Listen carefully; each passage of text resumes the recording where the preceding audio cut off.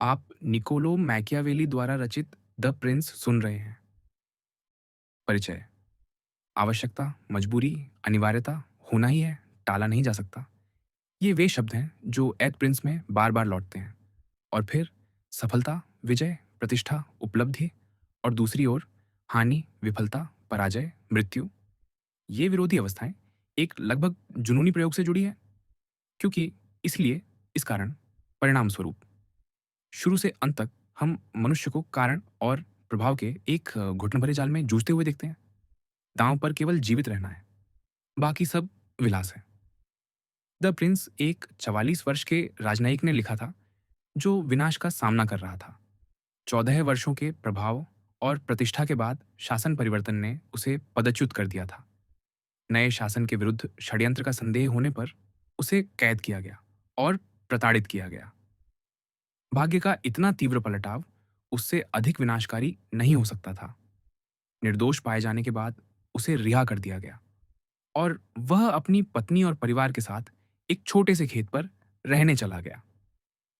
एक दुनियादार और स्त्रियों में डूबे रहने वाले व्यक्ति के लिए, जो सार्वजनिक जीवन के उन्मत्त केंद्र में रहने का आदी था, यह भी दंड जैसा ही था।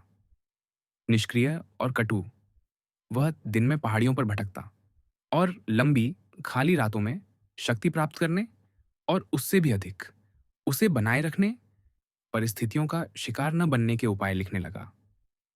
परिणाम एक पतली सी पुस्तक थी, जो सदियों तक विवाद का कारण बनेगी। निकोलो मैकियावेली का जन्म फ्लोरेंस में 1469 में हुआ।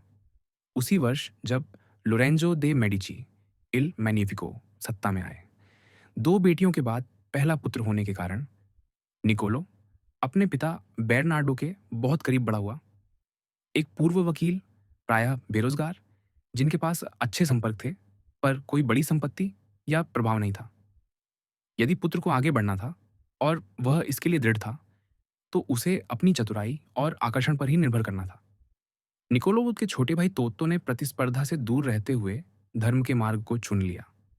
लड़कों की माँ अत्यंत धार्मिक स्त्री थीं, जो धार्मिक कविताएं और भजन लिखती थीं।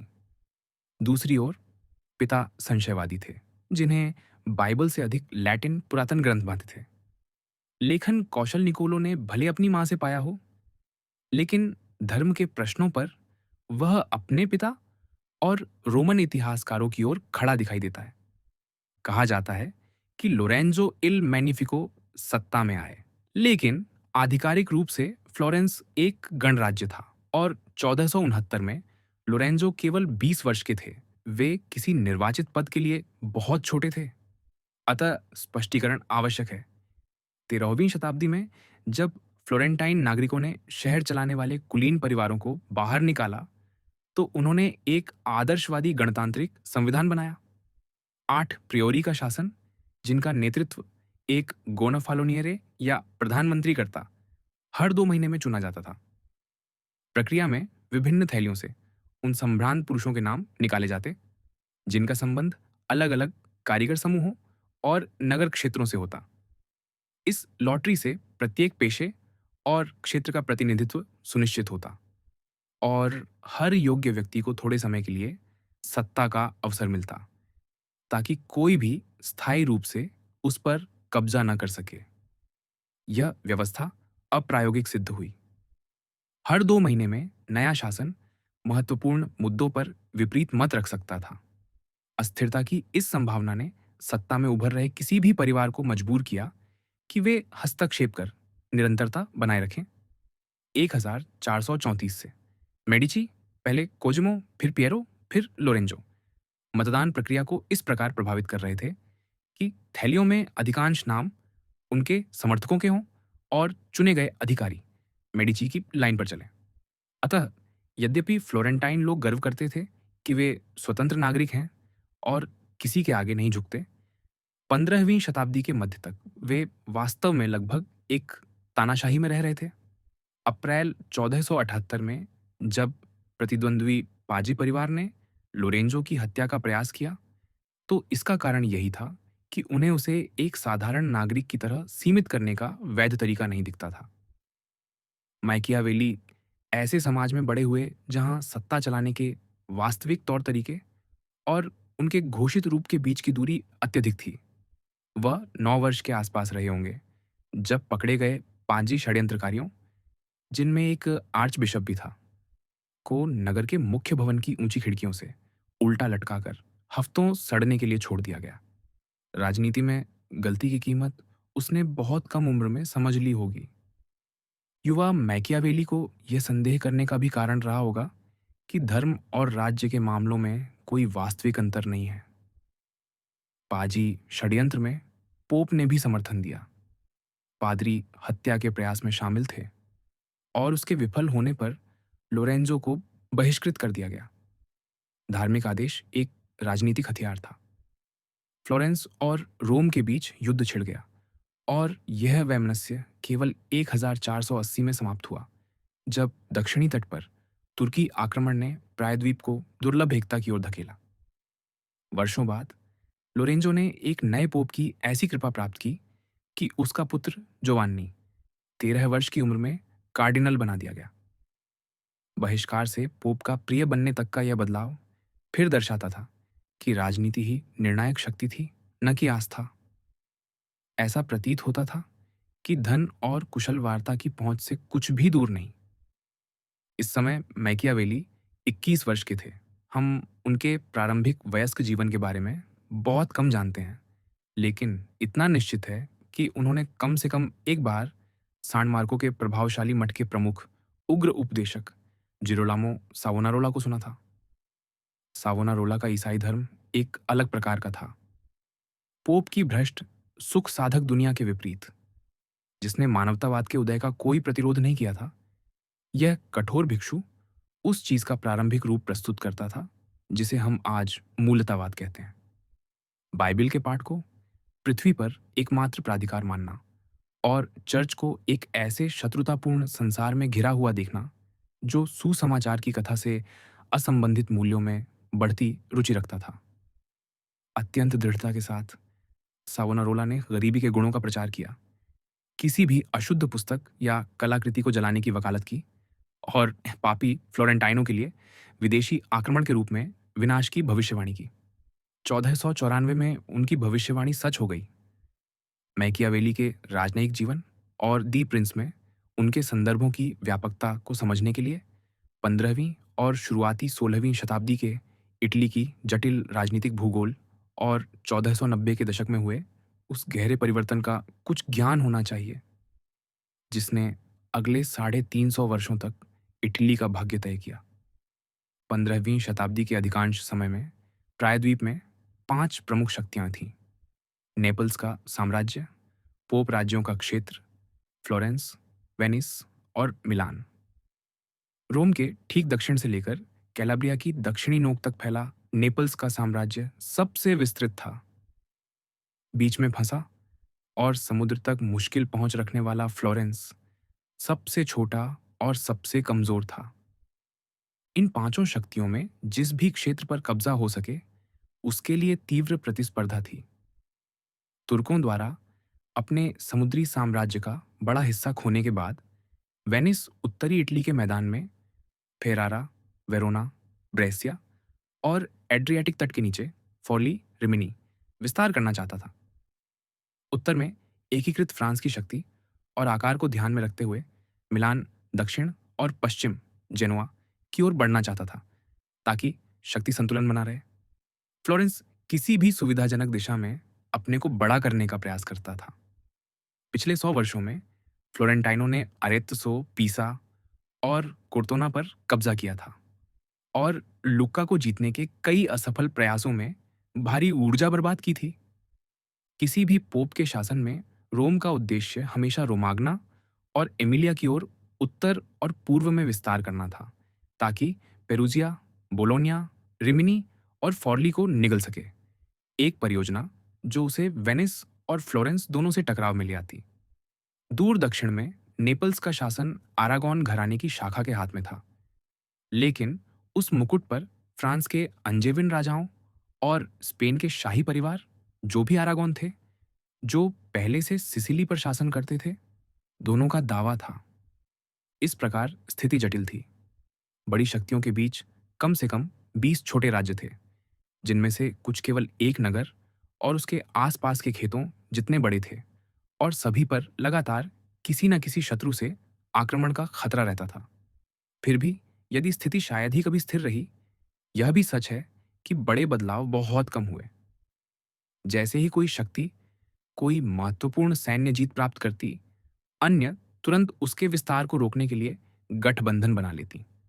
विशेष रूप से फ्लोरेंस की स्वतंत्रता इस बात पर निर्भर थी कि यदि वेनिस, मिलान या रोम में से कोई इसे लेने की कोशिश करता, तो बाकी दो तुरंत हस्तक्षेप कर देते। इस प्रकार 100 वर्षों से अधिक समय तक शक्ति का एक संतुलन बना रहा। ये सब 1494 के फ्रांसीसी आक्रमण के साथ समाप्त हो गया। ये आक्रमण, जैसा कि स्वयं मैकियावेली डेथ प्रिंस में बताते हैं, मुख्यतः इटालियनों की अपनी ही गलती था। 5 राज्यों में लंबे समय से एक दूसरे को विदेशी हस्तक्षेप के खतरे से डराने की आदत पड़ गई थी। 1480 में रोम और नेपल्स के विरुद्ध युद्ध के दौरान फ्लोरेंस ने फ्रांसीसी राजा को नेपल्स के सिंहासन पर अपने दावे को अधिक सक्रिय रूप से आगे बढ़ाने के लिए आमंत्रित किया था। 1482 में फेरारा पर वेनिस के आक्रमण के दौरान फ्लोरेंस और मिलान ने तुर्कों को वेनिस की समुद्री संपत्तियों पर अपने हमले बढ़ाने के लिए प्रोत्साहित किया। वेनिस ने जवाब में ऑनरलियों के ड्यूक को मिलान पर अपने दावे को आगे बढ़ाने के लिए आमंत्रित किया। 1483 में नेपल्स के खिलाफ युद्ध में पोप इनोसेंट ने लोरेन के ड्यूक को याद दिलाया कि उनका भी दक्षिणी साम्राज्य पर दावा था, और उन्हें सैनिक भेजने के लिए बुलाया। इन खतरों में कुछ हद तक छल और धौंस थी, लेकिन 1494 में जब फ्रांस के राजा चार्ल्स अष्टम ने मिलान के निमंत्रण को स्वीकार कर नेपल्स के मुकुट पर अपने दावे को सच करने का निर्णय लिया, तो यह छल समाप्त हो गया। चार्ल्स एक ऐसी सेना लेकर दक्षिण की ओर बढ़ा जो इटालियनों ने पीढ़ियों से नहीं देखी थी। उस क्षण से लेकर 1870 में रिसॉर्जिमेंटो की पूर्णता तक प्रायद्वीप विदेशी हस्तक्षेप से मुक्त नहीं हो पाया। नेपल्स को थामने के संघर्ष में फ्रांसीसियों ने स्पेनियों को सिसिली से आमंत्रित किया कि वे राज्य को उनके साथ बांट लें, और स्पेनियों ने, जब स्पेन के चार्ल्स ने पवित्र रोमन साम्राज्य का मुकुट भी प्राप्त कर लिया, अंततः फ्रांस को आल्प्स के उत्तर तक पीछे धकेल दिया, रोम को लूटा और 150 वर्षों तक इटली पर प्रभुत्व किया। लेकिन ये भविष्य की बात है। 1494 में जब फ्रांसीसी पहली बार लोम्बार्डी से होते हुए नेपल्स की ओर बढ़े, फ्लोरेंस सीधे उनके मार्ग में था और ऊपर से नेपल्स का सहयोगी भी। इस समय लोरेंजोइल मैग्निफिको को मरे हुए 2 वर्ष हो चुके थे, और मेडिची शासन उनके अयोग्य पुत्र पियरो के हाथ में था। पियरो का चार्ल्स के सामने समर्पण इतना दयनीय, इतना रीढ़हीन था। शहर की आश्रित भूमियों को बिना संघर्ष सौंप देने का निर्णय इतना शर्मनाक था कि फ्लोरेंटाइनों ने उसके विरुद्ध विद्रोह कर दिया। मेडिची शासन ढह गया, और शीघ्र ही वह उपदेशक जो इस विनाश की भविष्यवाणी कर रहा था, गोनफालोनिरे अर्थात प्रथम मंत्री, नियुक्त कर दिया गया। इस बार 2 महीने के बजाय 1 वर्ष की अवधि के लिए। जेरोलामो सावोनारोला ने 1494 से 1498 तक फ्लोरेंस पर शासन किया, जिसके दौरान यह नगर पुनर्जागरण मानवतावाद के एक प्रमुख केंद्र से बदलकर पुस्तकों को जलाने वाली कठोर धार्मिक तानाशाही में परिवर्तित हो गया। यह समझते हुए कि सावोनारोला का स्वयं को ईश्वर का भविष्यवक्ता बताना मानवतावाद, संदेहवाद या विविधतावाद से कहीं अधिक उनके अधिकार के लिए खतरा था, रोम की चर्च ने उसके पतन के लिए हर संभव प्रयास किया, और 1498 में फ्लोरेंस में अपना समर्थन खो देने के बाद उस उपदेशक को धर्म विरोधी घोषित कर चिता पर जला दिया गया। इन्हीं नाटकीय घटनाओं के तुरंत बाद निकोलो मैकियावेली फ्लोरेंस के महत्वपूर्ण पद, द्वितीय चांसरी के सचिव और शीघ्र ही युद्ध से संबंधित विदेश मामलों की समिति टेन ऑफ एयर के सचिव पर निर्वाचित होने में सफल हुए। मैकियावेली 28 वर्ष के थे। हमें नहीं पता कि इतनी कम उम्र में वह इन पदों तक कैसे पहुंचे। कोई ऐसा रिकॉर्ड नहीं मिलता जो यह बताए कि उनके पास विशेष अनुभव था, जो इस प्रकार के विश्वास का आधार बन सके। लेकिन कुछ ही महीनों में वह पड़ोसी राज्यों की यात्राएं करने लगे ताकि फ्लोरेंस के हितों का प्रतिनिधित्व कर सकें। और अगले 14 वर्षों में वह फ्रांस के राजा, पोप, पवित्र रोमन सम्राट, चेजरे बोर्जिया, कैटरीना स्फोर्जा और कई अन्य के पास लंबी और महत्वपूर्ण राजनयिक यात्राओं में संलग्न रहे। इन मिशनों के बीच वे फ्लोरेंस के सैन्य अभियान में भी सक्रिय रूप से सम्मिलित रहे, जिसका उद्देश्य पीसा को पुनः प्राप्त करना था, जिसने फ्रांसीसी आक्रमण के दौरान स्वतंत्रता हासिल कर ली थी। पीसा फ्लोरेंटाइन व्यापार के लिए अत्यंत महत्वपूर्ण था, क्योंकि वह नगर को समुद्र का मार्ग देता था। द प्रिंस की प्रस्तावनाएं सामान्यतः मैकियावेली की राजनयिक क्षमता को कम आंकती है। इन वर्षों को केवल वह सामग्री मानती है जिसे उन्होंने पदच्युत होने के बाद लेखन के लिए संकलित किया। लेकिन मैकियावेली स्वयं चीजों को इस तरह नहीं देखते। 10 से अधिक वर्षों तक वे फ्लोरेंस के शीर्ष राजदूत रहे और इस पर गर्व करते थे। और यदि उनकी यात्राएं उल्लेखनीय सफलताओं का कारण नहीं बनी, तो इसका कारण मुख्यतः यह था कि वे इटली की सबसे कमजोर प्रमुख शक्ति का प्रतिनिधित्व कर रहे थे, वह भी ऐसे समय में जब पूरा प्रायद्वीप भ्रम और अस्थिरता में डूबा था और फ्रांस, स्पेन, पवित्र रोमन साम्राज्य और स्विट्जरलैंड जैसी 4 विदेशी शक्तियां इटली के मामलों में सैन्य रूप से शामिल होने लगी थीं। सावोनारोला ने फ्लोरेंस को फ्रांस के साथ गठबंधन की दिशा में ले जाया था। उसके उत्तराधिकारियों ने भी यही नीति अपनाई, परंतु इस बात की कोई स्पष्ट दृष्टि नहीं थी कि नगर लंबे समय में स्थिरता और सुरक्षा कैसे प्राप्त करेगा। स्थिति और खराब तब हो गई जब 1502 में फ्लोरेंटाइन नागरिकों ने निर्णय किया कि उनका गोनफालोनियरे या प्रथम मंत्री आजीवन चुना जाना चाहिए। उन्होंने यह पद पिएरो सोदेरिनी को दिया, एक सम्मानित किंतु साहसिक निर्णय लेने में सर्वथा अक्षम व्यक्ति।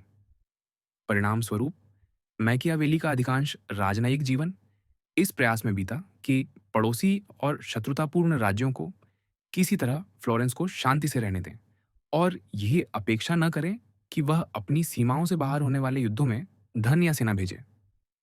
जहां तक लंबी अवधि की किसी नीति का प्रश्न था, वह केवल टालमटोल थी। घर से दूर रहते हुए मैकियावेली अक्सर विरोधाभासी आदेश प्राप्त करते, वह भी तब जब वे पहले ही वार्ताएं शुरू कर चुके होते। विदेशी नगरों में पहुंचने पर उन्हें पता चलता कि उनका खर्च भत्ता इतना कम है कि वे संदेश फ्लोरेंस भेजने के लिए दूतों को भी भुगतान नहीं कर सकते।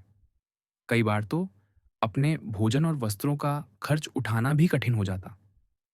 शक्तिशाली शासक उनके प्रति इतना तिरस्कार रखते थे कि कई बार उन्हें सप्ताहों तक प्रतीक्षा करनी पड़ती कि कब उन्हें राज दरबार में प्रवेश मिले।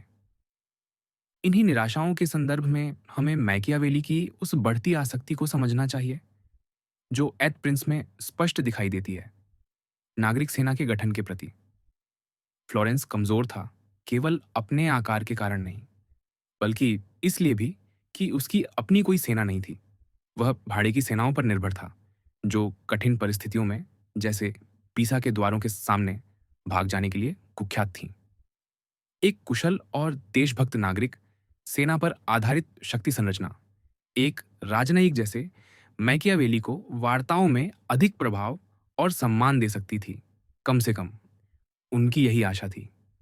1502 के जून में नौकरी के 4 वर्ष बाद मैकियावेली की भेंट चेजरे बोर्जिया से हुई, जो पोप अलेक्जेंडर के पुत्र थे।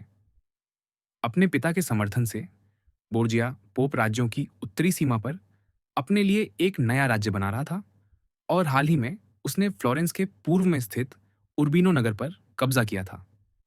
बोर्जिया को फ्लोरेंटाइन क्षेत्र में आगे बढ़ने से रोकने का दायित्व लेकर भेजे गए मैकियावेली उस व्यक्ति से अत्यंत प्रभावित हुए। आकर्षक, दृढ़निश्चयी, चतुर और निर्दयी, बोर्जिया एक महाकाव्य नायक की तरह प्रतीत होता था। निस्संदेह वह सौदेरिनी जैसे उनके अनिर्णयग्रस्त वरिष्ठ से बिल्कुल विपरीत था। जनवरी 1503 में मैकियावेली पुनः बोर्जिया के मिशन पर थे, जब उस साहसी नेता ने विद्रोहियों के एक समूह को सैनिगालिया नगर में वार्ता के बहाने बुलाया और जैसे ही वे नगर की दीवारों के भीतर आए, उन्हें पकड़कर मार डाला। यहाँ एक ऐसा व्यक्ति था जो परिस्थिति को पकड़कर अपनी इच्छा से मोड़ देने का इरादा रखता था। मैकियावेली को जिसे मोहित किया, वह बोर्जिया की ईसाई सिद्धांतों की उपेक्षा करने की तत्परता नहीं, बल्कि किसी स्थिति का तीव्र आकलन करने, गणना करने और फिर उस कार्यवाही को निर्णायक रूप से अंजाम देने की क्षमता थी जो वांछित परिणाम दिला सके।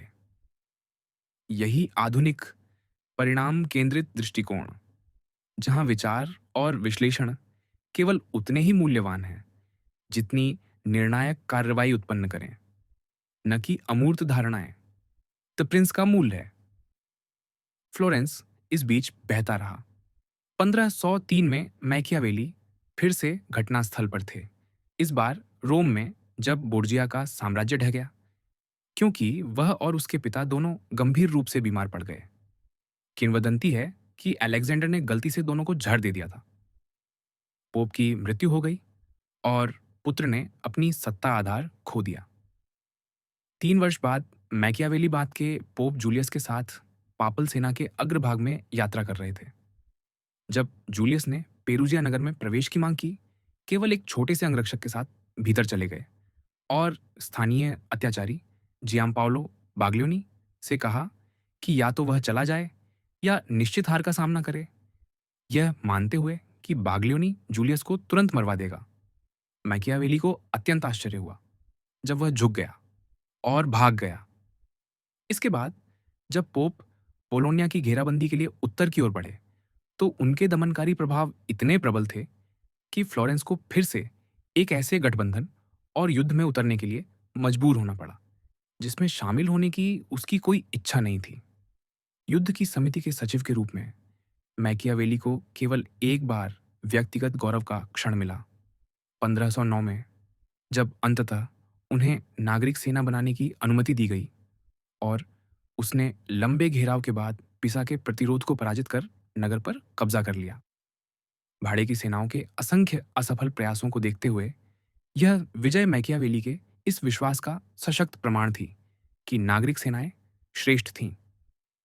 यह उनके 14 वर्षों की सेवा में एकमात्र अवसर भी था जब सौदेरिनी ने कोई पहल की और सफलता पाई।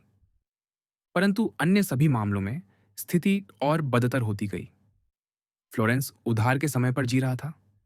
उसकी स्वतंत्रता दूसरों की मनमर्जियों पर निर्भर थी। पिसा पर कब्जे के 3 वर्ष बाद, जब पोप जूलियस अब स्पेनियों के साथ गठबंधन में रवेन्ना में फ्रांसीसियों को पराजित कर चुके थे, उन्होंने तुरंत फ्लोरेंस पर एक सेना भेजी ताकि मेडिची की वापसी कराई जा सके और नगर को रोम पर निर्भर एक कठपुतली राज्य में बदल दिया जाए। संक्षिप्त प्रतिरोध के बाद फ्लोरेंटाइन सेना नगर के उत्तर में कुछ ही मील दूर प्रातों में कुचल दी गई। सोदेरिनी भाग निकले और मेडिची लौट आए। मैकियावेली बेरोजगार और अयोग्य घोषित हो गए। द प्रिंस का विवादित स्वरूप मुख्यतः उसकी संरचना से उत्पन्न हुआ था, न कि किसी जानबूझकर किए गए आघात देने के उद्देश्य से। मूलतः ऑन प्रिंसिपैलिटीज शीर्षक से लिखी गई यह पुस्तक विभिन्न चरणों में राज्यों और शासन प्रणालियों के प्रकारों को वर्गीकृत करने के प्रयास से आरंभ होती है और फिर प्राचीन तथा आधुनिक इतिहास के बीच घूमते हुए सत्ता प्राप्त करने और बनाए रखने से संबंधित कुछ सार्वभौमिक सिद्धांतों को स्थापित करती है। मैकियावेली के अनुभव, व्यापक अध्ययन और स्पष्ट बौद्धिक ईमानदारी को देखते हुए यह परियोजना उन्हें यह स्वीकार करने के लिए बाध्य करती थी कि कई अवसरों पर राजनीतिक शक्ति प्राप्त करना और उसे बनाए रखना तभी संभव था जब नेता सामान्य व्यक्तियों पर लागू नैतिक संहिताओं से बाहर जाकर कार्य करने को तैयार हों। उन्होंने समझाया कि जनमत ऐसा होता है कि एक बार विजय प्राप्त हो जाने पर कोई भी विजेता को कटघरे में खड़ा नहीं करने वाला था। राजनीतिक नेता कानून से ऊपर थे। यदि मैकियावेली इस दुर्भाग्यपूर्ण स्थिति की निंदा पर जोर देते, यदि वे किसी नेता को केवल उसकी सत्ता में बने रहने और एक मजबूत राज्य बनाने की क्षमता के अलावा अन्य मानदंडों से भी आंकते, यदि वे उचित भक्ति के साथ यह कहते कि यदि शक्ति पाने के लिए आत्मा बेचनी पड़े तो शक्ति का मूल्य ही क्या है, तो वे भारी आलोचना से बच सकते थे और फिर भी वही जानकारी दे सकते थे। पर एक दो औपचारिक खेद के अतिरिक्त कि संसार बेहतर स्थान नहीं है, मैकियावेली ऐसा नहीं करते। यही उनका उद्देश्य नहीं था।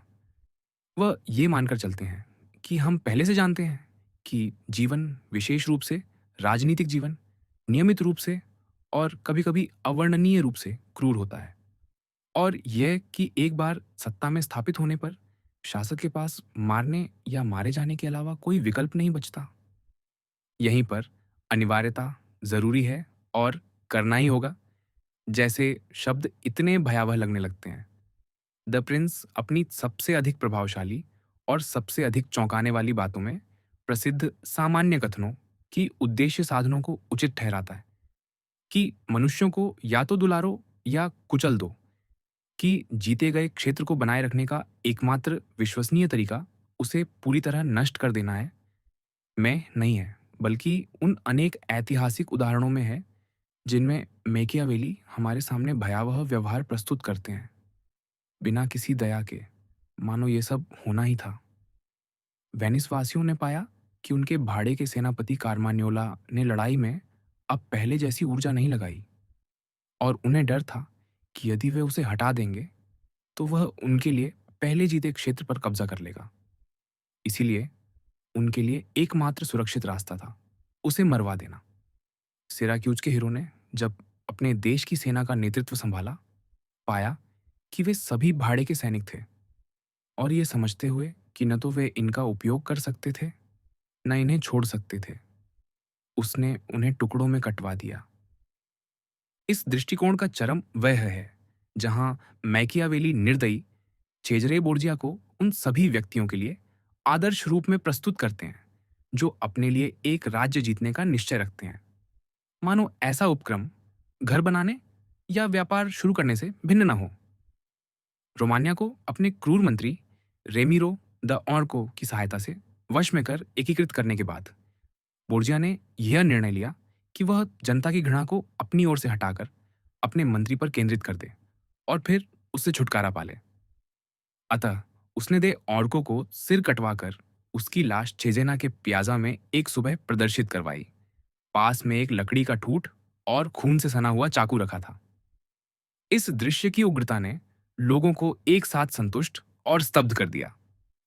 बोर्जिया पर लिखे अध्यायों को पढ़ते समय यह अनुभव करना कठिन नहीं कि यहीं पर मैकियावेली की पुस्तक विद्वतापूर्ण किंतु अपेक्षाकृत संयत ऑन प्रिंसिपैलिटीज से बदलकर उस असाधारण और विचलित करने वाले रूप में परिवर्तित हो जाती है जिसे आगे चलकर द प्रिंस कहा गया। संक्षेप में, मैकियावेली का ध्यान अब विभिन्न राजनीतिक तंत्रों के विधिपूर्ण विश्लेषण से हटकर उस नेता की मनोविज्ञान की ग्रिपिंग और व्यक्तिगत रूप से संलग्न पड़ताल पर केंद्रित हो जाता है, जिसने स्वयं को ईसाई नैतिकता की सीमाओं से परे स्थापित कर लिया है और शुद्ध शक्ति के उन्माद में जी रहा है। एक ऐसे राजनयिक के लिए जैसे मैकियावेली, जो शक्तिशाली लोगों के बीच जीवन बिताते रहे पर कभी सचमुच सत्ता की मूठ नहीं थाम सके, और जो इतने ईमानदार राज्य कर्मचारी थे कि गबन के आरोप की जांच के बाद उलटे उन्हें वह धन वापस लौटा दिया गया जो उनका हक का था। ऐसे अद्भुत बोर्जिया पर विचार करते समय ईर्ष्या या लगभग लालसा की स्थिति में गिर पड़ना बहुत स्वाभाविक था, जो अपने मार्ग में आने वाली किसी भी वस्तु को लेने में कभी संकोच नहीं करता था और ईमानदारी के बारे में कभी सोचता भी नहीं था। गहरे स्तर पर द प्रिंस का घोटाला उसी प्रकार का है जैसा उन सभी कथा और इतिहास लेखकों का, जो अपने अध्ययन कक्ष की शांति में बैठे अपने वर्णित पात्रों की निर्दयता में परोक्ष आनंद लेते हैं, लेकिन इस अंतर के साथ कि मैकियावेली ऐसे व्यवहार को व्यवस्था में ढाल देते हैं और प्रतीत होता है कि उसकी अनुशंसा भी करते हैं, यदि केवल उन कुछ व्यक्तियों के लिए जो राजनीतिक शक्ति प्राप्त करने और बनाए रखने के लिए समर्पित हैं। लेखक द्वारा एक मित्र को लिखे पत्र में पुस्तक लिखते समय उनकी मानसिक अवस्था का वर्णन स्पष्ट करता है कि अपने निष्कासन, कारावास और यातना के तुरंत बाद के महीनों में राजनीति की दुनिया में स्वयं को फिर से कल्पना करना, और यदि केवल कागज पर ही सही, इतिहास के महान नायकों के समकक्ष होना, उनके लिए कितनी बड़ी राहत थी। शाम होते ही मैं घर लौटकर अपने अध्ययन कक्ष में जाता हूँ। दालान में मैं अपने रोजमर्रा के कपड़े, जो कीचड़ और मैल से सने होते हैं, उतारकर महल के औपचारिक वस्त्र पहनता हूँ। फिर जब मैं ठीक से तैयार हो जाता हूँ, तो अतीत के दरबारों में प्रवेश करता हूँ, जहाँ प्राचीन लोग मेरा स्वागत करते हैं, और मैं उस एकमात्र भोजन से तृप्त होता हूँ, जो वास्तव में मेरा है और जिसके लिए मैं जन्मा हूँ। मैं उनसे सहजता से बातें करता हूँ, उनसे पूछता हूँ कि उन्होंने जो किया, वह क्यों किया, और वे उदारतापूर्वक मुझे उत्तर देते हैं। इस प्रकार 4-4 घंटे तक मुझे कोई पीड़ा नहीं होती। मैं अपनी सारी चिंताएँ भूल जाता हूँ, गरीबी से नहीं डरता, और मृत्यु मुझे भयभीत नहीं करती। मैं स्वयं को पूरी तरह उनके मन में रख देता हूँ। जहाँ तक दो प्रिंस एक प्रभावी विवरण बना रहता है कि राजनीतिक शक्ति कैसे जीती और खोई जाती है। ये इसलिए है क्योंकि अंततः वह मन पर केंद्रित हो जाता है, या और सटीक कहें तो व्यक्ति और सामूहिक मनोविज्ञान की परस्पर क्रिया पर। जहाँ सामूहिक मनोविज्ञान कुछ हद तक अनुमानित होता है, पर व्यक्ति का स्वभाव अनंत रूप से विविध, और दोनों मिलकर खतरनाक रूप से अस्थिर। यह पुस्तक किसी कठोर पूर्व निर्धारित दृष्टि का सावधानीपूर्वक विस्तार नहीं करती, बल्कि जैसे जैसे मैकियावेली तेजी से विभिन्न प्रकार के राज्यों और शासन रूपों, विभिन्न परिस्थितियों, विभिन्न व्यक्तियों और उनकी सफलताओं व असफलताओं का आकलन करते हैं, वे दो ऐसे तत्वों से टकराते हैं जो किसी व्यवस्था में नहीं ढाले जा सकते: भाग्य की भूमिका और व्यक्तित्व का रहस्य। पुस्तक के अंत तक वह इस अवस्था से आगे बढ़ चुके होते हैं कि नायकों और सफलता की कहानियों को आदर्श प्रस्तुत कर सके, इस जागरूकता के साथ कि यदि कोई परिस्थिति है जिसे व्यक्ति आसानी से नहीं बदल सकता, तो वह उसका अपना चरित्र है। चाहे सोदेरिनी चाहते भी, वे स्वयं को बोर्जिया जैसा नहीं बना सकते थे, न बोर्जिया स्वयं को सोदेरिनी जैसा। विशेष रूप से मैकियावेली इस बात से मोहित हैं कि कैसे कुछ व्यक्तित्व गुण कुछ ऐतिहासिक परिस्थितियों के साथ सकारात्मक या नकारात्मक रूप से मेल खा सकते हैं। एक व्यक्ति एक परिस्थिति में सफल हो सकता है और दूसरी में बुरी तरह विफल। कोई नीति एक अवसर पर कारगर हो सकती है, काजो छुपते, और अगले पर विनाशकारी। अतः एक आदर्श शासक के बजाय विभिन्न स्थितियों के लिए अलग अलग व्यक्तियों की आवश्यकता होती है। स्थायी राजनीतिक सफलता की एकमात्र कुंजी यह होगी कि व्यक्ति अपने सबसे गहरे स्वभाव को हर नई घटना के साथ ढाल ले। परंतु जैसा मैकियावेली खिन्न होकर टिप्पणी करते हैं, ऐसा करना भाग्य के अंत और इतिहास के अंत के समान होगा। मैकियावेली का अपना मन द प्रिंस के लेखन के दौरान गहराई से विभाजित था, और इसी के परिणाम स्वरूप उत्पन्न तनाव पुस्तक के आकर्षण और अस्पष्टता का बड़ा कारण है। एक ओर निजी उपचार के रूप में वह शक्ति और राजनीति के बारे में सत्य की निष्पक्ष खोज कर रहे थे। राज्यों को वास्तव में कैसे जीता और खोया जाता है, यह स्थापित करना उन्हें नियंत्रण का भ्रम देता और उनके आत्मसम्मान को सहारा। साथ ही, और शायद कम सचेत रूप से, वह बोर्जिया और अन्य लोगों की कथाओं में उन नाटकीय राजनीतिक सफलताओं का परोक्ष आनंद ले रहे थे जो उन्हें हमेशा से वंचित रही। इस संदर्भ में यह देखना रोचक है कि वह बोर्जिया के सत्ता से पूर्ण पतन, उसकी गिरफ्तारी, कारावास और मृत्यु को ट्रायलिक को कितनी जल्दी पार कर जाते हैं। वो शैनिस्ट में की भी फराडीज, मानो लेखक अपने नायक की अंतिम सीमितता को स्वीकार करने से इनकार कर रहा हो। हालांकि यह प्रक्रिया उपचारात्मक रही होगी, पर एक अन्य स्तर पर द प्रिंस स्पष्ट रूप से प्रकाशन के लिए लिखा गया था और एक सार्वजनिक प्रस्तुति के रूप में अभिप्रेत था। मैकियावेली अपनी बुद्धिमत्ता, अपने व्यापक ज्ञान और अपनी चतुर तर्क शक्ति का प्रदर्शन करना पसंद करते हैं, पर यहाँ भी उनके उद्देश्य विभाजित और शायद परस्पर विरोधी थे।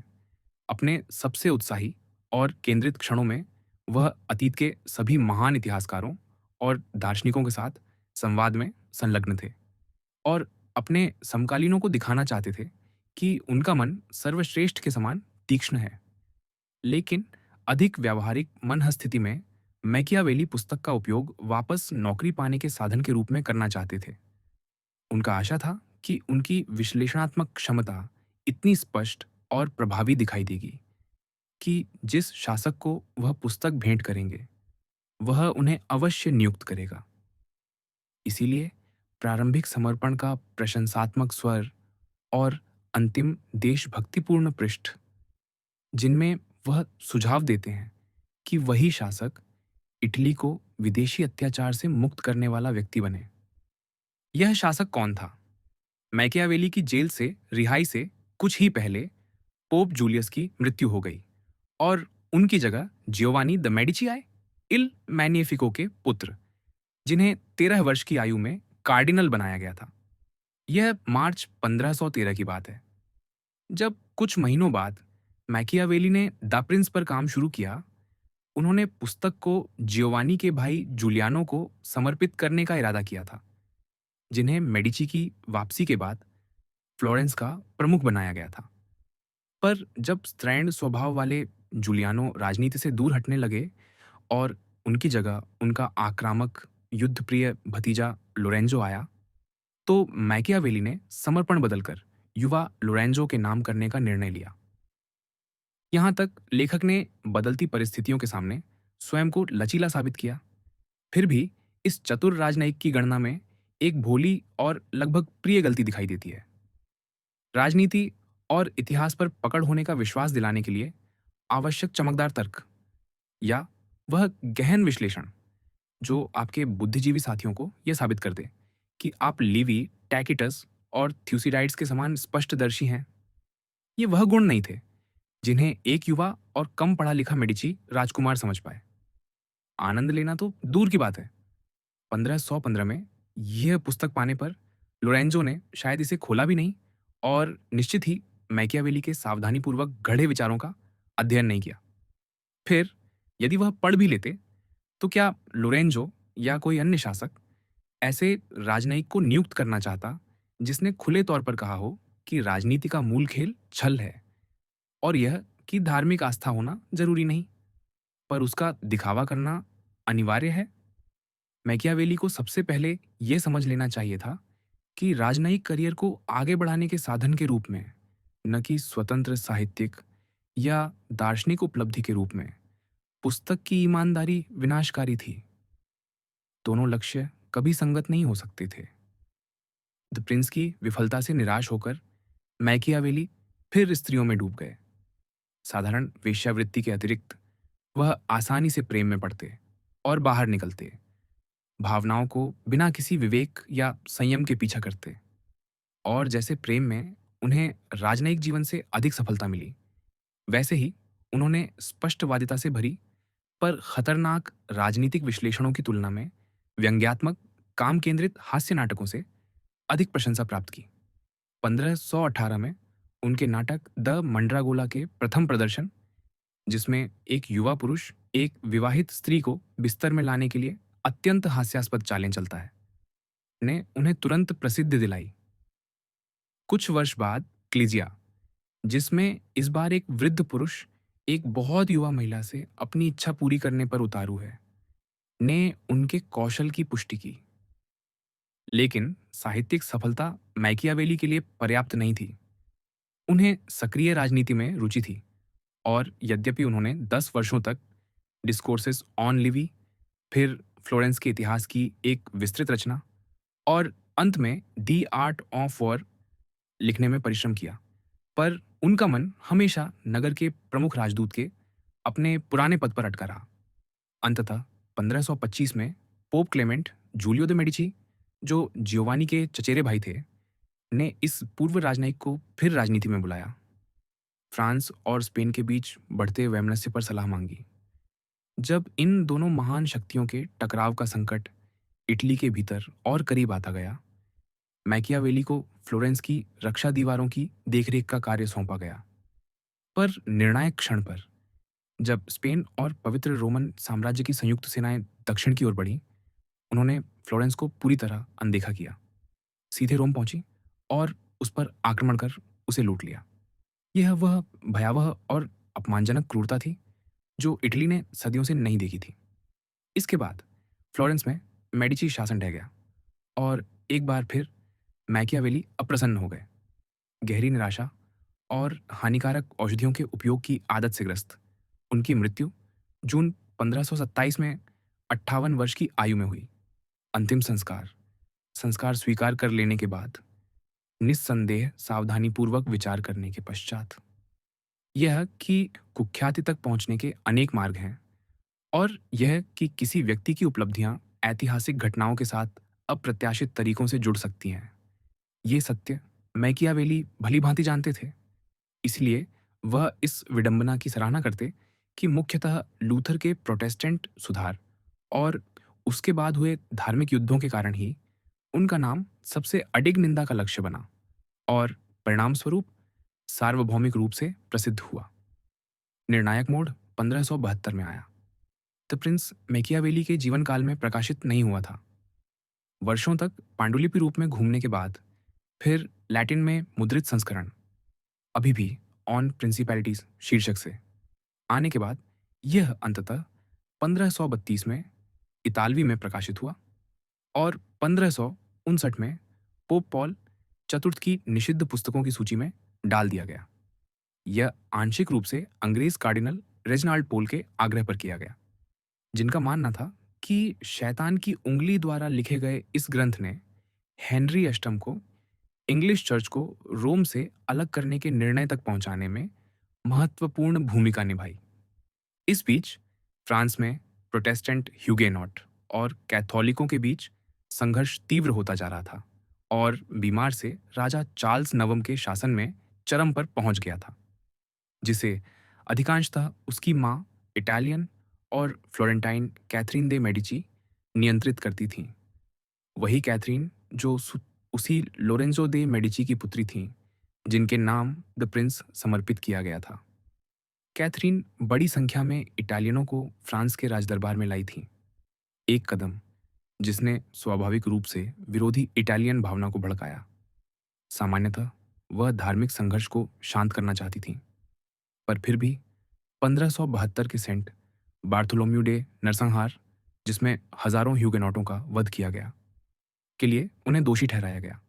एक संभावित पीड़ित इनोसेंट जेंटिएट प्रोटेस्टेंट जेनेवा भाग निकला और डिस्कोर्स कोंत्रे माकियावेल लिखा, जिसने आने वाले दशकों की मैकियावेली विरोधी आलोचना का स्वर निर्धारित किया।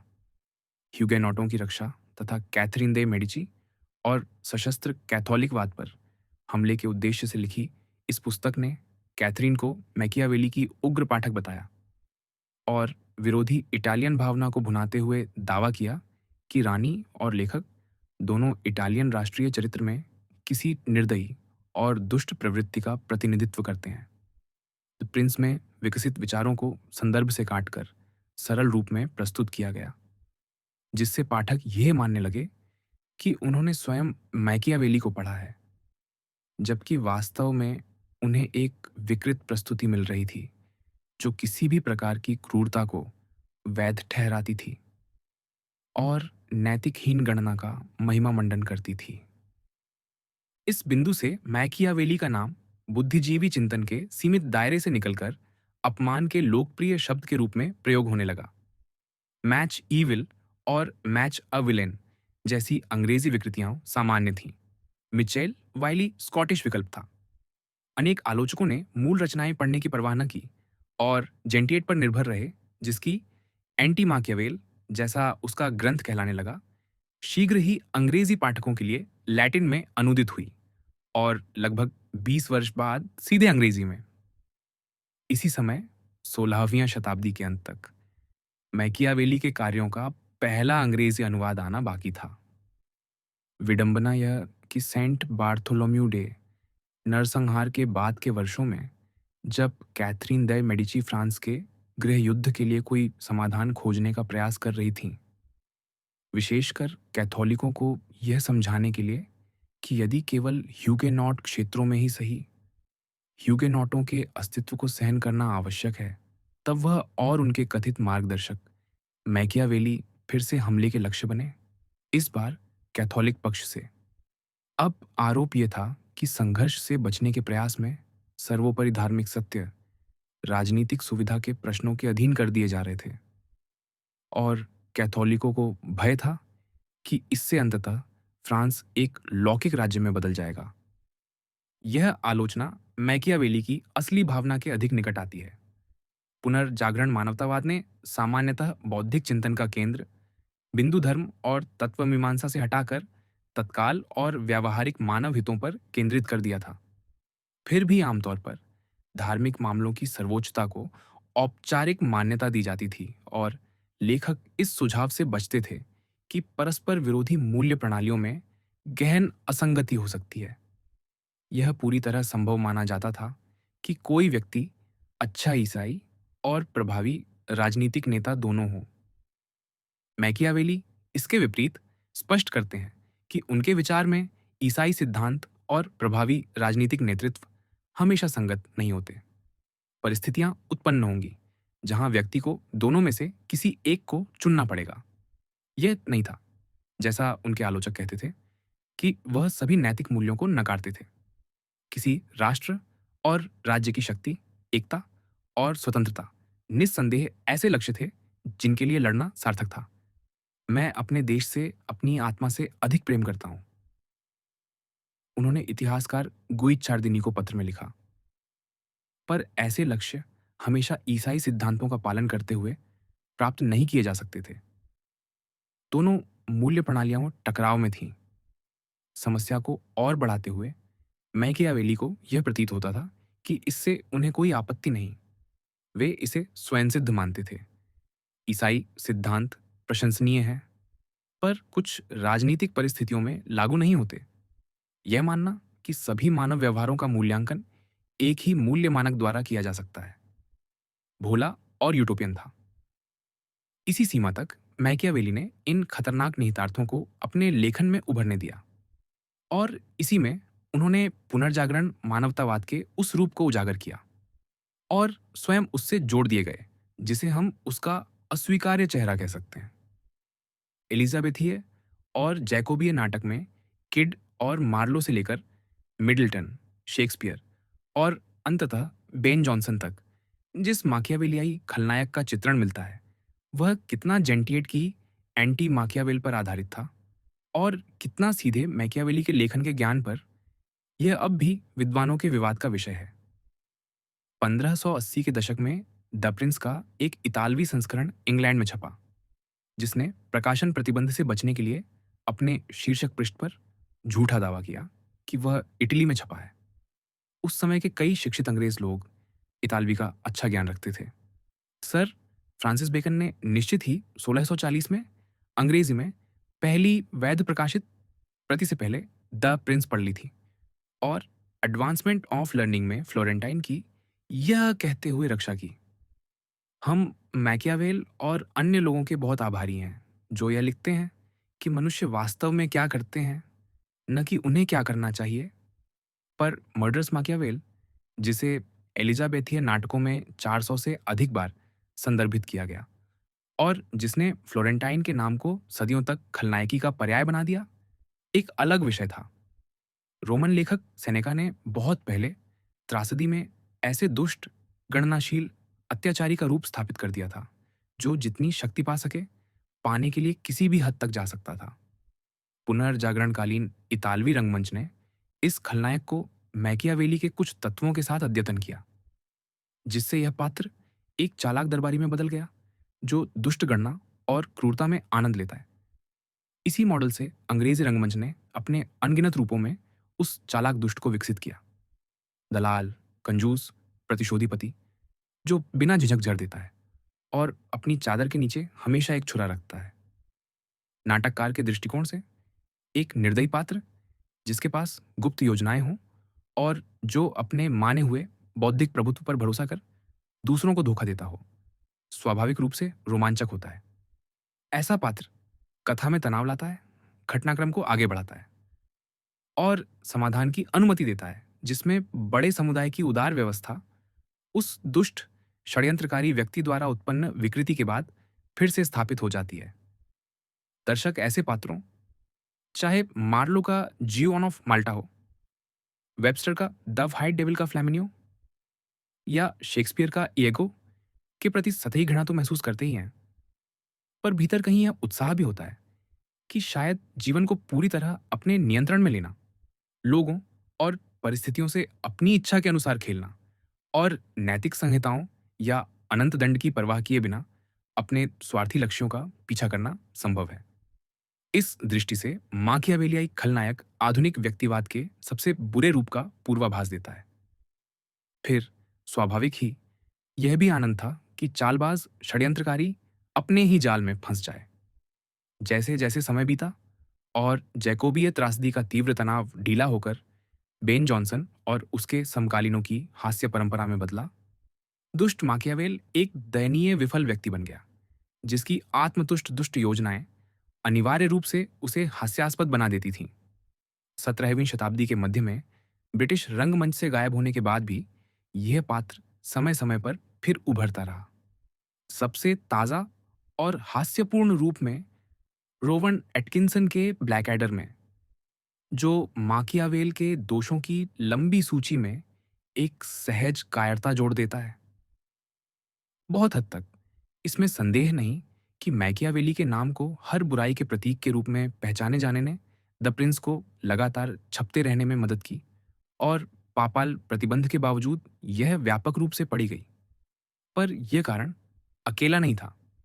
जैसे जैसे मध्ययुगीन ईसाई धर्म और स्कोलास्टिकवाद अतीत में डूबते गए और विज्ञान तथा तर्क धीमे और अक्सर अप्रिय कदमों से आगे बढ़े, जैसे यूरोप धार्मिक विभाजनों और सत्य के प्रतिस्पर्धी रूपों का अभ्यस्त हुआ, किसी भी आधुनिक शासक के लिए सर्वोपरि प्रश्न बनने लगा, मैं लोगों को कैसे समझाऊं कि मेरे पास सत्ता रखने और शासन करने का वैध तर्कसंगत अधिकार है। इंग्लैंड में चार्ल्स स्टुअर्ट इस विचार पर जोर देता कि राजा दैवी अधिकार से शासन करता है। यह ऐसे समय में जब अनेक अंग्रेज शासकों ने ताकत और चतुराई से ही अपना मुकुट पाया था। विडंबना यह कि चार्ल्स का महान प्रतिद्वंद्वी क्रॉमवेल भी मानता था कि उसके पास ईश्वर से सीधा संबंध और वैधता है, पर वंश और विरासत से नहीं, बल्कि विश्वास और भक्ति से। आधिकारिक रूप से संसदवादी होते हुए भी क्रॉमवेल अक्सर संसद या चुनावों के बिना शासन करता, इस भय से कि लोग ईश्वर की इच्छा को वैसे न देखें जैसे वह देखता था। इस बीच पूरे यूरोप में प्राचीन राजघरानों के राजकुमार और राजकुमारियां बार बार एक दूसरे से विवाह करने लगे, मानो रक्त और वंश की घनी होती जालियां हड़पने वालों या इससे भी बुरी गणतंत्रवाद और लोकतंत्र के खतरे से रक्षा कर सकें। कोई परिवार इस उच्च वर्गीय वैवाहिक खेल में मेडिची से अधिक निपुण नहीं था, जो अपनी असाधारण संबंध जाल के कारण फ्लोरेंस में 200 से अधिक वर्षों तक एक निर्बल आश्रित राज्य की संध्या में टिके रहे। इस बीच पेरिस से मैड्रिड और नेपल्स तक दरबारों के वस्त्र अधिक भव्य होते गए, मूर्तियां और स्मारक अधिक आडंबरपूर्ण, और समूचा राजकीय नाटक अधिक रंगीन और गंभीर, मानो लोग इस तरह चकाचौंध होकर विश्वास कर लें कि किसी राजा या ड्यूक को वास्तव में शासन का अधिकार प्राप्त है। अनेक प्रतिष्ठित कलाकृतियां इसी उद्देश्य से बनवाई गईं, लेकिन सबसे बढ़कर यूरोप के शासक अपने सिर पर धार्मिक आभा का मंडल बनाए रखने में जुटे रहते थे। हर कीमत पर स्वयं को धर्मपरायण दिखाते थे, यह महसूस करते हुए कि इससे भी उनका स्थान सुदृढ़ होगा और उनके विशेषाधिकारों के रहस्य से ध्यान हटेगा। बाद में, विशेषकर फ्रांसीसी क्रांति के बाद, जब राजाओं के अधिकारों के भ्रम टूट गए, तो सम्मानजनकता का कुछ हताशापूर्ण पत्ता खेलने की बारी आई।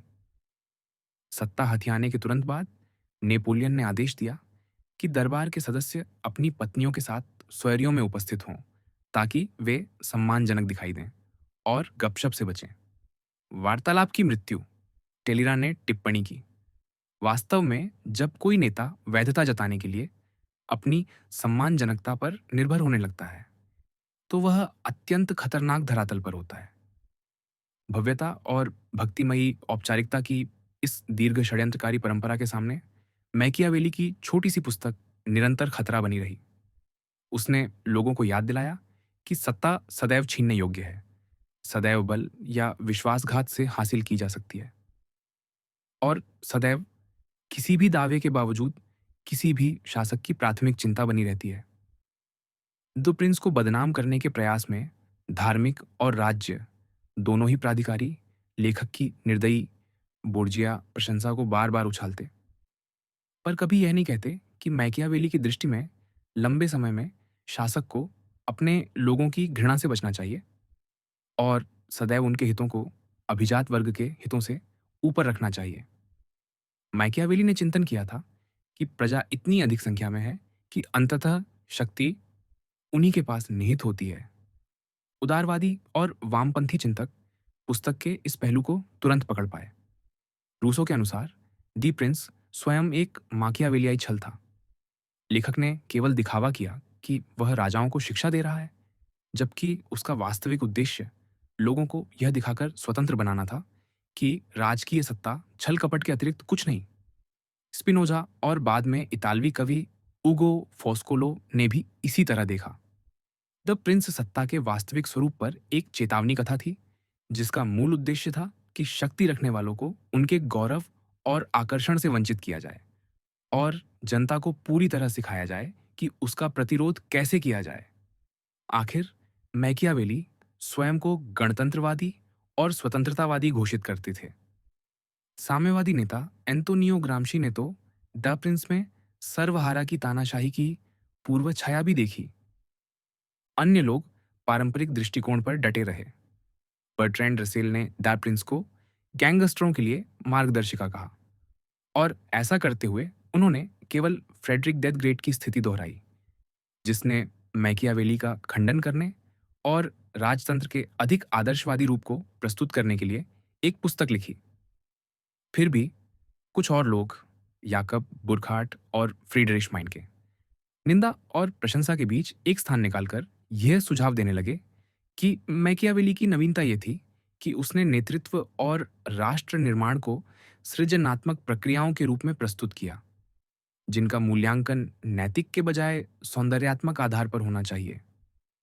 इस प्रकार करिश्माई नेता स्वयं को और अपने शासन को एक कलाकृति बना देता है, मानो नीत्शे की परिकल्पना की पूर्व भूमि हो। मुसोलिनी ने पुस्तक को सीधे सीधे स्वीकार किया। यह राजनेताओं के लिए एक उपयोगी मार्गदर्शक थी।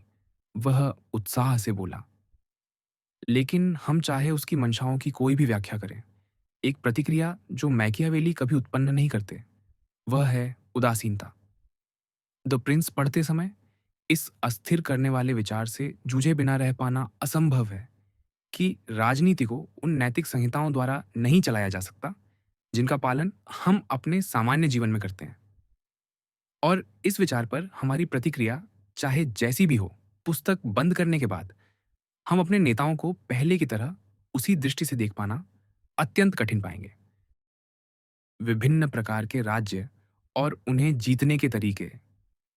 मनुष्यों पर शासन करने वाले सभी राज्यों और सरकारों ने कभी ना कभी या तो गणराज्य का रूप लिया है या राजशाही का। राजशाहियां वंशानुगत हो सकती हैं यदि शासक का परिवार पीढ़ियों से शासन करता आया हो, या नई भी हो सकती हैं। नई राजशाहियां पूरी तरह नई हो सकती हैं, जैसे जब फ्रांसिस्को स्फोर्जा ने मिलान पर अधिकार कर लिया, या वे ऐसे क्षेत्र भी हो सकते हैं जिन्हें किसी शासक ने अपने मौजूदा वंशानुगत राज्य में विजय के माध्यम से जोड़ लिया हो, जैसे जब स्पेन के राजा ने नेपल्स पर कब्जा किया। विजय द्वारा प्राप्त अतिरिक्त क्षेत्र या तो किसी राजशाही के अधीन रहने के अभ्यस्त होंगे या स्वशासन की स्वतंत्रता के, और उन्हें नए शासक की अपनी सेना या किसी तीसरी शक्ति की सेना द्वारा भाग्य से या योग्यता पूर्वक जीता जा सकता है। वंशानुगत राजशाहियां। मैं गणराज्यों पर विचार नहीं करूंगा, क्योंकि मैं उनके बारे में पहले ही विस्तृत रूप से लिख चुका हूं।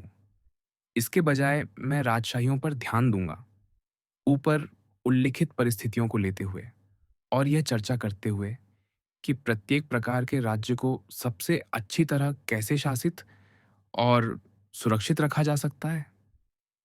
मैं यह ध्यान देकर आरंभ करूंगा कि वे वंशानुगत राजशाहियां जहां लोग लंबे समय से शासक के परिवार के अभ्यस्त रहे हैं, नई राजशाहियों की तुलना में कहीं अधिक आसानी से टिकाई जा सकती है। ऐसे में शासक को बस इतना करना होता है कि अपने पूर्वजों द्वारा स्थापित व्यवस्था को न बिगाड़े, कठिनाइयों के समय परिस्थितियों के अनुसार नीतियों को समायोजित करे, और यह मानते हुए कि उसमें सामान्य स्तर की क्षमता है, वह जीवन भर अपना राज्य सुरक्षित रखेगा। केवल असाधारण और अत्यधिक बल ही उससे राज्य छीन सकता है, और तब भी जैसे ही विजयी शक्ति किसी संकट में पड़ेगी, वह अपना राज्य वापस पा लेगा। इटली में इस स्थिति का एक उदाहरण फेरारा का डची है। 1484 और 1510 में यह डची थोड़े समय के लिए विदेशी शक्तियों, पहले वेनिस वासियों, फिर पोप जूलियस द्वारा जीत ली गई, पर इन पराजयों का इसके स्थापित शासक परिवार से कोई संबंध नहीं था। जो शासक सत्ता विरासत में पाता है, उसे अपने प्रजाजनों को नाराज करने का कारण या आवश्यकता नए शासक की तुलना में कम होती है, और परिणाम स्वरूप वह अधिक प्रिय होता है। यदि वह स्वयं को घृणित बनने के लिए प्रयास नहीं करता, तो यह मानना उचित है कि उसके लोग उसके लिए शुभ कामना रखेंगे। जब कोई वंश अनेक पीढ़ियों तक बना रहता है, तो स्मृतियां धुंधली हो जाती हैं और परिवर्तन की प्रेरणा भी कम हो जाती है। इसके विपरीत उथल-पुथल भविष्य में और परिवर्तन लाने के लिए ढांचा छोड़ जाती है। मिश्रित राजतंत्र: जब कोई राजशाही नई होती है, तो चीजें कठिन हो जाती हैं। यदि वह पूरी तरह नई न होकर किसी मौजूदा राजशाही में जोड़ा गया क्षेत्र हो, जिसे हम समग्र रूप से मिश्रित स्थिति कह सकते हैं, तो अस्थिरताएं मुख्यतः उस अनिवार्य समस्या से उत्पन्न होती है जो हर नए शासन को झेलनी पड़ती है। लोग जल्दी ही या ये सोचकर शासक बदलना चाहते हैं कि इससे उनकी स्थिति सुधरेगी। यही विश्वास उन्हें हथियार उठाने और विद्रोह करने को प्रेरित करता है, और बाद में उन्हें पता चलता है कि वे गलत थे और हालात बेहतर होने के बजाय बदतर हो गए। यह भी बिल्कुल स्वाभाविक है। नया शासक अपने नए क्षेत्रों के लोगों को पहले अपनी सैनिक उपस्थिति से और फिर किसी भी आक्रमण के परिणाम स्वरूप होने वाले अंतहीन अन्यायों से नाराज कर ही देता है। इसीलिए आप न केवल उन लोगों को शत्रु बनाते हैं जिनके हितों को आपने क्षेत्र पर कब्जा करते समय आघात पहुंचाया था, बल्कि उन लोगों की मित्रता भी बनाए नहीं रख सकते जिन्होंने आपकी सत्ता हासिल करने में मदद की थी, क्योंकि आप उन्हें उतना नहीं दे सकते जितनी उन्होंने उम्मीद की थी, और आप उनके साथ कठोरता भी नहीं बरत सकते, क्योंकि आपको अभी भी उनकी जरूरत है। चाहे आपकी सेना कितनी भी शक्तिशाली क्यों ना हो, नए क्षेत्र पर कब्जा जमाए रखने के लिए स्थानीय समर्थन आवश्यक होता है। यही कारण था कि फ्रांस के राजा लुई द्वादश ने मिलान को इतनी जल्दी जीत लिया और उतनी ही जल्दी खो भी दिया। पहली बार जब ऐसा हुआ, तो ड्यूक लुडोविको अपनी सेना के बल पर शहर वापस लेने में सफल हो गया, क्योंकि जिन्होंने पहले लुई के लिए द्वार खोले थे, उन्होंने अपनी भूल समझी, जाना कि उन्हें अपेक्षित लाभ नहीं मिलेगा, और वे नए राजा द्वारा लगाए गए कठोर नियमों को सहना नहीं चाहते थे। स्वाभाविक है कि जब कोई राजा ऐसे विद्रोही क्षेत्र को फिर जीतकर वापस लेता है, तो उसके दोबारा खोने की संभावना कम होती है। विद्रोह से सबक लेकर वह उपद्रवियों को दंडित करने, संदिग्धों की जांच करने और अपनी रक्षा में किसी भी कमजोर बिंदु को मजबूत करने में हिचकेगा नहीं। इसीलिए पहली बार जब लुई ने मिलान पर आक्रमण किया, तो लुडोविको द्वारा सीमा पर थोड़ी तलवार खड़खड़ाने से ही उसे पीछे हटना पड़ा। पर दूसरी बार उसे हराने और इटली से बाहर निकालने के लिए पूरी दुनिया की आवश्यकता होती। यह वही कारण है जो पहले बताए गए हैं। फिर भी दोनों बार उन्हें बाहर कर दिया गया। फ्रांस की पहली हार के सामान्य कारणों पर चर्चा हो चुकी है। अब यह समझाना रह जाता है कि लुई दूसरी बार मिलान क्यों हार गया, और यह देखना कि वह कौन से उपाय कर सकता था, और ऐसी स्थिति में एक शासक के पास क्या विकल्प होते हैं यदि वह अपने विजय किए हुए क्षेत्र को बनाए रखना चाहता है। स्वाभाविक है कि किसी विजेता शासक के राज्य में जोड़ा गया कोई भी क्षेत्र एक ही भौगोलिक क्षेत्र में हो भी सकता है और नहीं भी, और भाषा साझा हो भी सकती है या नहीं भी। यदि दोनों समान हो तो क्षेत्र पर पकड़ बनाए रखना बहुत आसान होता है, विशेषकर यदि वहाँ के लोग स्वशासन की स्वतंत्रता के अभ्यस्त न हों। ऐसे में आपको बस इतना करना होता है कि पिछले शासक के परिवार को समाप्त कर दें और आपकी सत्ता सुनिश्चित हो जाती है। क्षेत्र में बाकी सब कुछ पहले जैसा ही रहने दिया जा सकता है, और चूंकि रीति रिवाजों में कोई गहरी भिन्नता नहीं होती, लोग स्थिति को शांति से स्वीकार कर लेते हैं। बरगंडी, ब्रिटनी, गैस्कनी और नॉर्मैंडी में यह बिल्कुल सत्य सिद्ध हुआ है, जो अब कई वर्षों से फ्रांसीसी शासन के अधीन है। जहाँ भाषा में कुछ अंतर है, वहाँ भी रीति रिवाज इतने समान हैं कि लोग एक दूसरे से तालमेल बिठा लेते हैं। अतः ऐसे क्षेत्रों पर अधिकार करने वाले शासक की दो प्राथमिकताएं होनी चाहिए। पहली, पूर्व शासकों के परिवार का उन्मूलन। दूसरी, सभी कानूनों और करों को वैसा ही रहने देना जैसा वे पहले थे। इस प्रकार नया प्राप्त क्षेत्र और राजा की मूल संपत्ति शीघ्र ही एक इकाई बन जाते हैं।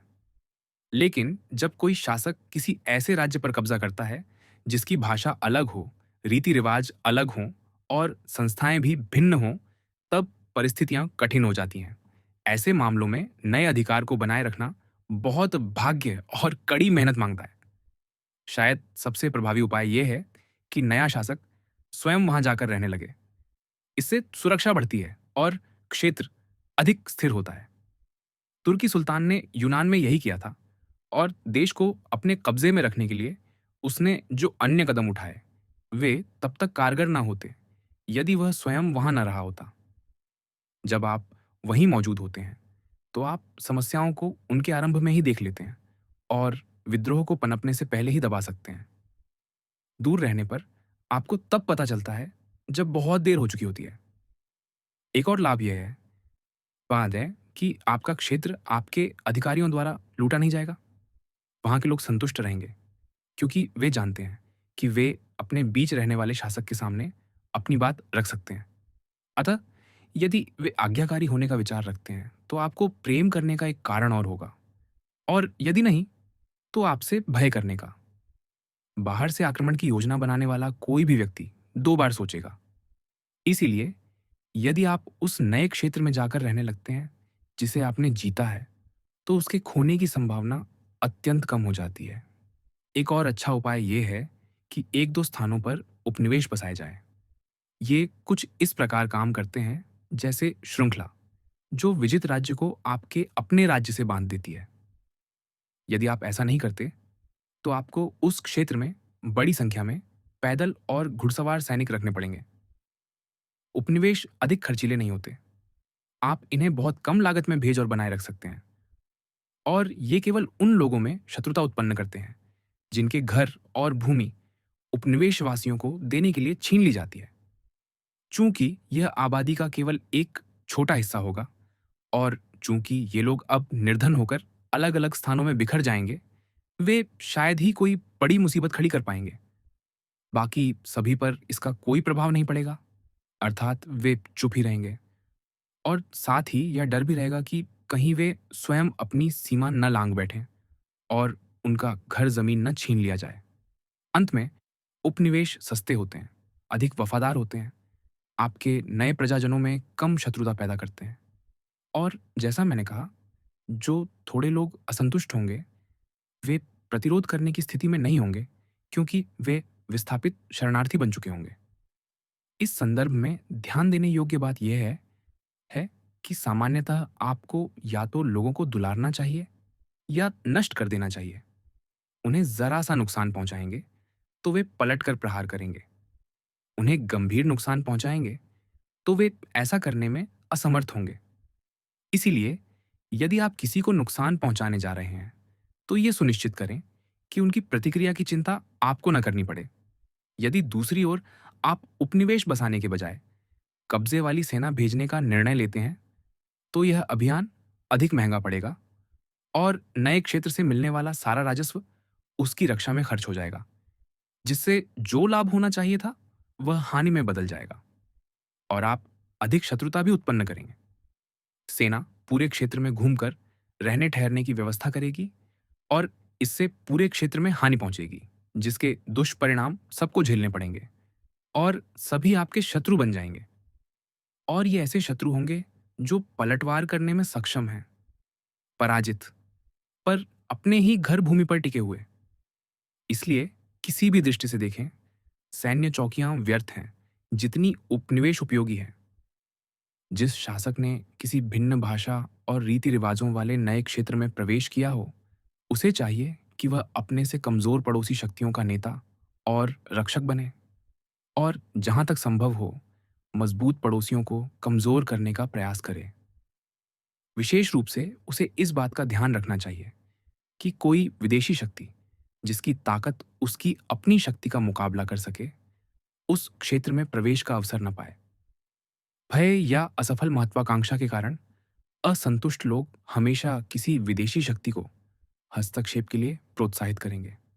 यूनान में रोमनों को आमंत्रित करने वाले एटोलियन थे। हर बार रोमन किसी नए क्षेत्र में घुसे, उन्हें वहीं के लोगों ने बुलाया था और स्वभावतः जब कोई शक्तिशाली विदेशी शासक किसी क्षेत्र में प्रवेश करता है, तो सभी कमजोर स्थानीय शक्तियां उसका समर्थन करती हैं, केवल इसलिए कि वे उन शक्तिशाली राज्यों से नाराज होती हैं जिन्होंने पहले उन्हें दबा रखा था। इसीलिए नए शासक को उनका समर्थन पाने में कोई कठिनाई नहीं होगी। वे सभी उसकी ली हुई भूमि के साथ गठबंधन करने के लिए दौड़ पड़ेंगे। उसे बस यह सावधानी रखनी है कि वे अधिक शक्ति और अधिकार न हासिल कर लें। तब अपनी शक्ति और उनके सहयोग से वह शक्तिशाली पड़ोसियों को आसानी से कमजोर कर सकता है और इस प्रकार पूरे क्षेत्र पर प्रभुत्व स्थापित कर सकता है। परंतु कोई भी आक्रमणकारी जो अपने नए पड़ोसियों के साथ संबंधों का ठीक से प्रबंधन नहीं करता, शीघ्र ही अपने दखल किए हुए क्षेत्र को खो देगा और जब तक वह उसे थामे रहेगा, तब तक उसे हर प्रकार की कठिनाइयों और शत्रुता का सामना करना पड़ेगा। रोमन जब भी कोई नया प्रांत जीतते थे, इन सिद्धांतों का पालन करते थे।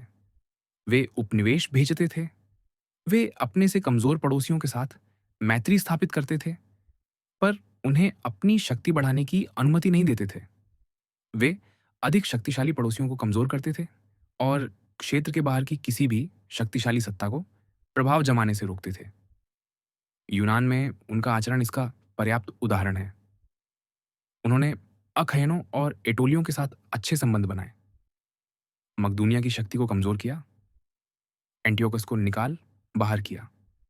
उन्होंने अखयनों और एटोलियों के अच्छे व्यवहार का इनाम उन्हें कोई नया क्षेत्र देकर नहीं दिया और जब भी फिलिप ने उन्हें अपने साथ मैत्री स्थापित करने के लिए राजी किया, उन्होंने सुनिश्चित किया कि परिणाम स्वरूप वह कमजोर हो जाए। एंटियोक्स अपनी सारी शक्ति के बावजूद क्षेत्र में कोई प्रभाव नहीं जमा पाया। रोमन वही कर रहे थे जो सभी बुद्धिमान शासकों को करना चाहिए। केवल वर्तमान खतरों से नहीं निपटना चाहिए, बल्कि हर उपाय से भविष्य की कठिनाइयों का अनुमान लगाकर उन्हें रोकना भी चाहिए। पहले से दिखाई देने वाली समस्या आसानी से सुलझाई जा सकती है। इंतजार करो और जब वह आपके सिर पर आ जाए, तब उपचार बहुत देर से होगा और रोग असाध्य हो चुका होगा। याद रखिए कि डॉक्टर क्षय रोग के बारे में क्या कहते हैं। प्रारंभिक अवस्था में उसे ठीक करना आसान है, पर पहचानना कठिन। पर यदि उसे पहचान कर इलाज ना किया जाए, तो समय बीतने के साथ उसे पहचानना आसान और ठीक करना कठिन हो जाता है। राज्य के मामलों में भी यही बात लागू होती है। समस्या को पहले ही पहचान लें। इसके लिए बुद्धिमानी चाहिए और आप उसे तुरंत सुलझा सकते हैं। चूक जाइए और जब वह इतनी बड़ी होकर सबको दिखने लगेगी, तब कुछ करना बहुत देर हो जाएगा। परंतु चूंकि रोमनों में पहले से खतरे को पहचानने की क्षमता थी, वे हमेशा जानते थे कि कैसे प्रतिक्रिया करनी है। उन्होंने कभी युद्ध को टालने की कोशिश नहीं की जब उन्होंने समस्या आते देखी। वे जानते थे कि अंततः उसे टाला नहीं जा सकता और समय बीतने के साथ परिस्थितियां केवल उनके शत्रुओं के पक्ष में जाएंगी। उन्होंने फिलिप और एंटियोकस से यूनान में लड़ना चुना, ताकि उन्हें इटली में उनसे न लड़ना पड़े। वे दोनों युद्ध टाल सकते थे, पर उन्होंने ऐसा नहीं किया। उन्होंने कभी वह सलाह नहीं मानी जो हमारे पंडित आज देते रहते हैं, आराम करो, समय तुम्हारे पक्ष में है। बल्कि वे अपनी दूरदृष्टि और साहस पर भरोसा करते थे। समय हर चीज को आगे धकेलता है और उतनी ही आसानी से चीजों को बिगाड़ भी सकता है जितना सुधार सकता है। अब वापस फ्रांस के राजा की ओर लौटें और देखें कि क्या उसने वे उपाय अपनाए जिनकी हमने चर्चा की है। और जब मैं राजा कहता हूं तो मेरा मतलब चार्ल्स नहीं, बल्कि लुई से है, क्योंकि लुई ने इटली में चार्ल्स से अधिक समय तक क्षेत्र पर कब्जा रखा और इसलिए उसके तरीकों को समझना आसान है। आप देखेंगे कि उसने उन सब बातों के उलट किया जो किसी शासक को उस क्षेत्र को बनाए रखने के लिए करनी चाहिए, जहाँ की भाषा और रीति रिवाज उसके अपने राज्य से भिन्न हो।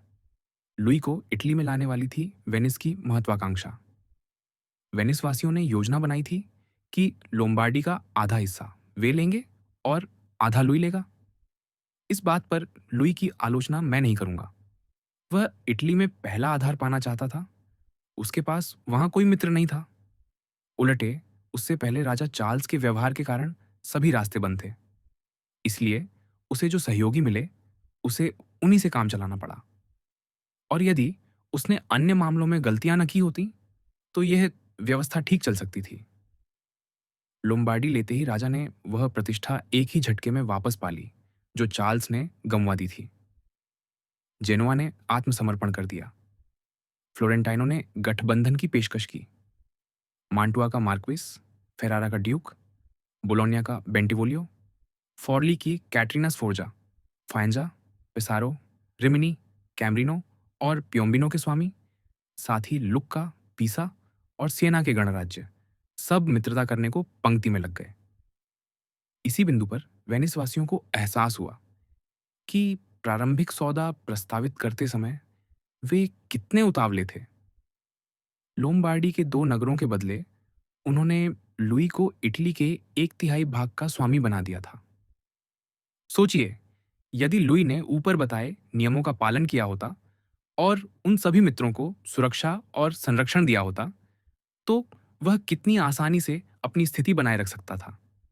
वे इतने अधिक थे और इतने कमजोर और भयभीत, चाहे वेनिस से या रोम से, कि वे मजबूर थे लुई का साथ देने को। फिर उनके सहयोग से वह आसानी से उन राज्यों से अपनी एक रक्षा कर सकता था जो अब भी शक्तिशाली थे। पर मिलान पहुंचते ही उसने उलटा ही किया। उसने पोप अलेक्जेंडर की रोमाग्ना पर चढ़ाई में मदद की। उसने यह नहीं देखा कि इस निर्णय से उसकी स्थिति कमजोर होगी। उसके मित्र और वे लोग जो सहायता मांगकर उसके पास आए थे दूर हो जाएंगे, जबकि पोप की शक्ति बढ़ेगी और पहले से ही आध्यात्मिक प्रभाव रखने वाले पोप को लौकिक सत्ता भी मिल जाएगी। यह पहली गलती करने के बाद वह और गहरे फंस गया, क्योंकि अब उसे अलेक्जेंडर की महत्वाकांक्षा रोकने और उसे टस्कनी पर कब्जा करने से रोकने के लिए स्वयं और आगे इटली में बढ़ना पड़ा। अपने मित्रों को खोने और चर्च की शक्ति बढ़ाने से संतुष्ट न होकर अब वह नेपल्स के साम्राज्य को पाना चाहता था और इसलिए उसने स्पेन के राजा के साथ उसे बांटने का समझौता कर लिया। तब तक लुई इटली में प्रमुख शक्ति था, पर इस कदम ने प्रायद्वीप में उसके बराबर की एक और शक्ति ला खड़ी की। और अब क्षेत्र में जो भी महत्वाकांक्षी या लुई से नाराज था, उसके पास नया सहारा था। लुई ने नेपल्स को एक आश्रित राजा के हाथ में छोड़ सकता था, पर उसने उसे बाहर निकाल दिया और एक ऐसे राजा को अंदर लाया जो पर्याप्त शक्तिशाली था कि लुई को ही बाहर कर दे। और नए क्षेत्र पर कब्जा करने की इच्छा एक स्वाभाविक और सामान्य बात है। और जब लोगों के पास ऐसा करने की क्षमता हो तो वे हमेशा प्रशंसा पाते हैं या कम से कम दोषी नहीं ठहराए जाते। पर जब क्षमता न हो और फिर भी आगे बढ़ते रहे तो वे दोषी हैं और जो निंदा मिलती है उसके योग्य हैं। यदि लुई अपनी सेना से नेपल्स के साम्राज्य पर अधिकार कर सकता था तो उसे ऐसा ही करना चाहिए था। यदि वह ऐसा नहीं कर सकता था तो उसे बिल्कुल नहीं चाहिए था कि वह क्षेत्र को किसी अन्य राजा के साथ बांटे। लोम्बार्डी को वेनिस के साथ बांटना क्षम्य था, क्योंकि इससे उसे इटली में एक आधार मिला। पर नेपल्स को स्पेन के साथ बांटना आवश्यक नहीं था और इसलिए यह एक गलती थी।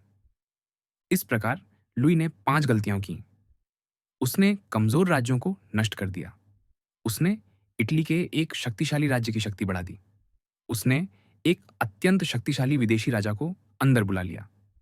वह अपने जीते क्षेत्र में रहने नहीं गया और उसने वहां उपनिवेश स्थापित नहीं किए। फिर भी यदि उसने अब छठी गलती न की होती, वेनिस को उसकी शक्ति से वंचित करके, तो ये गलतियां उसके जीवन काल में शायद गंभीर क्षति न पहुंचाती। निश्चित ही यदि उसने पोप की शक्ति न बढ़ाई होती और स्पेन को इटली में न बुलाया होता, तो वेनिस को कमजोर करना उचित होता, बल्कि आवश्यक भी। पर उन पूर्व निर्णयों के बाद उसे कभी नहीं चाहिए था कि वह वेनिस को इतनी दुर्बल अवस्था में पहुंचा दे।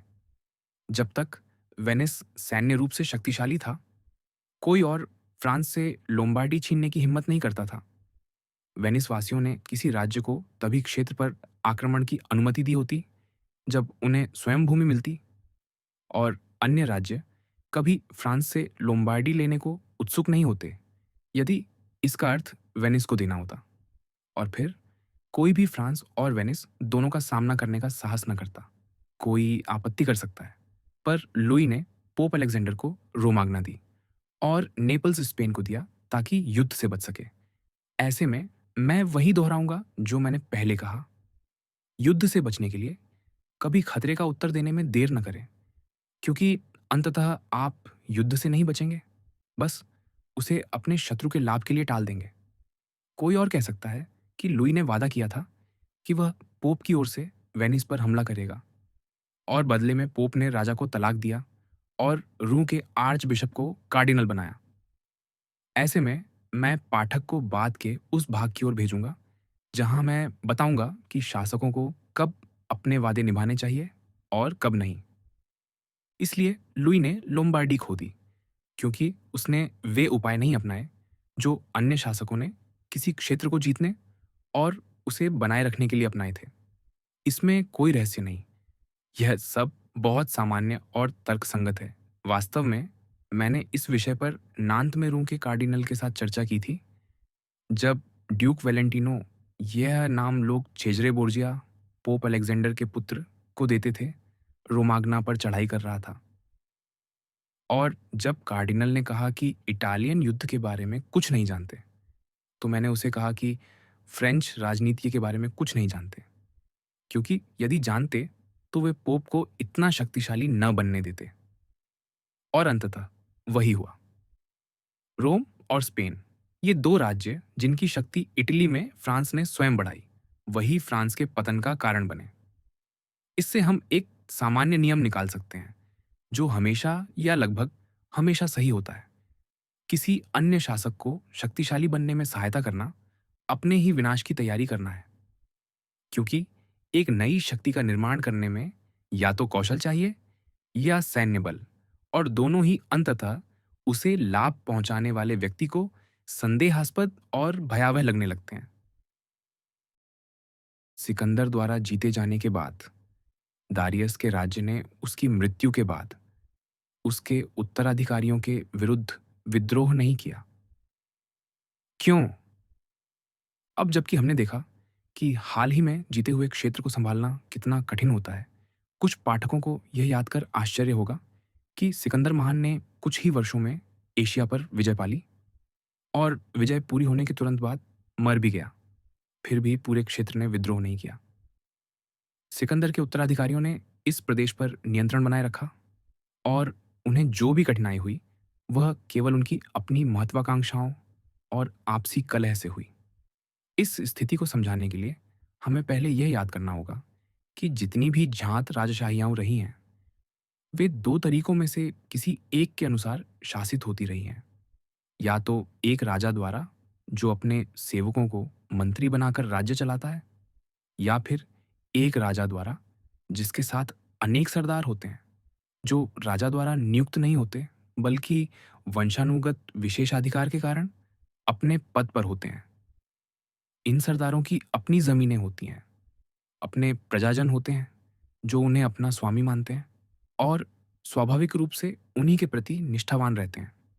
जहाँ एक राज्य राजा और उसके मंत्रियों द्वारा संचालित होता है, वहाँ राजा अधिक शक्तिशाली होता है, क्योंकि राज्य में वही एकमात्र व्यक्ति होता है जिसे लोग अपने ऊपर मानते हैं। जब वे किसी और की आज्ञा मानते हैं, तो केवल इसीलिए कि वह मंत्री या अधिकारी है और उसके प्रति उनकी कोई विशेष निष्ठा नहीं होती। हमारे समय में इन दोनों प्रकार की सरकारों के उदाहरण तुर्की और फ्रांस हैं। तुर्की पूरा का पूरा एक शासक अर्थात सुल्तान के अधीन है। सभी लोग उसकी सेवा करते हैं। वह अपने राज्य को प्रांतों में बांटता है और उन्हें चलाने के लिए अपने प्रशासक भेजता है, जिन्हें वह अपनी इच्छा के अनुसार नियुक्त या बर्खास्त कर सकता है। दूसरी ओर फ्रांस का राजा अनेक ऐसे सरदारों से घिरा होता है जिनके अधिकार प्राचीन हैं और जिनके प्रजाजन उन्हें सम्मान और प्रेम देते हैं। प्रत्येक सरदार के विशेष अधिकार होते हैं जिन्हें कोई राजा अपने जोखिम पर ही छीन सकता है। इन दोनों तरह के राज्यों को देखते हुए यह स्पष्ट है कि तुर्की पर विजय पाना कठिन है, पर एक बार जीत लेने के बाद उसे संभालना आसान। वहीं फ्रांस को जीतना कुछ आसान होगा, पर उसे संभालना बहुत कठिन।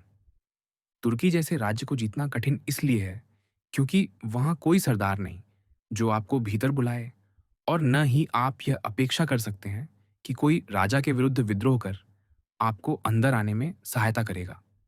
यह परिस्थिति स्वाभाविक ही है। सभी प्रजा राजा के सेवक हैं और उसी पर निर्भर हैं, इसलिए उन्हें भ्रष्ट करना कठिन है। और मान लीजिए किसी को रिश्वत देकर आप अपने पक्ष में कर भी लें, तो भी वह ज्यादा सहायता नहीं कर सकेगा, क्योंकि वह अपने साथ स्थानीय लोगों को नहीं ला सकता, जैसा कि पहले बताया गया है। इसलिए ऐसे राज्य पर हमला करने वाले को यह मानकर चलना होगा कि पूरा राज्य उसके विरुद्ध एकजुट होगा और उसे शत्रु की सेना में किसी बगावत की आशा छोड़कर केवल अपनी ही सेना पर भरोसा करना होगा।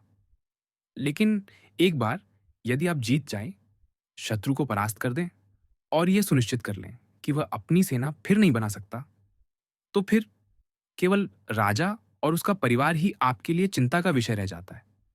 उन्हें समाप्त कर दें और फिर कोई भी आपको चुनौती देने वाला नहीं बचेगा, क्योंकि कोई भी व्यक्ति जनता की निष्ठा का स्वाभाविक केंद्र नहीं होगा।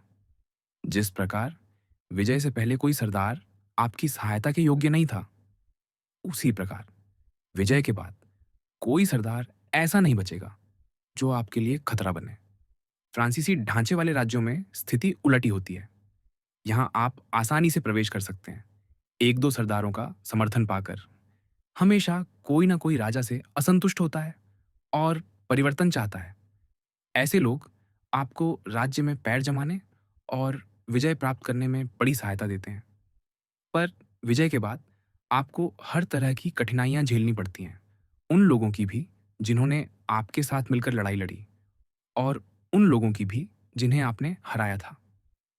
यहाँ केवल राजा के परिवार को समाप्त कर देना काफी नहीं होता, क्योंकि अवसर मिलते ही सरदारों में से कोई भी सत्ता पर दावा कर सकता है, और चूंकि आप उन्हें कभी पूरा संतुष्ट नहीं कर सकते और न ही उन्हें पूरी तरह नष्ट कर सकते हैं, इसलिए जैसे ही आपके शत्रुओं को विद्रोह का अवसर मिलेगा, आप क्षेत्र खो देंगे।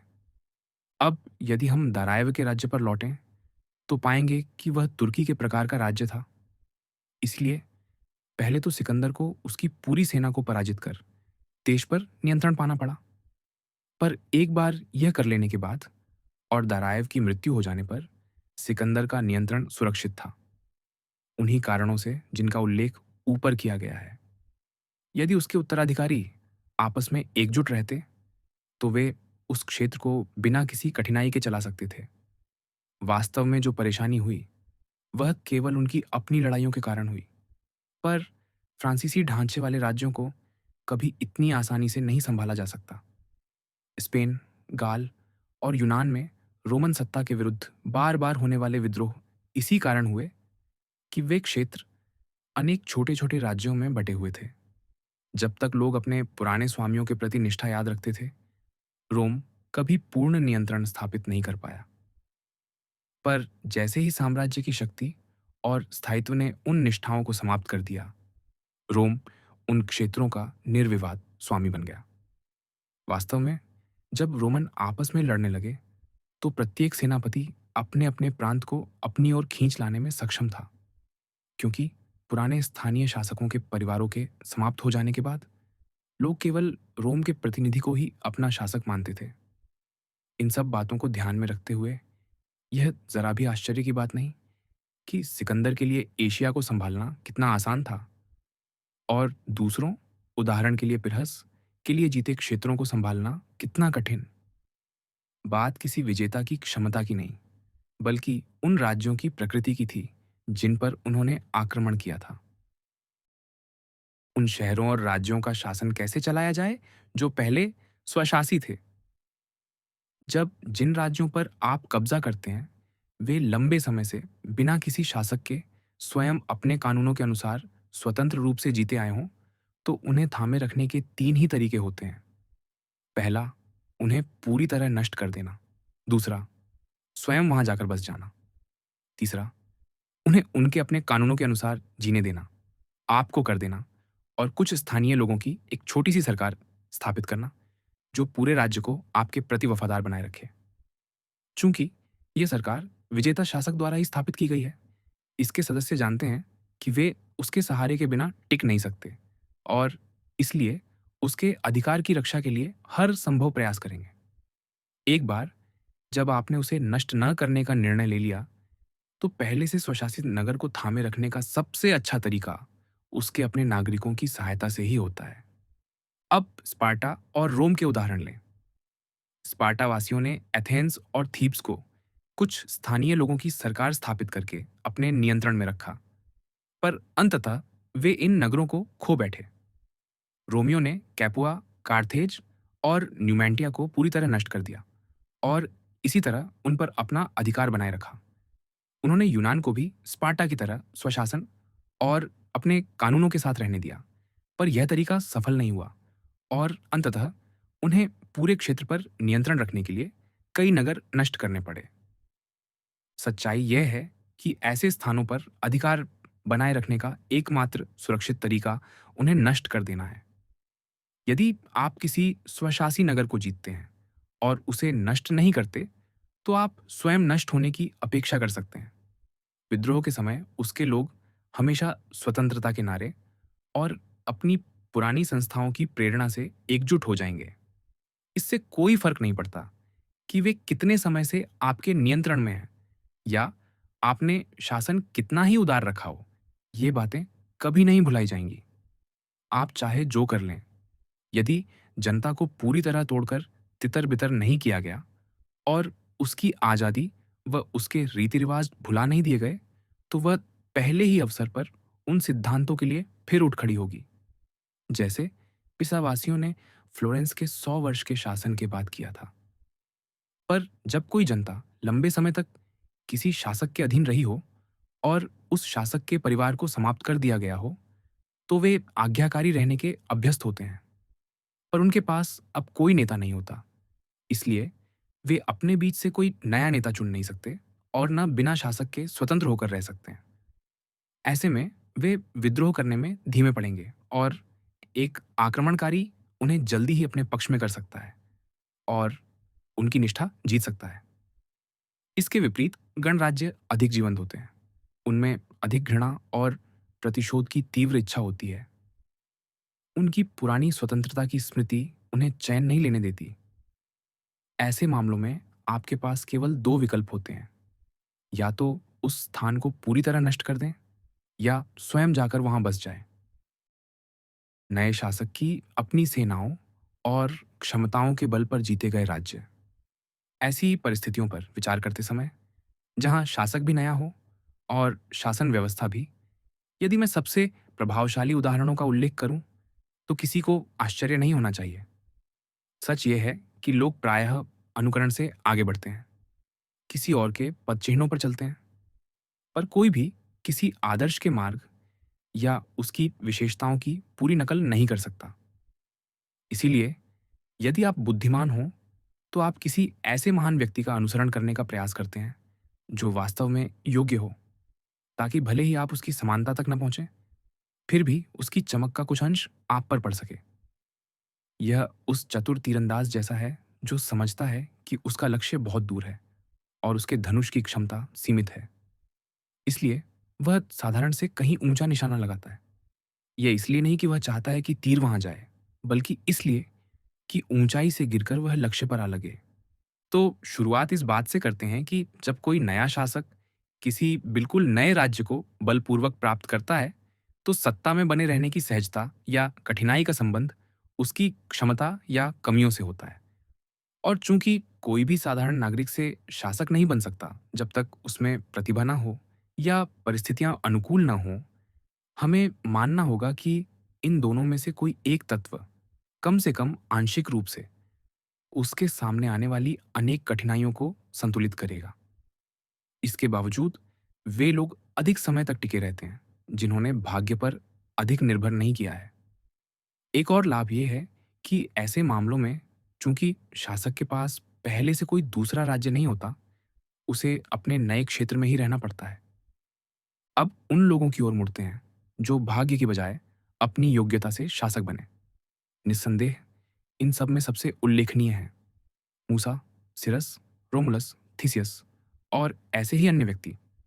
मूसा के बारे में अधिक कहना कठिन है क्योंकि उन्होंने केवल ईश्वर की आज्ञाओं का पालन किया। फिर भी हमें उनकी उस कृपा की प्रशंसा करनी चाहिए जिसने उन्हें ईश्वर की दृष्टि में योग्य बनाया। पर सिरस और उन अन्य लोगों को देखें जिन्होंने राज्य स्थापित किए और उन्हें जीता। हम पाएंगे कि वे सभी प्रशंसनीय थे और उनके विशिष्ट कार्यों व उनकी बनाई संस्थाओं को देखने पर पता चलता है कि वे उन बातों से अधिक भिन्न नहीं थे जो मूसा ने दिव्य मार्गदर्शन में की। उनके जीवन और उपलब्धियों का विश्लेषण करने पर हम देखते हैं कि भाग्य ने केवल प्रारंभिक अवसर दिया, उन्हें परिस्थितियों का कच्चा रूप प्रदान किया और फिर उन्हें उसे अपने अनुसार ढालने का मौका मिला। बिना उस अवसर के उनकी योग्यता व्यर्थ चली जाती और बिना उनकी योग्यता के वह अवसर भी बेकार होता।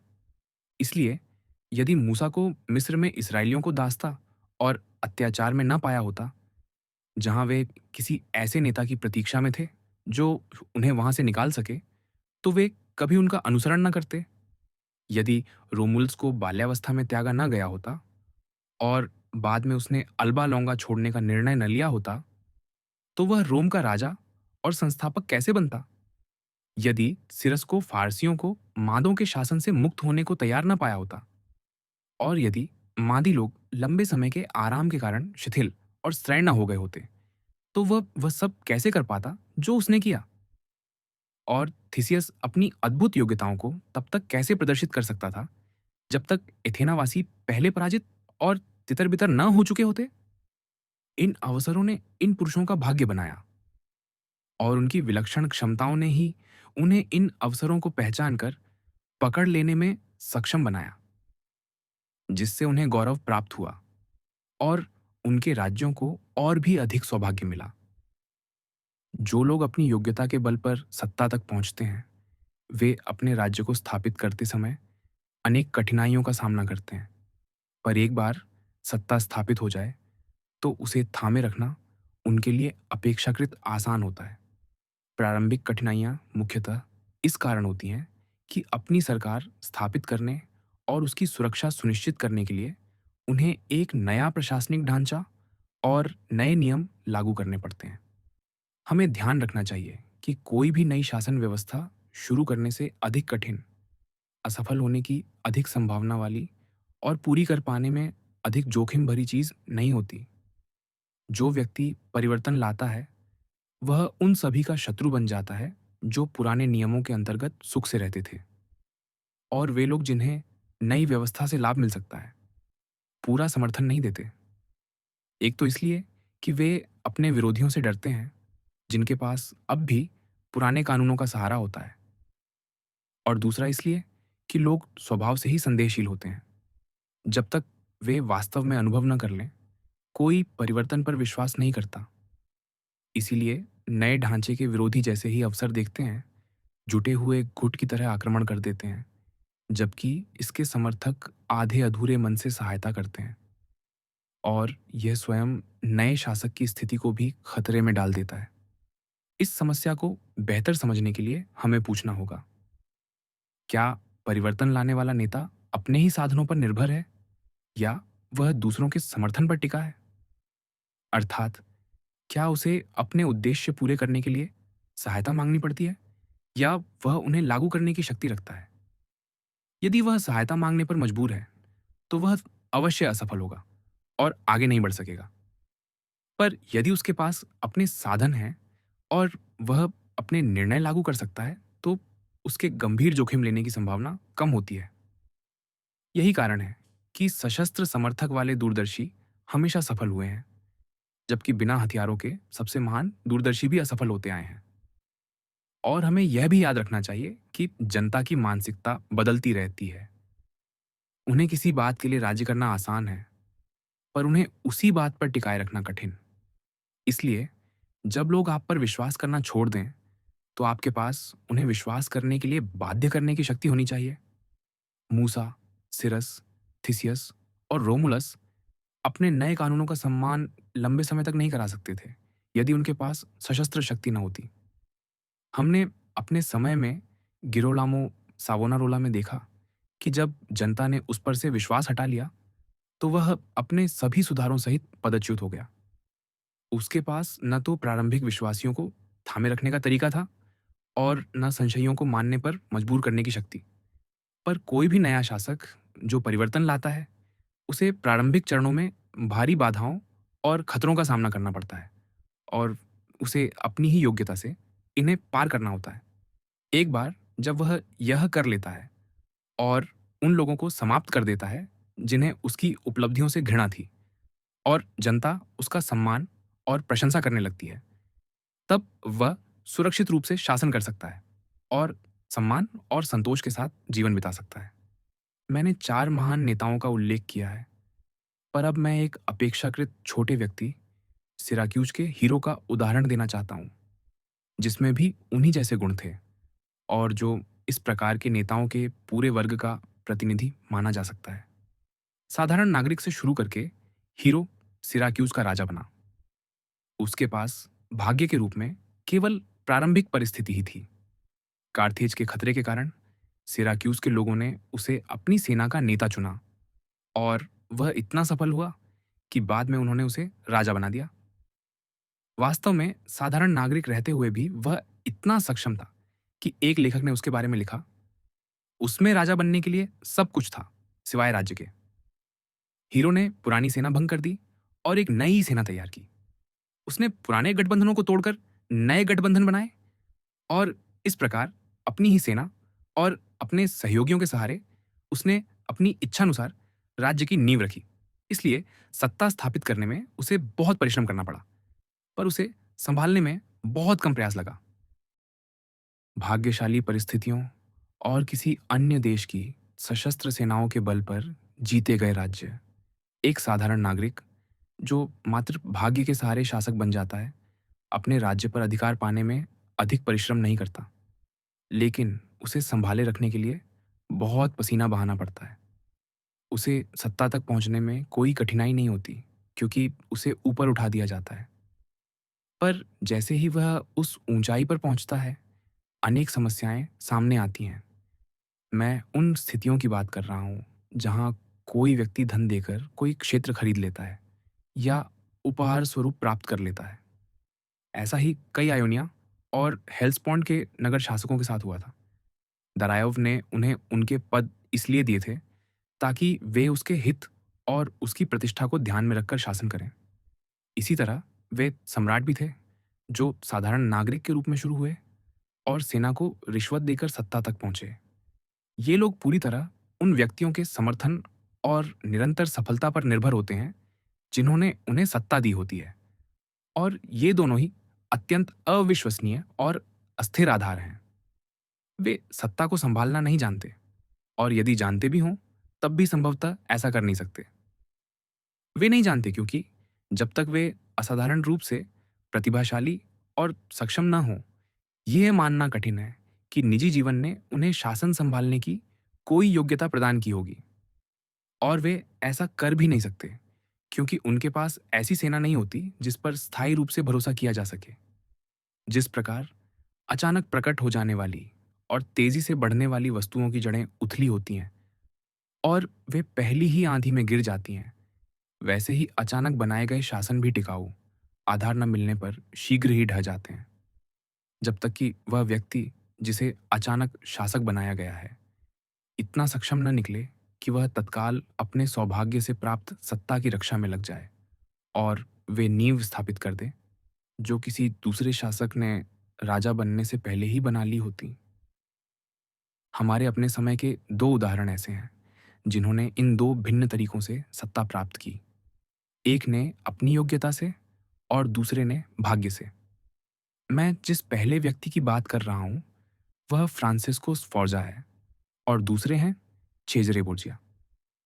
सही नीतियों और अद्भुत साहस के साथ स्फोर्जा, जो एक साधारण नागरिक था, मिलान का ड्यूक बना और बड़ी कठिनाई से जीती हुई सत्ता को बाद में आसानी से संभाले रहा।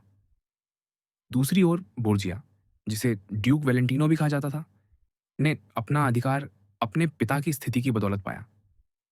पर जैसे ही उसके पिता की मृत्यु हुई, उसने सब खो दिया, जबकि उसने कोई भी उपाय छोड़ा नहीं था और वह सब कुछ कर चुका था, जो एक समझदार और सक्षम व्यक्ति को करना चाहिए, ताकि दूसरे की शक्ति और सेना से जीते हुए प्रदेश में वह अपनी स्वतंत्र नींव जमा सके। जैसा पहले कहा गया, यदि आप राजा बनने से पहले अपनी नींव नहीं बनाते, तो बाद में ऐसा कर पाना असाधारण क्षमताएं मांगता है और तब भी यह कार्य शासक के लिए कठिन और राज्य के लिए जोखिमपूर्ण होता है।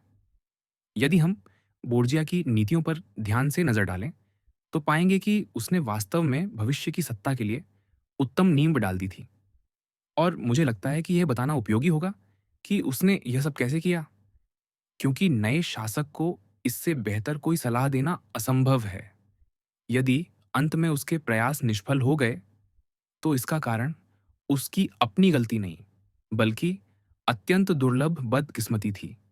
जब पोप अलेक्जेंडर ने अपने पुत्र को एक शक्तिशाली ड्यूक बनाने का निश्चय किया, तो उनके सामने अनेक वर्तमान और भविष्य के अवरोध थे। सबसे पहले, वह समझ नहीं पा रहे थे कि वे अपने पुत्र को चर्च की भूमि के अलावा किसी अन्य क्षेत्र का शासक कैसे बना सकते हैं। पर यदि वे चर्च की भूमि देते, तो मिलान का ड्यूक और वेनिस वासी इसे रोक देते, क्योंकि फाइंजा और रिमिनी पहले से ही वेनिस के संरक्षण में थे। इसके अतिरिक्त उस समय इटली में जो सेनाएं सक्रिय थीं, विशेषकर वे जिनसे पोप सहायता मांग सकते थे, वे सब ऐसे लोगों के नियंत्रण में थीं, ओर्सिनी, कोलोना और उनसे जुड़ी कुलीन वंशावलियां, जिन्हें पापल विस्तारवाद से भय था और जिन पर भरोसा नहीं किया जा सकता था। इसलिए अलेक्जेंडर के लिए आवश्यक था कि वे व्यवस्था को हिला दें और अपने प्रतिद्वंद्वियों की शक्ति कम कर दें, ताकि उनके क्षेत्रों के कुछ भागों पर बिना दंड के कब्जा कर सकें। यह संयोग से आसान हो गया, क्योंकि वेनिसवासी अपने निजी कारणों से फ्रांसीसियों को फिर से इटली ले आने के लिए दृढ़ थे। विरोध करने के बजाय पोप ने मार्ग साफ कर दिया। लुई के पहले विवाह को रद्द कराकर। इस प्रकार फ्रांस का राजा वेनिस की सहायता और पोप की स्वीकृति के साथ इटली में प्रवेश कर गया। उसने मिलान पर कब्जा किया ही था कि पोप ने उसे मनाया कि वह अपने सैनिकों को बोर्जिया की सहायता में भेजे, ताकि वह रोमाग्ना पर अधिकार कर सके, जो लुई के समर्थन के बिना असंभव था।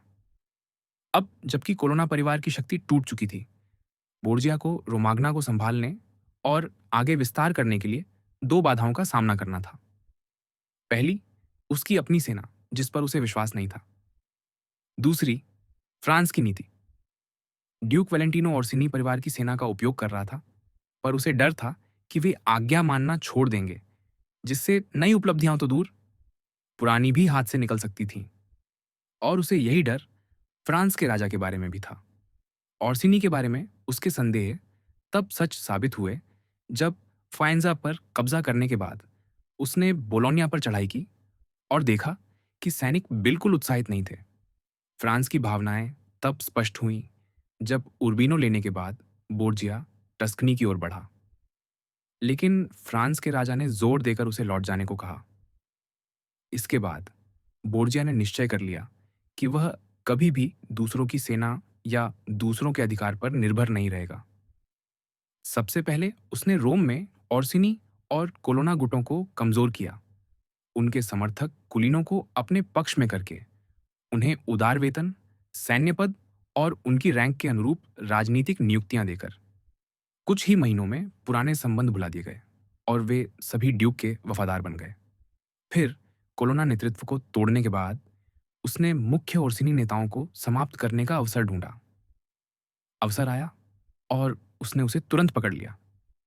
ओर्सिनी परिवार ने बोर्जिया और चर्च की बढ़ती शक्ति से अपना विनाश निश्चित समझते हुए बहुत देर से जाना कि वे खतरे में हैं और पेरूजिया के पास मजियोने में बैठक बुलाई। उस बैठक ने उर्बिनो में विद्रोह, रोमाग्ना में उठाव और बोर्जिया के लिए अनेक प्रकार के खतरे पैदा कर दिए। पर फ्रांस की सहायता से वह इन सब पर विजय पा गया। अपनी प्रतिष्ठा वापस पाने के बाद और फ्रांस या किसी अन्य की वफादारी पर निर्भर नहीं रहना चाहता था, इसलिए बोर्जिया ने छल का सहारा लिया। वह अपनी मंशाओं को छिपाने में इतना कुशल था कि ओर्सिनी परिवार तक उसे शांति कर बैठा और पाओलो ओर्सिनी को मध्यस्थ बनाकर भेजा। बोर्जिया ने पाओलो पर इतनी उदारता दिखाई, धन, वस्त्र और घोड़ों के उपहारों से उसे आश्वस्त करके कि सरल स्वभाव के ओर्सिनी अंततः पिघल गए और सेनेगालियां आने के निमंत्रण को स्वीकार कर लिया और इस तरह स्वयं को ड्यूक के हाथों में सौंप दिया। ओर्सिनी नेताओं को वहीं मार डालने और उनके अनुयायियों को अपने पक्ष में करने के बाद बोर्जिया ने अपनी सत्ता के लिए मजबूत नियम रख दी थी। वह रोमाग्ना और उर्बिनो का डची नियंत्रित कर चुका था और उससे भी अधिक महत्वपूर्ण यह कि उसे लगा कि उसने स्थानीय जनता का समर्थन भी जीत लिया है, जो समृद्धि का अनुभव करना शुरू कर चुके थे। चूंकि यह अंतिम उपलब्धि अधिक प्रसिद्ध और अनुकरणीय होनी चाहिए, मैं इसे विस्तार से समझाना चाहता हूँ। रोमाग्ना पर नियंत्रण पाने के बाद बोर्जिया ने पाया कि वह क्षेत्र कमजोर शासकों द्वारा चलाया गया था, जो शासन करने के बजाय लोगों की संपत्ति निचोड़ने और एकता के बजाय विभाजन पैदा करने में लगे थे, जिसके परिणाम स्वरूप चोरी, संघर्ष और हर प्रकार का अन्याय आम हो गया था। इसलिए उसने तय किया कि क्षेत्र में शांति और व्यवस्था स्थापित करने के लिए अच्छे शासन की आवश्यकता है। इस उद्देश्य से उसने रेमिरो दे ओर्को को नियुक्त किया, एक कठोर और निर्मम व्यक्ति, और उसे पूर्ण अधिकार दे दिए। थोड़े ही समय में दे ओर्को ने क्षेत्र में शांति और एकता स्थापित कर दी और ऐसा करते हुए उसने अपने लिए बड़ी प्रतिष्ठा भी अर्जित कर ली। इसी बिंदु पर ड्यूक ने सोचा कि इतनी कठोर शक्ति अब आवश्यक नहीं है और इसका जारी रहना लोगों में असंतोष पैदा कर सकता है। इसलिए उसने क्षेत्र के मध्य में एक नागरिक न्यायालय स्थापित किया, जिसमें हर नगर को एक प्रतिनिधि भेजना था और उसके प्रमुख के रूप में एक सम्मानित व्यक्ति को नियुक्त किया। और चूंकि उसे पता था कि हाल की कठोरता के कारण कुछ लोग उससे घृणा करने लगे थे और वह उनका मन बदलकर उन्हें पूरी तरह अपना बनाना चाहता था, उसने यह दिखाने का निश्चय किया कि यदि शासन क्रूर था तो वह उसके मंत्री की कठोरता के कारण था, न कि उसकी अपनी इच्छा से। इसलिए जैसे ही कोई बहाना मिला, उसने दे ओर्को को मरवा दिया और अगली सुबह उसका शव चेजेना के चौक में एक लकड़ी के तख्ते और खूनी छुरी के साथ प्रदर्शित करवा दिया। इस दृश्य की भयावहता ने लोगों को एक साथ संतुष्ट भी किया और स्तब्ध भी। अब वापस वहीं लौटते हैं जहां हम रुके थे।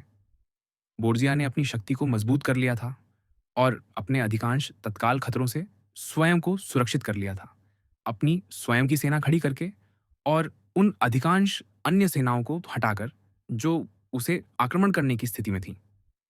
अब उसके आगे विस्तार का एकमात्र अवरोध फ्रांस का राजा था। बोर्जिया जानता था कि राजा समझ गया है कि पहले उसे समर्थन देना उसकी भूल थी और इसलिए वह अब आगे उसके किसी अभियान को सहन नहीं करेगा। इसलिए उसने नए गठबंधनों की खोज शुरू कर दी और जब लुई नेपल्स के उत्तर भाग गायता में स्पेनियों की घेराबंदी तोड़ने के लिए दक्षिण की ओर बढ़ा तो बोर्जिया ने सहायता देने में अत्यंत कंजूसी दिखाई।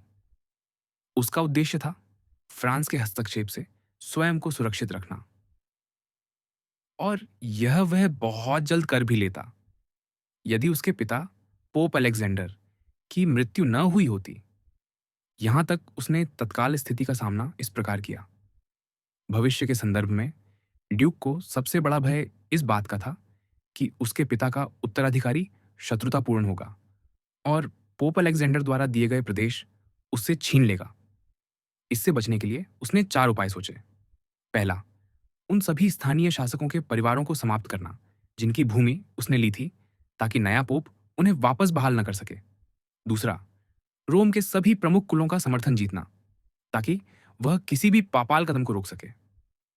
तीसरा, अगला, पोप चुनने वाले कॉलेज पर अधिक से अधिक नियंत्रण पाना। और चौथा, अपने पिता की मृत्यु से पहले इतना अधिक क्षेत्र जीत लेना कि वह प्रथम हमले का मुकाबला अपनी ही शक्ति से कर सके। अपने पिता की मृत्यु तक वह इन 4 में से 3 लक्ष्य पूरे कर चुका था और चौथे के भी निकट था। उसने लगभग सभी स्थानीय शासकों को समाप्त कर दिया था जिन तक उसका हाथ पहुंच सकता था। उसने रोमन कुलीनता का समर्थन जीत लिया था और निर्वाचन कॉलेज पर उसकी बड़ी पकड़ थी। क्षेत्र विस्तार की दृष्टि से वह पूरे टस्कनी को जीतने की ओर बढ़ रहा था। वह पहले ही पेरूजिया और प्योम्बिनो ले चुका था और पीसा को अपने संरक्षण में कर चुका था। जैसे ही फ्रांस का नियंत्रण कमजोर होने लगा, वास्तव में वह पहले ही कमजोर पड़ चुका था, क्योंकि स्पेन के हाथों नेपल्स का राज्य खो देने के बाद फ्रांसीसी और स्पेनी भी अब बोर्जिया के समर्थन पर निर्भर थे। वह पीसा पर कब्जा कर लेता। उस समय लुक्का और सिएना भयवश और फ्लोरेंस के प्रति अपनी पुरानी दुश्मनी के कारण शीघ्र ही आत्मसमर्पण कर देते और फ्लोरेंस वासी स्वयं को बचाने में असमर्थ हो जाते। यदि बोर्जिया यह सब हासिल कर लेता, और वह बिल्कुल उसके करीब पहुंच चुका था, उसी वर्ष जब अलेक्जेंडर की मृत्यु हुई, तो उसके पास इतनी शक्ति और प्रतिष्ठा जमा हो जाती कि वह किसी भी आक्रमण का सामना अपनी ही सेनाओं और अपनी क्षमता के बल पर कर सकता था और उसे किसी अन्य की सेना या सत्ता पर निर्भर नहीं रहना पड़ता। पर अलेक्जेंडर अपने पुत्र द्वारा पहली बार तलवार उठाने के 5 वर्ष बाद ही मर गया। केवल रोमाग्ना ही एकमात्र ऐसा क्षेत्र था जहां बोर्जिया की शक्ति पूरी तरह स्थापित थी। उसके अन्य सभी प्रदेश अभी भी अस्थिर थे। वह अकेला था, 2 अत्यंत शक्तिशाली और शत्रुतापूर्ण सेनाओं के बीच फंसा हुआ, और उस पर यह विपत्ति भी थी कि वह मृत्युशैया पर पहुंच चुका था। बोर्जिया इतना निर्दयी और प्रतिभाशाली था, वह इतनी अच्छी तरह जानता था कि लोगों को या तो अपने पक्ष में कर लो या नष्ट कर दो, और उसने इतनी कम अवधि में अपनी शक्ति की इतनी मजबूत नींव रख ली थी कि अगर उसके सामने वे 2 विशाल सेनाएं ना खड़ी होतीं, या यदि वह इतना बीमार ना होता, तो वह हर कठिनाई पर विजय पा लेता। बोर्जिया द्वारा स्थापित की गई नींव कितनी सुदृढ़ थी, यह शीघ्र ही स्पष्ट हो गया। जब वह रोम में अर्धमृत पड़ा था, तब रोमाग्ना पूरे 1 महीने से अधिक समय तक उसकी प्रतीक्षा करती रही, और रोम में भी किसी ने उसकी दुर्बलता का लाभ उठाने की कोशिश नहीं की। जब उसके दुश्मन बाग्लियोनी, वितेली और ओर्सिनी आए, तब भी कोई उनके पक्ष में नहीं गया। और यद्यपि बोर्जिया नए पोप का चुनाव अपनी इच्छा से नहीं करा सका, फिर भी वह इतना प्रभाव अवश्य रखता था कि जिस व्यक्ति को वह नहीं चाहता था, उसे चुना न जाने दे। इसलिए यदि उसके पिता की मृत्यु के समय वह स्वस्थ होता, तो सब कुछ उसके लिए आसान होता। उसने स्वयं मुझसे कहा था, उस समय जबकि कॉलेज जूलियस द्वितीय के चुनाव के लिए बैठा था, कि उसने अपने पिता की मृत्यु पर संभावित घटनाओं पर विचार कर लिया था और हर परिस्थिति के अनुसार योजनाएं भी बना ली थीं। बस यह उसके मन में कभी नहीं आया था कि उसी समय वह स्वयं भी मृत्यु के द्वार पर खड़ा होगा।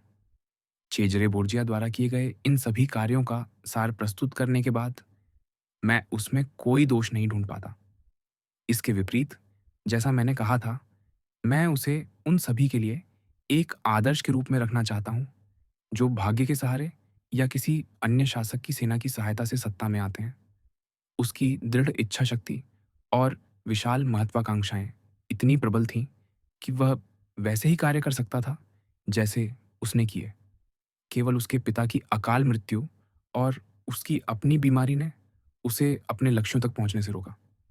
कोई भी नया शासक जिसे अपने शत्रुओं से बचाव करना हो और मित्रों की कृपा बनाए रखनी हो, जिसे हिंसा या छल से बाधाओं को दूर करना हो, जिसे अपने लोगों द्वारा प्रेम और भय दोनों के साथ देखा जाना हो, जिसे अपनी सेना द्वारा पालन और सम्मान प्राप्त करना हो, जिसे उन शत्रुओं को समाप्त करना हो जो उस पर आक्रमण कर सकते हैं या अवश्य करेंगे, जिसे पुरानी संस्थाओं में सुधार करना हो, जिसे कभी कठोर तो कभी उदार, कभी उद्यमी तो कभी विनम्र दिखना हो, जिसे अविश्वसनीय सेना को तोड़कर नई सेना बनानी हो और जिसे राजाओं राजकुमारों की मित्रता ऐसी रखनी हो कि वे झुककर उसका समर्थन करें या कम से कम उसे नुकसान पहुंचाने से पहले 2 बार सोचें।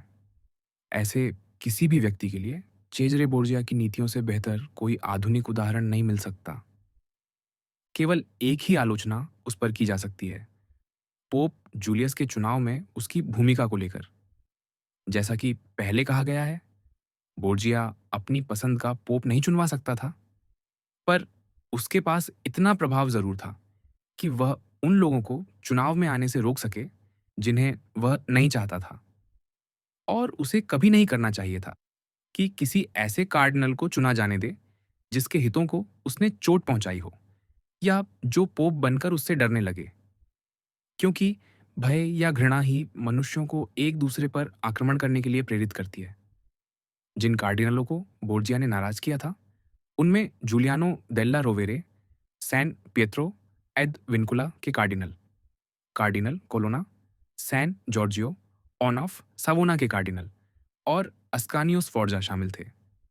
अन्य सभी कार्डिनल रूम के कार्डिनल और स्पेनिश कार्डिनलों को छोड़कर पोप बनने पर बोर्जिया से डरने के पर्याप्त कारण रखते। फ्रांस के राजा का समर्थन होने के कारण रूम का कार्डिनल बहुत शक्तिशाली था, जबकि स्पेनिश कार्डिनल बोर्जिया से संबंध रखते थे और उस पर उपकारग्रस्त थे। इसलिए बोर्जिया के लिए सर्वोत्तम समाधान एक स्पेनिश पोप था। यदि वह संभव न हो तो उसे रूम को पोप बनने देना चाहिए था, पर जूलियानो डेल्ला रोवेरे को नहीं। जो कोई ये सोचता है कि किसी बड़े व्यक्ति को केवल इसलिए पुरानी शिकायतें भूल जानी चाहिए क्योंकि उसे कोई नया पद मिल गया है, वह गंभीर भूल करता है। बोर्जिया ने इस चुनाव में गलत आकलन किया और यही गलती उसके लिए घातक सिद्ध हुई।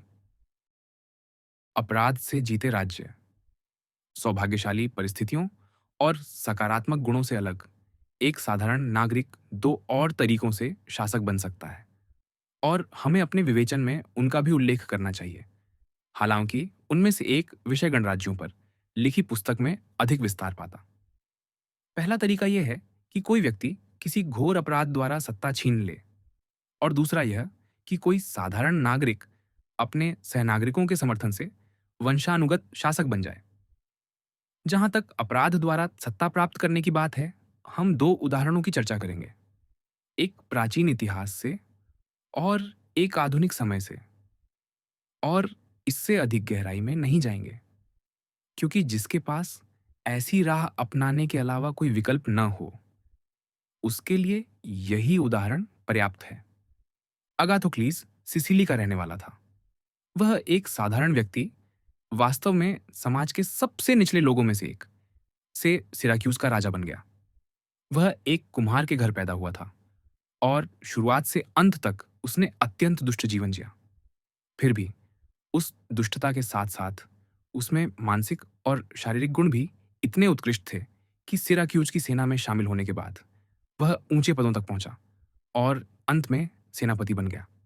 सत्ता अपने हाथ में आते ही उसने निश्चय किया कि वह राजा बनेगा और सेनापति के रूप में उसे मिली शक्ति को किसी का रानी बने बिना बलपूर्वक कायम रखेगा। उसने अपनी योजना कार्तेज के हमिलकार से साझा की, जिसकी सेना उस समय सिसिली में युद्ध कर रही थी, और उसे समझौता कर लिया। फिर एक सुबह उसने जनता और सीनेट की सभा बुलवाई, मानो कोई महत्वपूर्ण राजकीय मामला चर्चा के लिए हो। तय संकेत मिलते ही उसके सैनिकों ने अंदर घुसकर सभी सीनेटरों और नगर के सबसे धनी लोगों को मार डाला।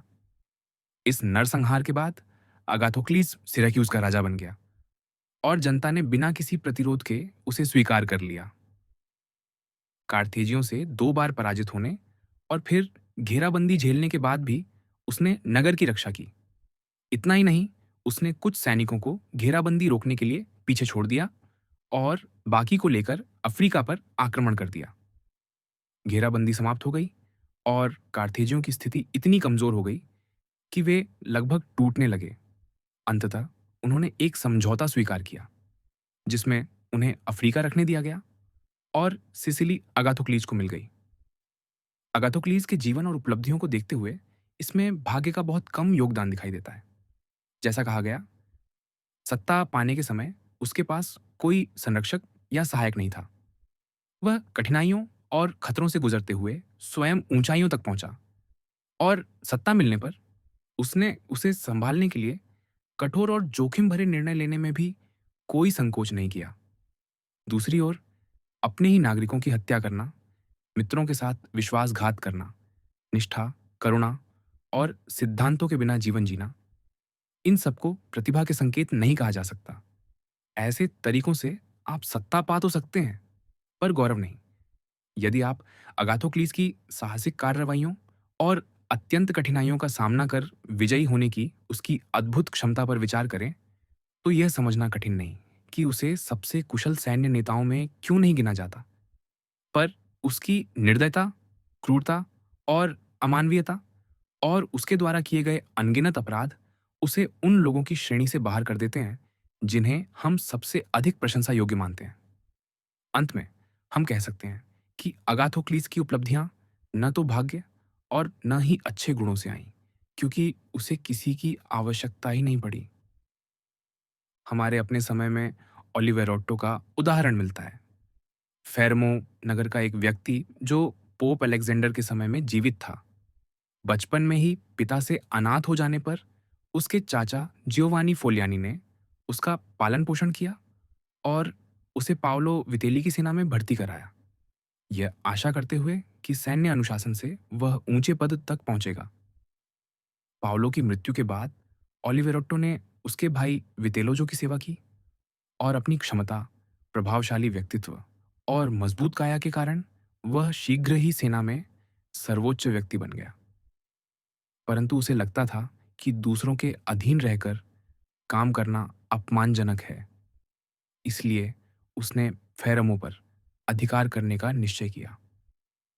अपने नगर के कुछ नागरिकों जो स्वतंत्रता की अपेक्षा दासता पसंद करते थे और वितेलोजो के समर्थन से उसने अपने चाचा जियोवानी फोलियानी को पत्र लिखा कि कई वर्षों के बाद वह अब घर लौटना चाहता है, अपने चाचा से मिलना चाहता है, नगर का भ्रमण करना चाहता है और अपनी कुछ संपत्तियों की जांच करना चाहता है।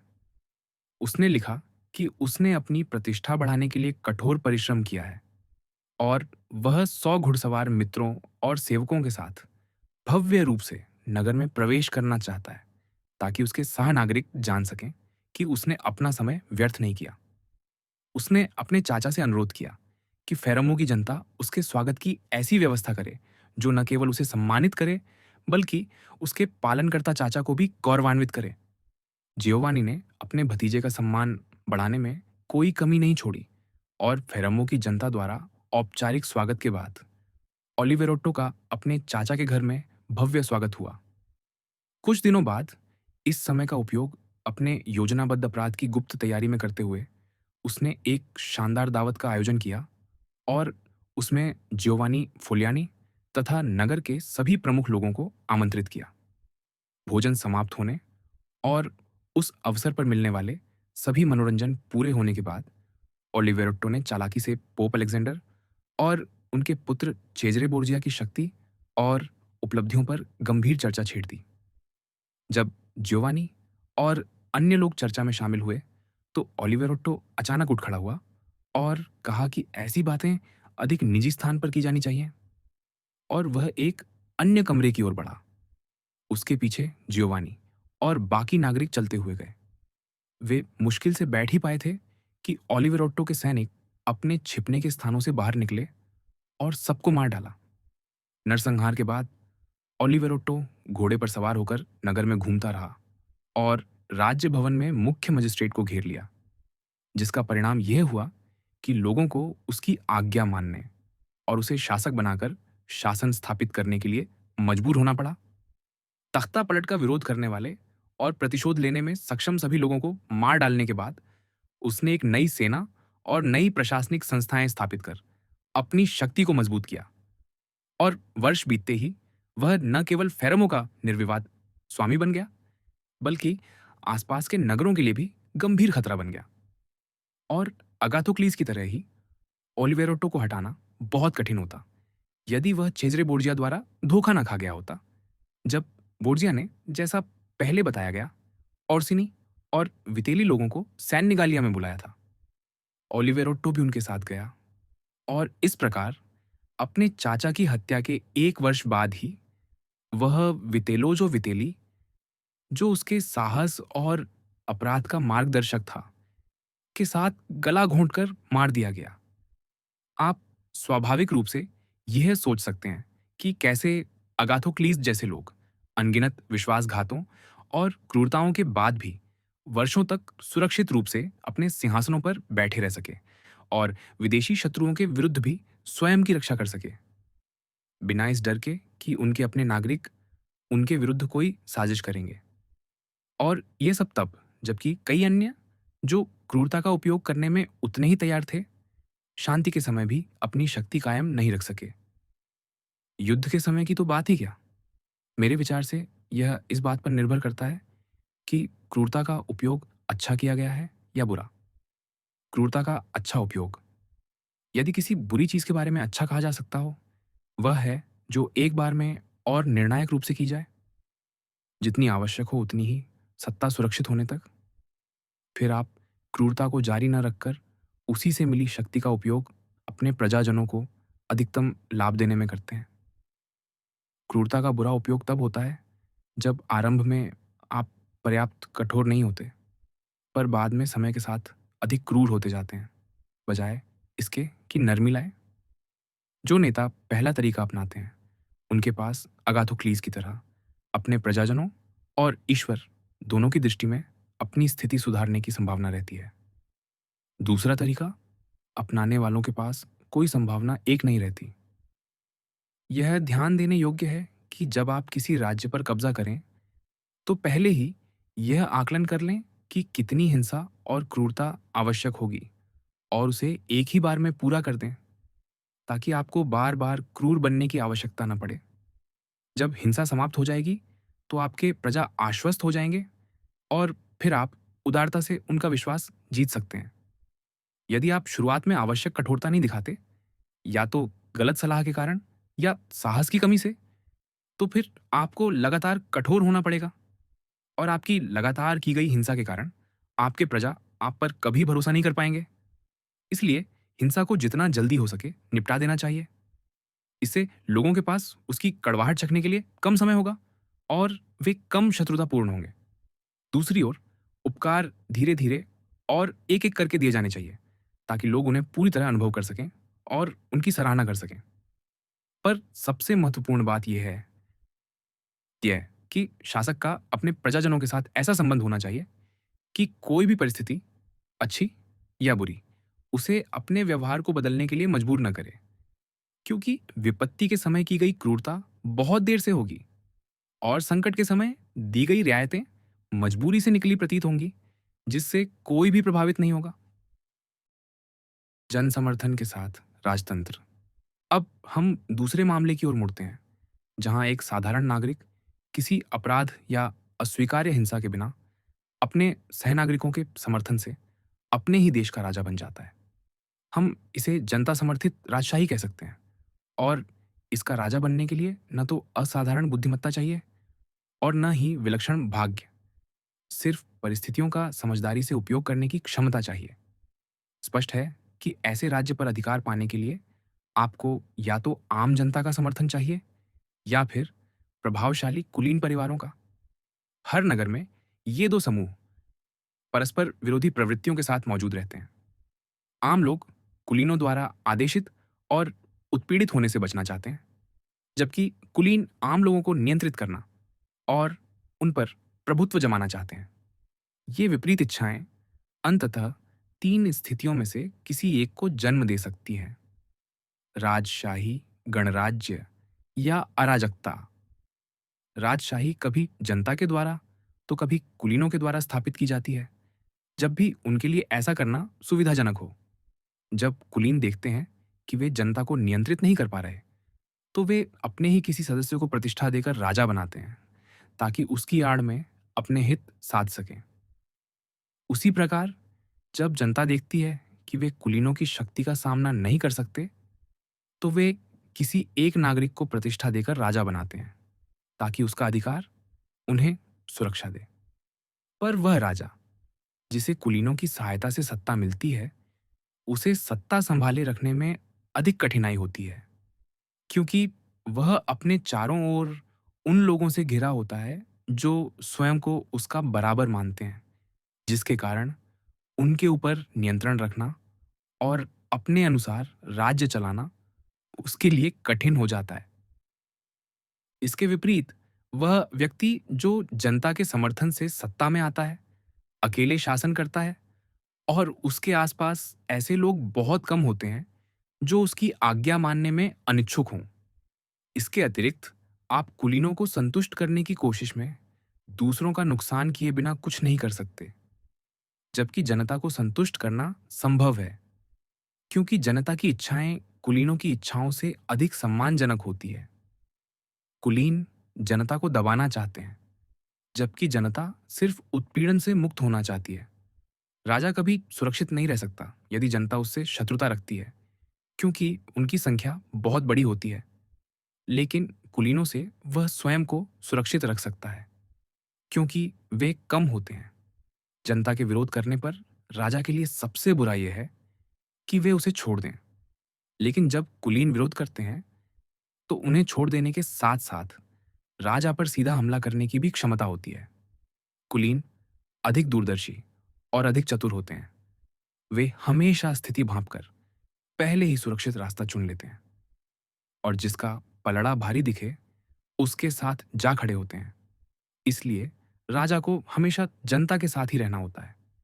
पर कुलीनों के साथ ऐसा नहीं, क्योंकि वह चाहें तो उन्हें सम्मान देकर ऊंचा उठाए या पद छीनकर नीचे गिरा दे। कुलीनों को लेकर इस प्रश्न को स्पष्ट करना आवश्यक है। जैसा कि मैं देखता हूं, कुलीनों को दो वर्गों में बांटा जा सकता है। वे जो अपनी किस्मत पूरी तरह आपके साथ बांध देते हैं, और वे जो ऐसा नहीं करते। जो लोग आपकी किस्मत से स्वयं को जोड़ देते हैं और लालची नहीं होते, उन्हें सम्मान और प्रेम मिलना चाहिए। बाकी लोग दो प्रकार के होते हैं। कुछ ऐसे होते हैं जिनमें स्वभावतः दृढ़ता नहीं होती और वे भयभीत रहते हैं। ऐसे लोगों का उपयोग आप कर सकते हैं, खासकर जब वे समझदारी भरी सलाह दे सकें। क्योंकि जब चीजें ठीक चल रही होंगी, तो वे आपका सम्मान करेंगे और जब कठिनाई आएगी, तो आप उनसे डरेंगे नहीं। लेकिन जो लोग अपनी महत्वाकांक्षा और स्वार्थ के कारण पीछे हटते हैं, वे अपनी भलाई के बारे में अधिक सोचते हैं और आपकी भलाई के बारे में कम। ऐसे लोगों से सावधान रहना चाहिए और उन्हें पहले से ही शत्रु मानकर संभालना चाहिए, क्योंकि विपत्ति आते ही वे आपके पतन के लिए काम करेंगे। इस प्रकार जो व्यक्ति जनता के समर्थन से राजा बनता है, उसे जनता को अपने पक्ष में बनाए रखना चाहिए। ये कठिन नहीं है, क्योंकि जनता सिर्फ उत्पीड़न से मुक्त रहना चाहती है। लेकिन वह व्यक्ति जो जनता के विरोध के बावजूद कुलीनों के सहारे राजा बनता है, उसे पूरी प्राथमिकता जनता की निष्ठा जीतने को देनी चाहिए। यह वह आसानी से कर सकता है यदि वह जनता की रक्षा करे।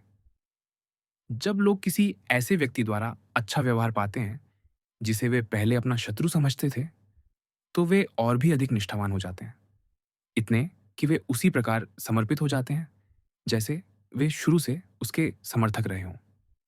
लोगों का स्नेह पाने के अनेक तरीके हैं, पर ये परिस्थितियों पर निर्भर करते हैं और इन पर निश्चित नियम नहीं बनाए जा सकते। इसलिए मैं उनमें नहीं जाऊंगा।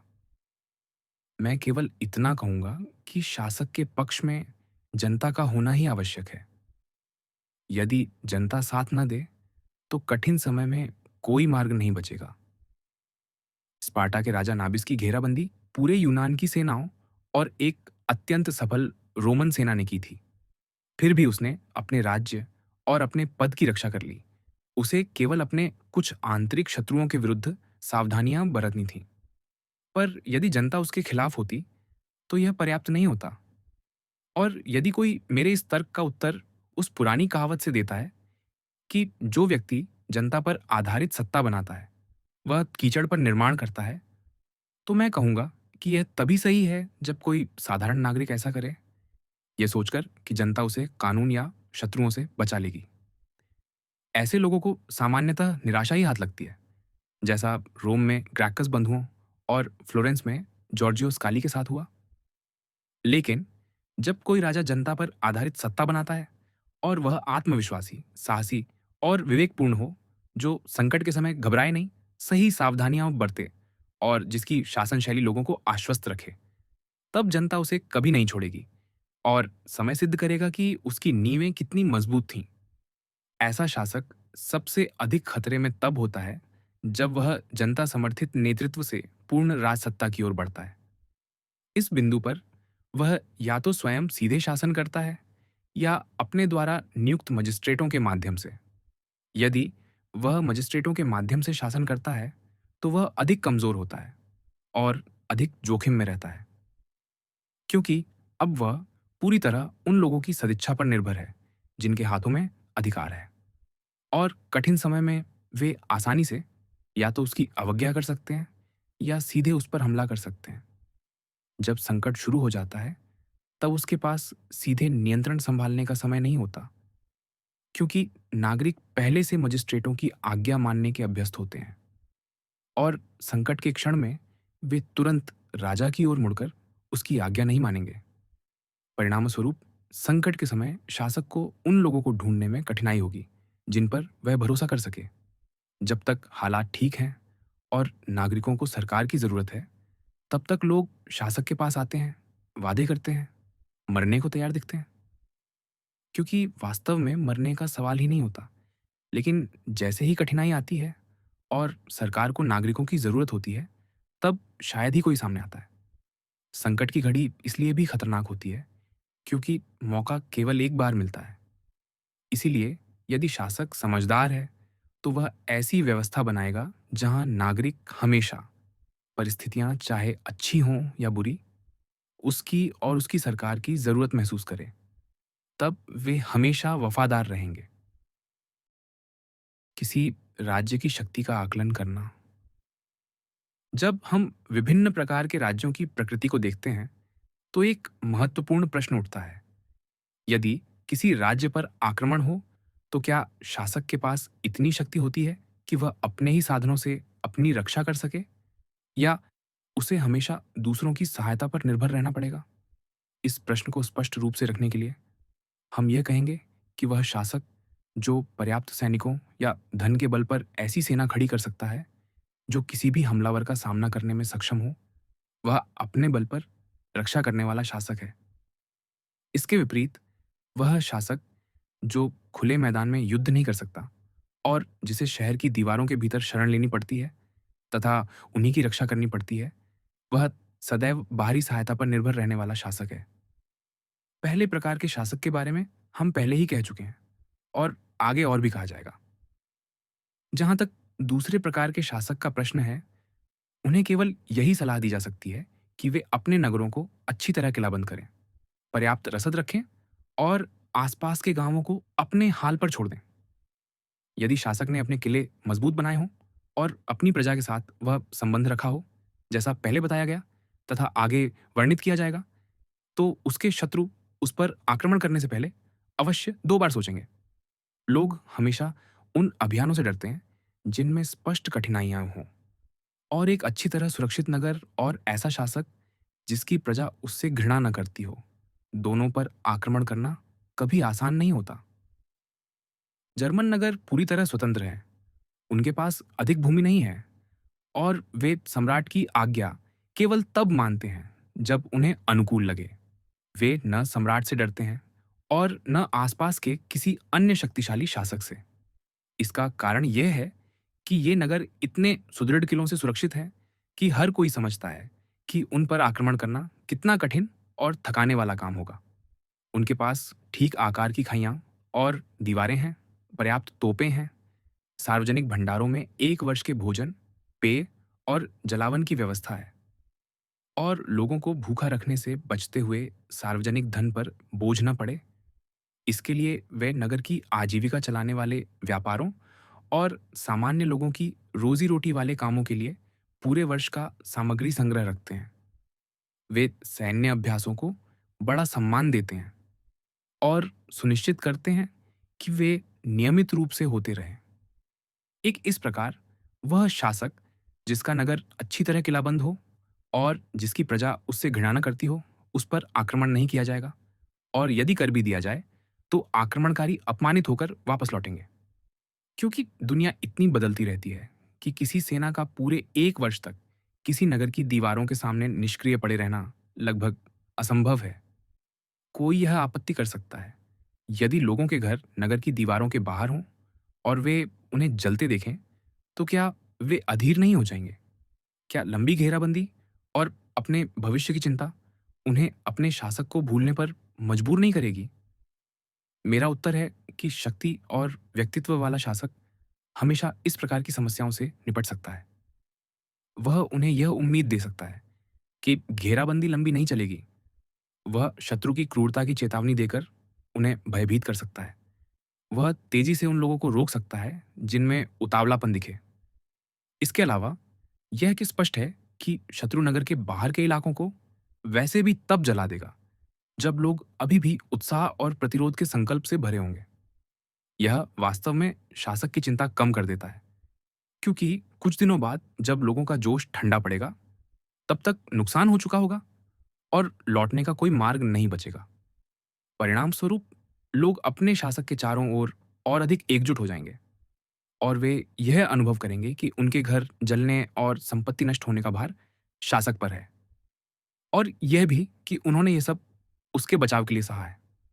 मनुष्य का स्वभाव है कि वह अपने नेता से उतना ही और अधिक जुड़ जाता है जितना वह नेता उसके लिए करता है, कभी-कभी उससे भी अधिक। इसीलिए यदि शासक बुद्धिमान हो, तो घेराबंदी के पूरे समय वह अपनी प्रजा को दृढ़ बनाए रख सकता है, बशर्ते कि उन्हें भोजन मिले और हथियार मिले जिनसे वे अपनी रक्षा कर सकें। चर्च राज्य राज्य का अंतिम प्रकार चर्च का राज्य है। इस मामले में किसी शासक को जिन कठिनाइयों का सामना करना पड़ता है, वे सब सत्ता संभालने से पहले ही आती हैं, क्योंकि ऐसे राज्य को पाने के लिए भले ही योग्यता या भाग्य की आवश्यकता पड़े, पर उसे संभाले रखने के लिए न तो योग्यता चाहिए और न ही भाग्य। चर्च राज्य प्राचीन धार्मिक संस्थाओं के सहारे टिके रहते हैं, जो इतनी मजबूत और दृढ़ होती हैं कि चाहे शासक जैसा भी हो या जैसा भी जीवन जिए, वे उसे सत्ता में बनाए रखती हैं।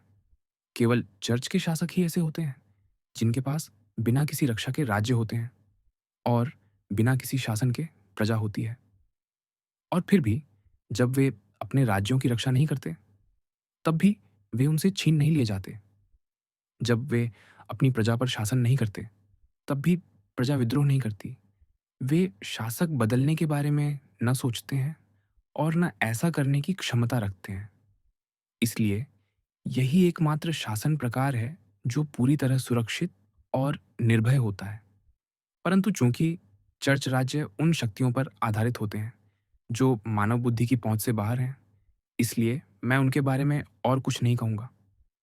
ईश्वर ने उन्हें बनाया है और वही उन्हें बनाए रखता है, और किसी साधारण मनुष्य के लिए उन पर चर्चा करना दुस्साहस और अहंकार होगा। फिर भी यदि कोई मुझसे यह पूछे कि हाल के समय में चर्च ने लौकिक सत्ता में इतनी तीव्र वृद्धि कैसे प्राप्त कर ली, एक ऐसी स्थिति से जहां पोप अलेक्जेंडर से पहले इटली का सबसे तुच्छ शासक भी लौकिक मामलों में चर्च को कोई महत्व नहीं देता था, से लेकर आज की स्थिति तक जहां पोप फ्रांस के राजा तक को भयभीत कर सकता है, उसे इटली से खदेड़ सकता है और वेनिस वासियों को कुचल सकता है।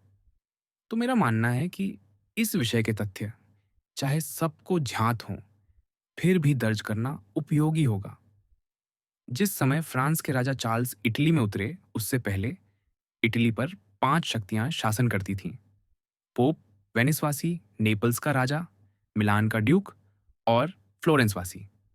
स्वाभाविक रूप से इन शक्तिशाली राज्यों की दो ही प्रमुख चिंताएं थीं: विदेशी सेनाओं को इटली से बाहर रखना और एक दूसरे को अधिक भूमि हड़पने से रोकना। इन सब में पोप और वेनिसवासी विस्तार की सबसे अधिक इच्छा रखते थे।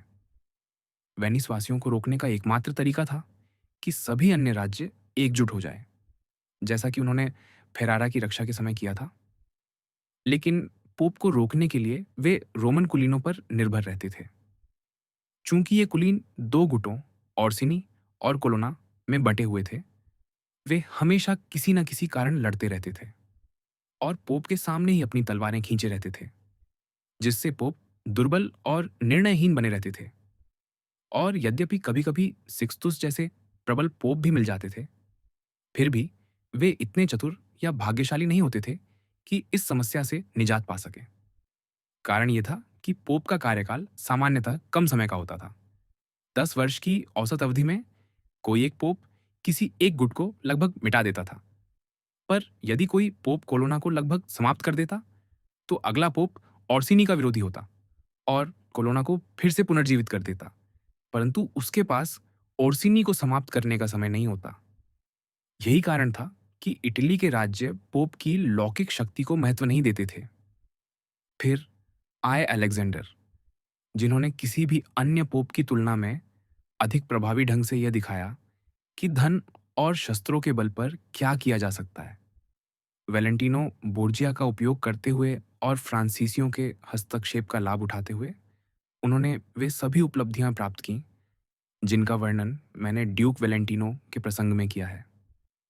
और यद्यपि अलेक्जेंडर का उद्देश्य चर्च को नहीं बल्कि अपने पुत्र को महान बनाना था, फिर भी उनके कार्यों ने चर्च की शक्ति बढ़ा दी, क्योंकि उनके और वेलेंटिनो की मृत्यु के बाद चर्च ने ही उनकी सभी विजय को विरासत में पाया। इसलिए जब जूलियस पोप चुने गए, तो उन्होंने एक ऐसा चर्च पाया जो पूरे रोमाग्ना पर अधिकार रखता था और अलेक्जेंडर द्वारा रोमन कुलीनों और उनके गुटों को कुचल देने के कारण अत्यंत शक्तिशाली हो चुका था।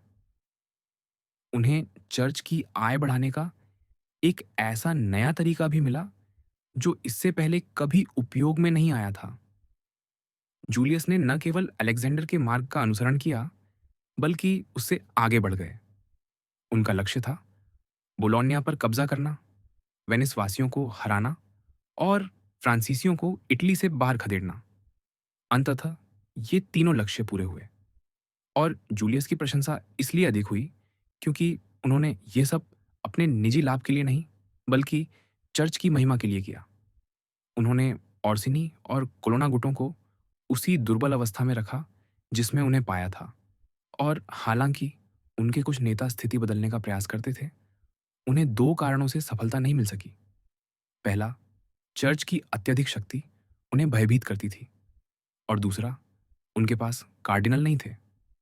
कार्डिनल हमेशा आंतरिक विभाजन का कारण होते हैं।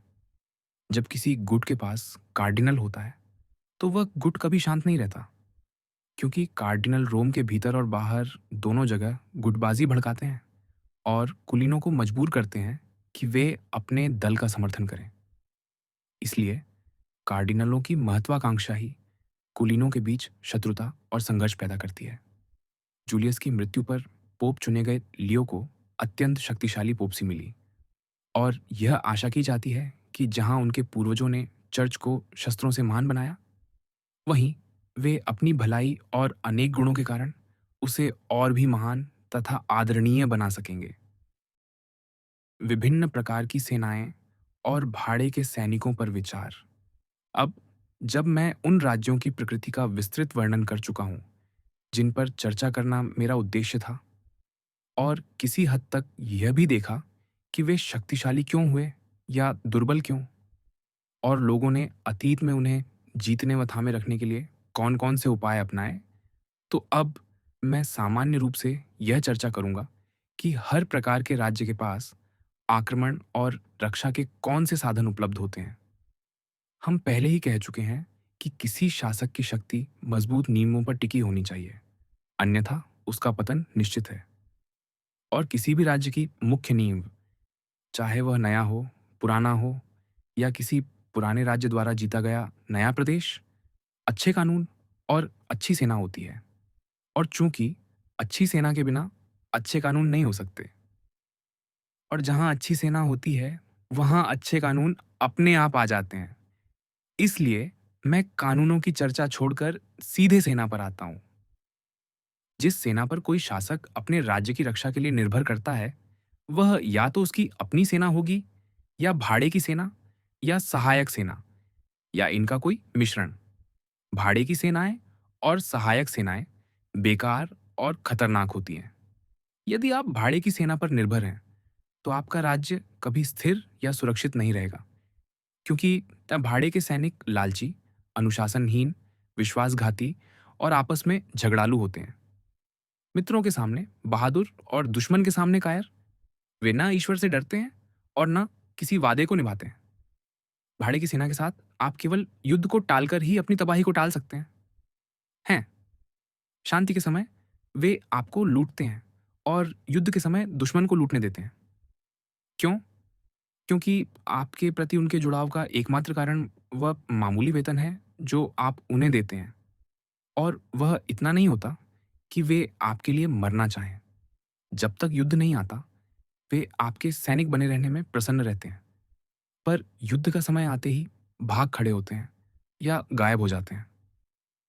पाठक को यह समझाना कठिन नहीं होना चाहिए, क्योंकि इटली की जो दुर्दशा आज दिख रही है, वह केवल लंबे समय तक भाड़े की सेनाओं पर निर्भर रहने का परिणाम है। यह सच है कि इन सेनाओं ने कभी-कभी युद्ध जीते और दूसरी भाड़े की सेनाओं के विरुद्ध बहादुर भी दिखी, लेकिन जैसे ही कोई विदेशी सेना आई, उनकी असलियत खुल गई। फ्रांस का राजा चार्ल्स को तो लड़ना भी नहीं पड़ा। उसके सैनिकों ने उन भवनों पर सिर्फ चाक के क्रॉस लगा दिए जिन पर वे डेरा डालने वाले थे। जब सावोनारोला ने कहा कि हमने अपने पापों से यह बर्बादी अपने ऊपर बुला ली है, तो वह सही था। बस पाप वे नहीं थे जिनके बारे में वह सोचता था, बल्कि वे थे जिनके बारे में मैं अब बात कर रहा हूं। और चूंकि ये पाप शासकों के थे, इसलिए कीमत भी शासकों ने ही चुकाई। मैं बताना चाहता हूं कि भाड़े की सेनाएं क्यों बुरी होती हैं। भाड़े की सेना का सेनापति, चाहे उत्कृष्ट सैनिक हो और चाहे न हो, दोनों ही स्थितियों में वह विनाश का कारण बनता है। यदि वह सक्षम है, तो आप उस पर भरोसा नहीं कर सकते, क्योंकि वह स्वयं शक्ति प्राप्त करना चाहेगा, या तो आप पर हमला करके या आपकी इच्छा के विरुद्ध दूसरों पर हमला करके। और यदि वह अक्षम है, तब भी वह आपको नष्ट कर देगा। यदि कोई कहे कि इससे क्या फर्क पड़ता है कि सेना कौन चलाता है, क्योंकि सेनापति तो हमेशा ऐसा ही व्यवहार करते हैं, चाहे भाड़े के हों या ना हों, तो मेरा उत्तर यह है, सेना हमेशा या तो किसी वंशानुगत शासक की सेवा में होती है या किसी गणराज्य की। शासक को स्वयं युद्ध में उपस्थित रहकर सेनापति होना चाहिए। गणराज्य को अपने नागरिकों को भेजना चाहिए। यदि वे किसी अयोग्य व्यक्ति को भेज दें, तो उसे बदल देना चाहिए। यदि वह योग्य निकले, तो उसे ऐसे कानूनों के द्वारा नियंत्रित रखना चाहिए जो उसे उसकी सीमाओं से बाहर न जाने दें। अनुभव बताता है कि केवल वे शासक और गणराज्य जो अपनी ही सेनाओं पर निर्भर रहे, वे ही महान बने। भाड़े की सेनाएं केवल विनाश लाती हैं, और कोई गणराज्य जो अपनी सेना रखता है, उसके किसी तख्तापलट का शिकार होने की संभावना भाड़े की सेना रखने वाले गणराज्य से बहुत कम होती है। रोम और स्पार्टा कई सदियों तक सशस्त्र और स्वतंत्र रहे। स्विस लोग अत्यंत अच्छी तरह सशस्त्र और पूरी तरह स्वतंत्र हैं। प्राचीन काल में भाड़े की सेना के उपयोग का एक उदाहरण कार्थेज है।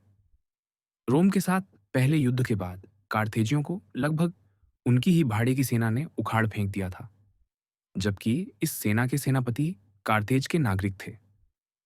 एपामिनोदास की मृत्यु के बाद थेबियो ने मकदूनिया के फिलिप को अपनी सेना का सेनापति बनाया, और जैसे ही उसने युद्ध जीता, उसने उनका स्वतंत्रता छीन ली। फिलिपो मारिया विस्कोंती की मृत्यु पर मिलान वासियों ने फ्रांसेस्को स्फोर्जा को वेनिस वासियों से लड़ने के लिए बुलाया। पर कारावाज्जो में वेनिस वासियों एक को हराने के बाद स्फोर्जा उन्हीं के साथ मिल गया और अपने ही नियोक्ताओं मिलानवासियों को उखाड़ फेंकने में उनके साथ हो लिया।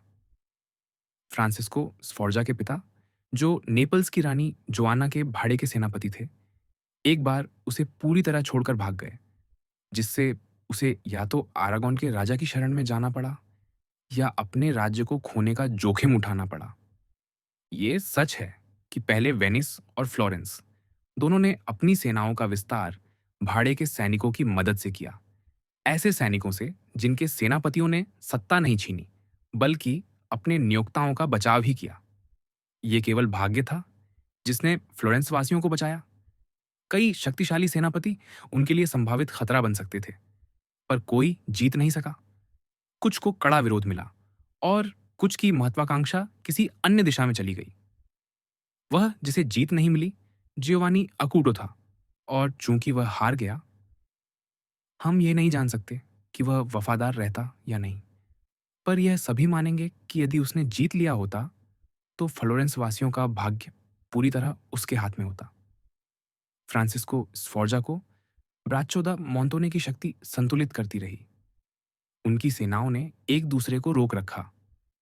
स्फोर्जा की महत्वाकांक्षा लोम्बार्डी की ओर मुड़ गई, जबकि ब्राच्चो रोम और नेपल्स की ओर युद्ध करने चला गया। हाल ही में फ्लोरेंस वासियों ने पाओलो वितेली को अपनी सेना का सेनापति बनाया, एक अत्यंत गंभीर और प्रतिभाशाली व्यक्ति जो कुछ नहीं से उठकर असाधारण प्रतिष्ठा तक पहुंचा था। यदि उसने उनके लिए पीसा पर कब्जा कर लिया होता, तो इसमें कोई संदेह नहीं कि फ्लोरेंस वासी उसे अपने पास रखने पर विवश होते, क्योंकि यदि वह दुश्मनों के साथ मिल जाता, तो उनके पास बचने का कोई मार्ग नहीं रहता। पर उसे अपने पास रखने का अर्थ होता उसे अपना शासक स्वीकार कर लेना। वेनिस वासियों की ओर देखें तो पाएंगे कि जब वे अपने लिए लड़ते थे समुद्र में, तो अत्यंत आत्मविश्वास और सफलता के साथ लड़ते थे, जहां उनके रईस और सशस्त्र नागरिक दोनों अद्भुत साहस दिखाते थे। परंतु भूमि पर लड़ना शुरू करते ही उन्होंने अपनी इन खूबियों को छोड़ दिया और इटली के अन्य राज्यों की तरह भाड़े की सेनाएं रख लीं। अपने आरंभिक विस्तार के समय, जब उनके पास बहुत कम भूभाग था और बड़ी प्रतिष्ठा, तब उन्हें अपने भाड़े के सेनापतियों की अधिक चिंता नहीं करनी पड़ती थी। लेकिन जब वे कार्मान्योला के नेतृत्व में प्रायद्वीप में और भीतर बढ़े, तब उन्हें समझ आने लगा कि भाड़े की सेनाएं कैसी मुसीबत बन सकती है। उन्होंने देखा कि कार्मान्योला कितना उत्कृष्ट सेनापति था और उसकी अगुवाई में उन्होंने मिलान के ड्यूक को हरा दिया था। इसीलिए जब उसने युद्ध में रुचि खोनी शुरू की, तो वे तुरंत समझ गए। वे जानते थे कि उसके रहते हुए और कुछ जीत नहीं सकते, क्योंकि वह स्वयं नहीं चाहता था। लेकिन वे उसे हटाएं भी कैसे, क्योंकि ऐसा करने से वे वह भी खो सकते थे जो पहले जीत चुके थे। ऐसे में एक ही सुरक्षित उपाय बचता था, उसे मरवा देना। बाद में उन्होंने बार्तोलोमेओ दा बेरगामो, रुबेर्तो दा सैन सेवेरिनो, निकोलो ओर्सिनी और पितिलियानो के काउंट जैसे अन्य सेनापतियों को नियुक्त किया, जो हमेशा जीतने की अपेक्षा हारने के अधिक योग्य साबित हुए। और अंततः वाइलिया की लड़ाई में वेनिस वासियों ने एक ही दिन में उन सभी सफलताओं को खो दिया जिन्हें वे 800 वर्षों से एकत्र कर रहे थे। सच तो यह है कि भाड़े की सेनाएं केवल धीमी, देर से मिलने वाली, कमजोर जीतें देती हैं और फिर अचानक हैरत में डाल देने वाली हारें। इन उदाहरणों का संबंध इटली से है, जो कई वर्षों से भाड़े की सेनाओं के अधीन रही है। अब मैं इस समस्या को व्यापक दृष्टि से देखना चाहता हूँ, क्योंकि यदि हम इसके मूल और विकास को समझ लें, तो इसका समाधान ढूंढना आसान होगा। हमें याद रखना चाहिए कि हाल के सदियों में जैसे जैसे सम्राट की शक्ति इटली में कम होती गई और पोप की लौकिक सत्ता बढ़ती गई, देश छोटे छोटे राज्यों में बंट गया। बड़े नगरों ने उन स्थानीय कुलीनों के विरुद्ध विद्रोह कर दिया जिनके पास नियंत्रण बनाए रखने के लिए सम्राट का समर्थन आवश्यक था। चर्च ने इन विद्रोहों का समर्थन किया ताकि अपनी ही शक्ति बढ़ा सके। अन्य अनेक नगरों में निजी नागरिक शासक बन बैठे। इस प्रकार इटली का बड़ा भाग चर्च और गणराज्यों के हाथ में आ गया। ऐसे लोगों के हाथ में जिन्हें युद्ध का कोई अनुभव नहीं था, इसलिए उन्होंने बाहर से सैनिक बुलाने शुरू कर दिए। पहला भाड़े का सेनापति, जिसने बड़ा नाम कमाया, वह रोमाग्ना का अल्बेरिगो दा कोन्यो था। उससे जो सीख मिली, उसके आधार पर ब्राचो दा मोंतोने और फ्रांसिस्को स्फोर्जा जैसे लोग इटली के भाग्य निर्धारक बन गए। उनके बाद अन्य अनेक भाड़े के सेनापति आए, हमारे अपने समय तक, और इन सबकी प्रतिभा और महत्वाकांक्षा का अंतिम परिणाम यह हुआ कि इटली पर चार्ल्स ने आक्रमण किया। लुई ने उसे रौंदा, फर्डिनेंड ने उसे तोड़ा और स्विसों ने उसे अपमानित किया। भाड़े के सैनिकों की पहली रणनीति यह थी कि वे अपनी महत्ता बढ़ाने के लिए पैदल सेना की महत्ता कम कर दें। चूंकि उनके पास कोई अपना प्रदेश नहीं था और वे केवल युद्ध से मिलने वाली आय पर जीवित रहते थे, वे बड़ी संख्या में पैदल सैनिक नहीं रख सकते थे। थोड़ी संख्या में पैदल सेना दिखावे के लिए काफी नहीं होती, इसलिए उन्होंने घुड़सवार सेना पर ध्यान दिया, जिसे संख्यात्मक रूप से संभालना आसान था और जो उन्हें अधिक सम्मान भी दिलाती थी। स्थिति यहां तक पहुंच गई कि 20,000 सैनिकों की सेना में 2,000 से कम पैदल सैनिक होते थे। इसके अलावा भाड़े की सेनाएं जितना हो सके कठिनाई और खतरे से बचती थीं। वे युद्ध में एक दूसरे को मारते नहीं थे, कैदी बना लेते थे और फिर फिरौती मांगने की भी जरूरत नहीं समझते थे। वे रात में किलेबंदी पर हमला नहीं करते थे।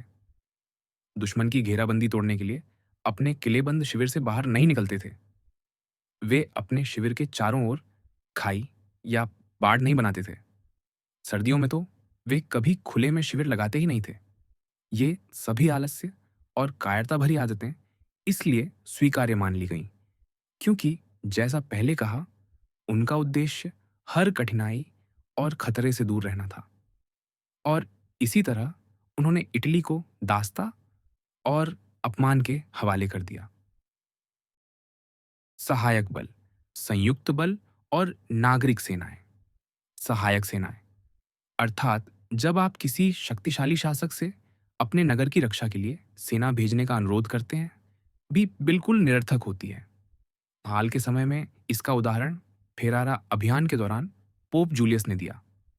अपनी भाड़े की सेना को युद्ध में अयोग्य देखकर उन्होंने स्पेन के राजा फर्डिनेंड से अपनी सेना भेजने का समझौता किया।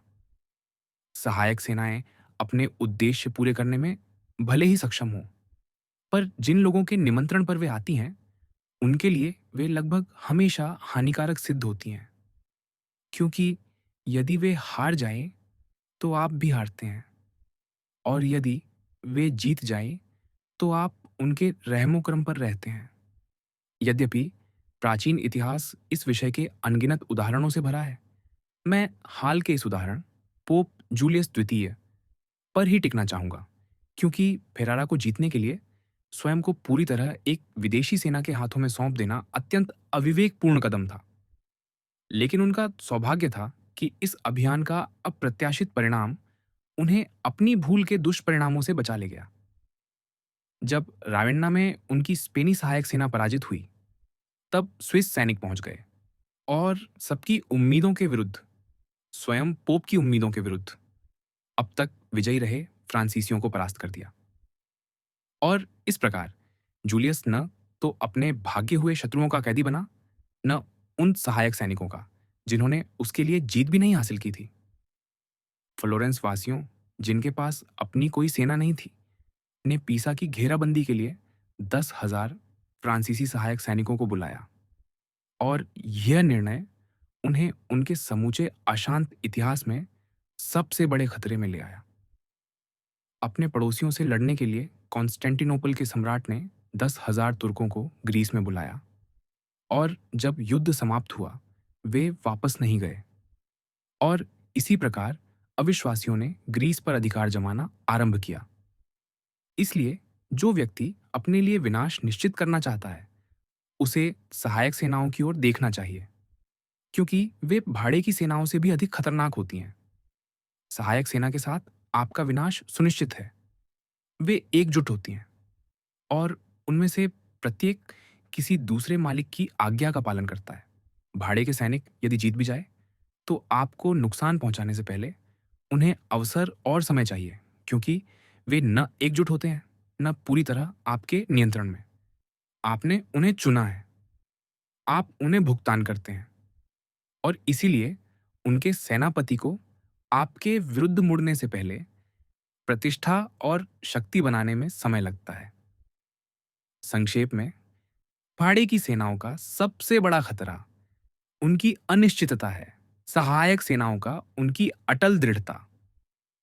इसलिए विवेकशील शासकों ने हमेशा सहायक और भाड़े की सेनाओं से बचकर अपनी ही सेना पर भरोसा किया है, और वे अपनी सेना के साथ हार जाना पसंद करेंगे, लेकिन किसी और की सेना के साथ जीतना नहीं, क्योंकि विदेशी सैनिकों की सहायता से मिली जीत असली जीत नहीं होती। चेजरे बोर्जिया इसका अच्छा उदाहरण है। उसने रोमाग्ना पर आक्रमण फ्रांसीसी सहायक सेना की सहायता से किया और इमोला व फॉर्ली पर कब्जा कर लिया। पर जब उसे लगा कि वे भरोसेमंद नहीं हैं, तो उसने भाड़े के सैनिकों को अपेक्षाकृत कम खतरनाक विकल्प समझकर ओर्सिनी और वितेली सेनाओं को नियुक्त किया। लेकिन जब उसने पाया कि वे युद्ध में सुस्त और विश्वासघाती हैं, तब उसने उन्हें समाप्त कर अपनी सेना स्वयं बनाई और अपने ही सैनिक तैयार किए। यदि आप ध्यान से देखें, जब उसके पास केवल फ्रांसीसी थे, जब ओर्सिनी और वितेली थे, और जब उसके अपने सैनिक थे, तो आप पाएंगे कि प्रत्येक परिवर्तन के साथ उसकी प्रतिष्ठा बढ़ती गई, और केवल तब वह वास्तव में सम्मानित हुआ जब सभी ये जान गए कि उसकी सेना पूरी तरह उसकी अपनी है। मैं सिर्फ हाल के इतालवी उदाहरणों तक सीमित रहना चाहता था, किंतु सिराक्यूज के हीरो का उल्लेख किए बिना नहीं रह सकता, क्योंकि मैं पहले उसके बारे में बोल चुका हूं। जैसा मैंने बताया, जब उसे सिराक्यूज की सेना का नेतृत्व सौंपा गया, तो उसने देखा कि उसके बीच भाड़े के सैनिक बिल्कुल व्यर्थ थे, ठीक वैसे ही जैसे आज के इतालवी भाड़े के सेनापति। उसने समझ लिया कि वह न तो उनका उपयोग कर सकता है और न उन्हें जाने दे सकता है। इसलिए उसने उन्हें सबको मरवा दिया और फिर केवल अपने ही सैनिकों के साथ युद्ध किया। मैं पुराने नियम की एक कथा भी जोड़ना चाहूंगा। जब दाऊद ने फिलिस्ती योद्धा गोलियत से लड़ने का प्रस्ताव रखा, तब साउल ने उसे अपना कवच देने की कोशिश की ताकि उसका साहस बढ़े। पर दाऊद ने उसे पहनते ही अस्वीकार कर दिया और कहा कि वह इसमें आत्मविश्वास महसूस नहीं करेगा। वह अपने ही गोफन और चाकू के साथ लड़ना पसंद करेगा। अंततः दूसरों का अस्त्र शस्त्र या तो बहुत ढीला होता है, या बहुत भारी, या बहुत कसकर जकड़ने वाला।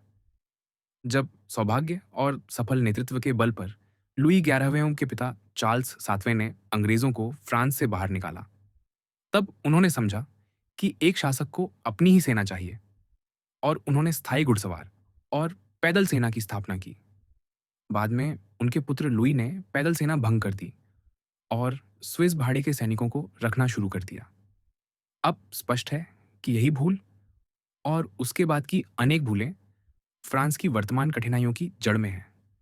स्विसों को यह बड़ा स्थान देकर लुई ने अपनी सेना निर्बल कर दी, क्योंकि अपनी पैदल सेना न होने के कारण उसकी घुड़सवार सेना पूरी तरह स्विसों पर निर्भर हो गई, और उनके साथ लड़ते लड़ते उन्हें यह आदत पड़ गई कि वे उनके बिना युद्ध जीत ही नहीं सकते।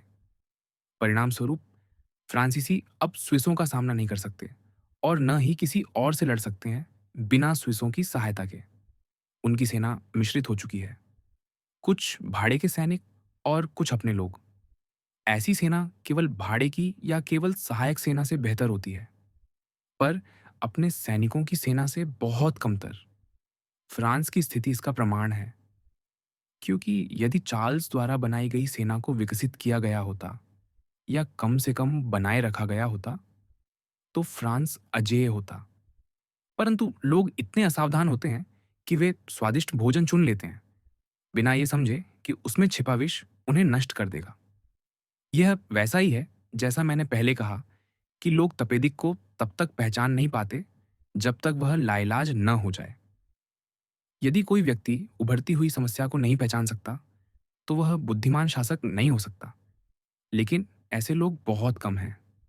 जो व्यक्ति रोम साम्राज्य के पतन के प्रथम कारण को ढूंढेगा, वह पाएगा कि वह समय था जब उन्होंने गौथों को भाड़े पर रखना शुरू किया। उसी क्षण से साम्राज्य की शक्ति क्षीण होने लगी और उसकी दृढ़ता उसके शत्रुओं की ओर बहने लगी। अंत में कोई भी राज्य अपनी सेना के बिना सुरक्षित नहीं हो सकता यदि उसके पास ऐसे सैनिक नहीं हैं जो संकट के समय दृढ़ता और निष्ठा से उसकी रक्षा करें, तो वह केवल भाग्य के भरोसे है। विद्वान लोग हमेशा कहते आए हैं कि ऐसी सत्ता से अधिक दुर्बल और अस्थिर कुछ नहीं जिसकी प्रतिष्ठा उसकी अपनी सेना से पुष्ट न होती हो। अपनी सेना का अर्थ है ऐसी सेना जो आपके प्रजाजनों, नागरिकों या आप पर निर्भर लोगों से बनी हो। बाकी सभी सेनाएं या तो भाड़े की होती हैं या सहायक। अपनी सेना कैसे स्थापित की जाए, यह समझने के लिए उन 4 व्यक्तियों के तरीकों को देखना पर्याप्त है जिनका मैंने पहले उल्लेख किया है, या मकदूनिया के फिलिप को, या अन्य अनेक राज्यों और गणराज्यों को। वे सभी पूर्णतः विश्वसनीय आदर्श हैं। एक शासक और उसकी सेना। इसलिए शासक को चाहिए कि वह युद्ध, सेना की संगठन व्यवस्था और सैन्य अनुशासन के अतिरिक्त किसी और उद्देश्य या कार्य पर ध्यान न दे, न ही अपने लिए किसी अन्य प्रकार का कौशल विकसित करने की कोशिश करे। यही एकमात्र उपयुक्त कार्य है जिसके लिए वह बनाया गया है। यह ऐसा शक्तिशाली कार्य है कि यह न केवल जन्म से शासक लोगों को उनके सिंहासन पर बनाए रखता है, बल्कि कई साधारण नागरिकों को भी सत्ता के शिखर तक पहुंचा देता है। इसके विपरीत, जब शासक युद्ध कला की बजाय विलासिता में अधिक रुचि लेने लगते हैं, तो वे अपना राज्य खो देते हैं। वास्तव में शासक के पतन का सबसे बड़ा कारण युद्ध कला की उपेक्षा है, और उसके सत्ता प्राप्त करने का सबसे बड़ा कारण उसी में उत्कृष्ट होना है। फ्रांसिस्को स्फोर्जा, जो अपनी सेना सहित एक सैन्य व्यक्ति था, साधारण नागरिक से मिलान का ड्यूक बन गया। परंतु सैन्य कठिनाइयों से बचने की प्रवृत्ति के कारण उसके पुत्र ड्यूक से साधारण नागरिक बन गए। अपनी सेना न होने के अनेक दुष्परिणामों में से एक ये है कि लोग आपको तुच्छ समझने लगते हैं, और यह अपमान शासक के लिए घातक होता है, जैसा मैं आगे समझाऊंगा। वस्तुतः जिसके पास सेना है और जिसके पास नहीं है, इन दोनों के बीच कोई तुलना ही नहीं हो सकती। यह भी समझ में नहीं आता कि जिस व्यक्ति के पास सशस्त्र सेना हो, वह बिना सेना वाले व्यक्ति की आज्ञा क्यों माने, या जो व्यक्ति सेना नहीं रखता, वह अपने ही अधीनस्थ सशस्त्र व्यक्ति के पास सुरक्षित कैसे रह सकता है। एक में तिरस्कार होगा और दूसरे में भय, और ऐसे में दोनों मिलकर अच्छी तरह काम नहीं कर पाएंगे। अन्य अनेक कमियों के अतिरिक्त शासक जो सैन्य कार्यों में रुचि नहीं लेता, जैसा मैंने कहा, उसे अपने सैनिकों से सम्मान नहीं मिलता और वह उन पर भरोसा भी नहीं कर सकता।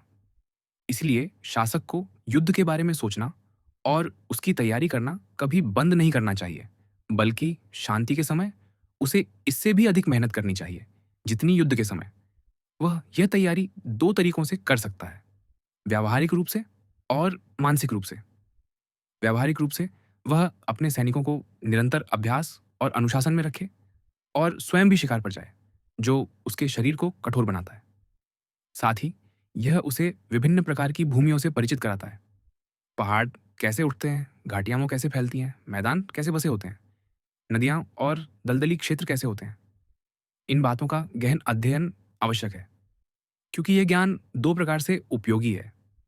पहला, वह अपने देश को भली भांति समझ सकेगा और उसकी रक्षा के मार्ग जान सकेगा। दूसरा, परिचित अनुभव उसे उन स्थानों की संरचना समझने में भी मदद करेगा जिन्हें वह पहले कभी न देखा हो। उदाहरण के लिए टस्कनी के पहाड़, घाटियाँ, मैदान, नदियाँ और दलदल बहुत हद तक अन्य क्षेत्रों से मिलते जुलते हैं। इसलिए एक स्थान की जानकारी दूसरे को समझने में सहायता करती है। जिस शासक को यह क्षमता नहीं होती, उसमें सेना नायक के लिए आवश्यक पहली योग्यता का ही अभाव होता है, क्योंकि भूमि की संरचना को समझना ही शत्रु को ढूंढने, सेना को सही मार्ग से ले जाने, शिविर लगाने, युद्ध की भूमिका तय करने और नगर पर घेराबंदी करने के सही तरीकों का आधार है। इतिहासकार आकेयन नेता फिलोपोमेन की विशेष सराहना इसलिए करते थे क्योंकि शांति के समय भी वह युद्ध रणनीति पर ही विचार करता रहता था। मित्रों के साथ ग्रामीण क्षेत्रों में घूमते हुए वह अक्सर रुककर पूछता, यदि शत्रु उस पहाड़ी पर हो और हम अपनी सेना के साथ नीचे हों, तो कौन बेहतर स्थिति में होगा? बिना क्रम टूटे हम कैसे आक्रमण कर सकते हैं? यदि पीछे हटना पड़े, तो कैसे हटेंगे? यदि वे पीछे हटे, तो हम उनका पीछा किस प्रकार करेंगे? वह जितनी स्थितियां संभव थीं, सब पर विचार करता। मित्र अपनी राय देते, वह अपनी राय समझाता। इस निरंतर मानसिक अभ्यास का परिणाम यह हुआ कि जब वह वास्तविक सेना का नेतृत्व करता, तब कोई भी परिस्थिति ऐसी नहीं आती थी जिसका सामना करना उसे न आता हो। शासक को अपने मन को प्रशिक्षित करने का एक और तरीका है इतिहास पढ़ना, विशेष रूप से महान नेताओं और उनकी उपलब्धियों का अध्ययन। उसे उनकी युद्ध रणनीतियों को देखना चाहिए और उनकी जीत हार के कारणों का अध्ययन करना चाहिए ताकि गलतियों से बच सके और सफलताओं का अनुकरण कर सके। उसे उन महान पुरुषों की तरह करना चाहिए जिन्होंने अपने लिए किसी अत्यंत प्रशंसित नेता को आदर्श चुना और उसके कार्यों को हमेशा अपने सामने रखा। कहा जाता है कि सिकंदर महान ने अखिलीस को अपना आदर्श बनाया, सीजर ने सिकंदर को और सिपियो ने साइरस को। जो कोई जेनोफन द्वारा लिखित साइरस का जीवन पढ़ेगा, वह समझ जाएगा कि सिपियो ने उसकी मानवीयता, उदारता, आकर्षण और भव्यता का कितना अनुसरण किया। एक समझदार शासक को इस शिक्षा का पालन करना चाहिए। शांति के समय ढील नहीं देनी चाहिए, बल्कि उसे अपनी तैयारी में बदलना चाहिए ताकि कठिन समय आने पर वह पूरी तरह तैयार हो और सौभाग्य का परिवर्तन उसे आश्चर्यचकित न कर दे। पुरुषों और विशेष रूप से शासकों की किन बातों के लिए प्रशंसा और निंदा की जाती है? अब समय आ गया है कि हम देखें कि एक शासक को अपने प्रजाजन और अपने मित्रों के साथ कैसा व्यवहार करना चाहिए। इस विषय पर बहुत कुछ लिखा जा चुका है, इसलिए मुझे भय है कि मेरी बात लोगों को दुस्साहसपूर्ण न लगे। विशेष रूप से इसलिए कि हाँ, अन्य विषयों की तुलना में अधिक जो आचार संहिता में प्रस्तुत कर रहा हूँ, वह लोगों को विवादास्पद प्रतीत हो सकती है। परंतु चूंकि मेरा उद्देश्य उन लोगों के लिए कुछ उपयोगी लिखना है जो इस विषय में रुचि रखते हैं, मुझे लगा कि काल्पनिक विचारों को दोहराने के बजाय सत्य को सामने रखना अधिक उपयुक्त होगा। अनेक लेखकों ने ऐसे गणराज्य और राज्य कल्पना में गढ़े हैं जिनका वास्तविक जीवन से कोई संबंध नहीं और जो कभी अस्तित्व में नहीं थे। यह अंतर इतना विशाल है कि लोग वास्तव में जैसे रहते हैं और जैसे उन्हें जीना चाहिए, इन दोनों के बीच जो व्यक्ति इस सोच में रहता है कि वह लोगों के व्यवहार की बजाय आदर्श आचरण का पालन करेगा, वह स्वयं को विनाश की ओर ले जा रहा है और अपनी सुरक्षा को भूल सकता है। यदि आप ऐसे संसार में जहां अधिकतर लोग अच्छे नहीं होते, हमेशा अच्छा बनने की जिद पर अड़े रहेंगे, तो आपका अंत बुरा ही होगा। इसीलिए यदि शासक को जीवित रहना है, तो उसे तब सीखना होगा कि आवश्यक होने पर अच्छा न बने रहना भी एक कौशल है। इसलिए लोगों ने शासकों के बारे में जो कल्पनाएं की हैं, उन्हें छोड़कर हम वास्तविकता पर ध्यान दें।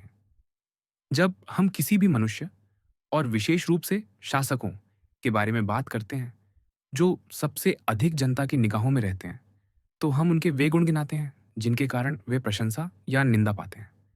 कोई उदार माना जाता है और कोई कंजूस, कोई दयालु, कोई लालची, कोई क्रूर, कोई नम्र, कोई छलपूर्ण, कोई निष्ठावान, कोई कमजोर और भयभीत, कोई साहसी और वीर, कोई सौम्य, कोई घमंडी, कोई कामुक, कोई संयमी, कोई सरल, कोई चालाक, कोई जिद्दी, कोई समायोजन करने वाला, कोई गंभीर, कोई हल्का, कोई धार्मिक, कोई नास्तिक और ऐसे ही अन्य अनेक गुण। और इसमें संदेह नहीं कि यह अत्यंत प्रशंसनीय बात होगी यदि किसी शासक में सभी अच्छे गुण हों और एक भी बुरा गुण ना हो। परंतु चूंकि जीवन की प्रकृति ही ऐसी है कि इनमें से सभी गुणों को हमेशा निभाना संभव नहीं, इसलिए शासक को यह देखना चाहिए कि किन अवगुणों से वह अपने पद को खोने का खतरा मोल ले सकता है। ऐसे अवगुणों से वह हर हाल में बचे। जहां तक उन अवगुणों की बात है जिनसे उसका राज्य नहीं खोएगा, उनसे भी वह बचे यदि संभव हो। लेकिन यदि न बच सके तो अधिक चिंता की आवश्यकता नहीं। उसी तरह शासक को उन कमियों की बुरी प्रतिष्ठा से नहीं डरना चाहिए जो सत्ता बनाए रखने के लिए लगभग आवश्यक हो जाती है।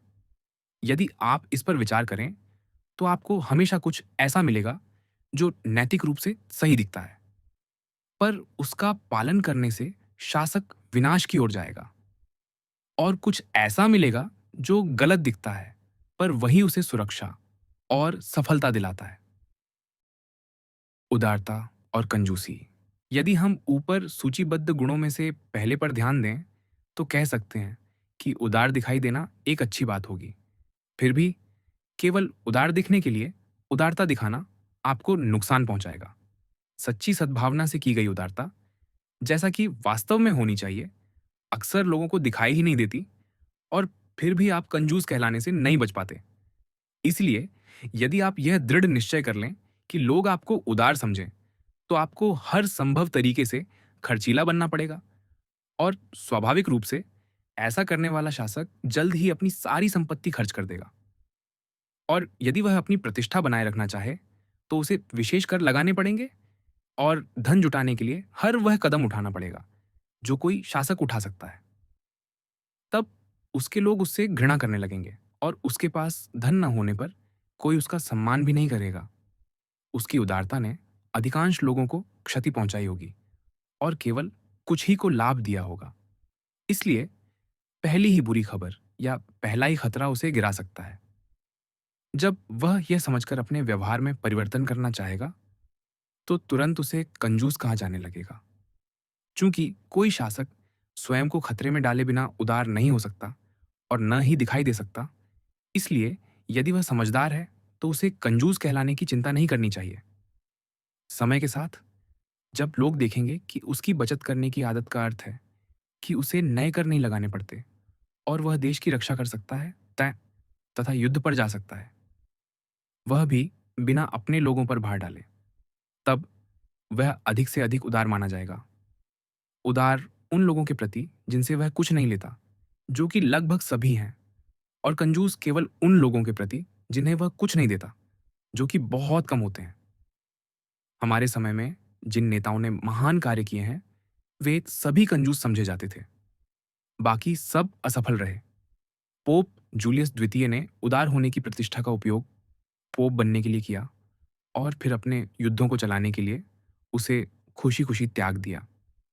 वर्तमान फ्रांस के राजा ने कई युद्ध लड़े हैं, पर नए कर नहीं लगाए, क्योंकि उसकी निरंतर बचत ने अतिरिक्त खर्च के लिए पर्याप्त धन उपलब्ध करा दिया। वर्तमान स्पेन के राजा ने भी इतने युद्ध इसलिए जीते हैं क्योंकि उसकी प्रतिष्ठा उदार होने की नहीं थी। इसीलिए यदि शासक के पास अपने देश की रक्षा करने का साधन हो, अपने प्रजाजनों से चोरी न करता हो और दूसरों का शिकार बनने से बचा रहता हो, और यदि उसके निर्धन होने का कोई खतरा ना हो, तो उसे कंजूस कहलाने की तनिक भी चिंता नहीं करनी चाहिए। यह उन नकारात्मक गुणों में से एक है जो उसे सत्ता में बनाए रखते हैं।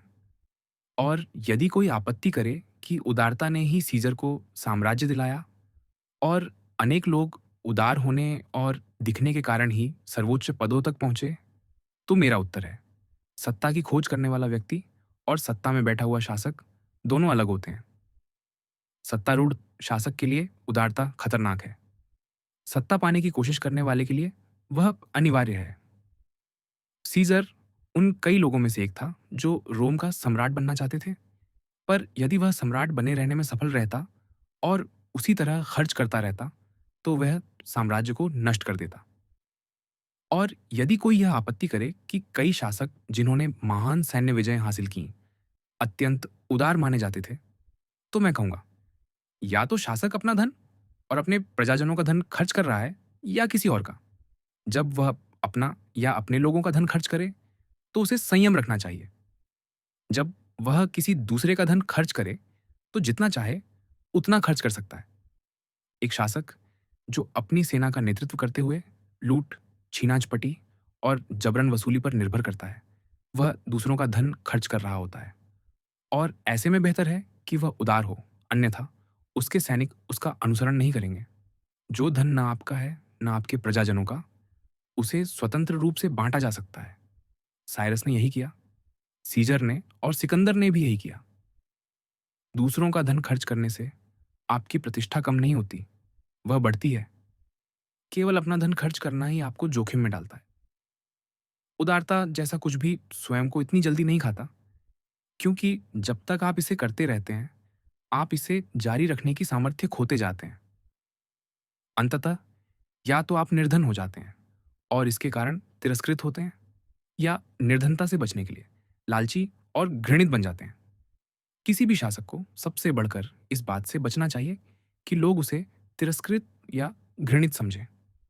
उदारता दोनों ओर ले जाती है। यह कहीं अधिक बुद्धिमानी है कि शासक कंजूस कहलाने की प्रतिष्ठा रखे, जिसमें एक कलंक तो है, पर यह लोगों में घृणा नहीं जगाती, बजाय इसके कि वह उदार दिखने की कोशिश करे और अंततः लालची समझा जाए, जिसमें कलंक भी है और घृणा भी। क्रूरता और करुणा, क्या डर बेहतर है या प्रेम पाना? अब हम अपनी सूची के अगले गुण पर आते हैं।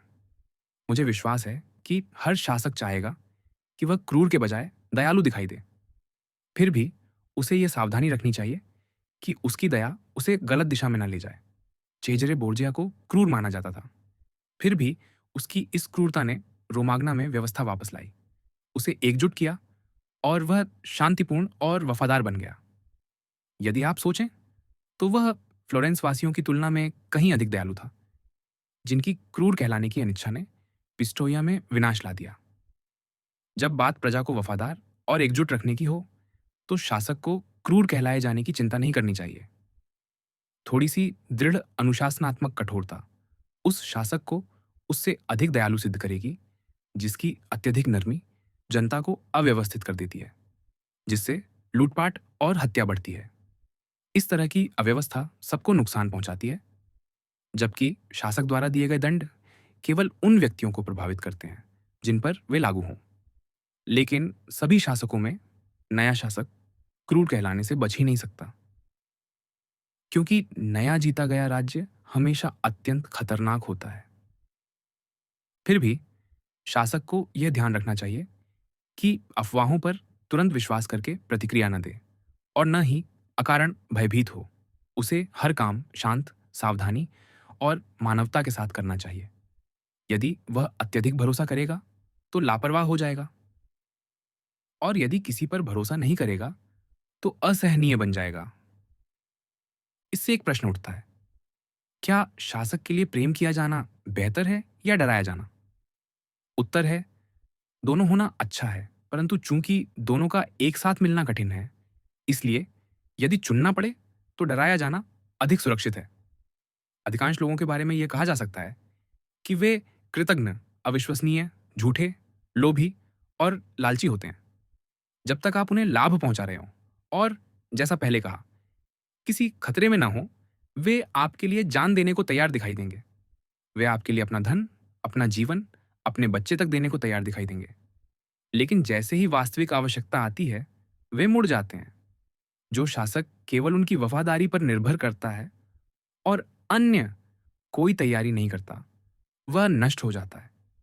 धन देकर खरीदी गई मित्रता, जो आपकी आत्मा और आपकी उपलब्धियों के प्रति सम्मान के कारण नहीं बनी हो, वह वास्तव में खरीदी तो गई होती है, पर कभी आपकी नहीं होती, और आवश्यकता के समय वह टिकती नहीं। लोग उस व्यक्ति को निराश करने में अधिक संकोच करते हैं जो भय पैदा करता है, उन लोगों की तुलना में जो प्रेम उत्पन्न करते हैं।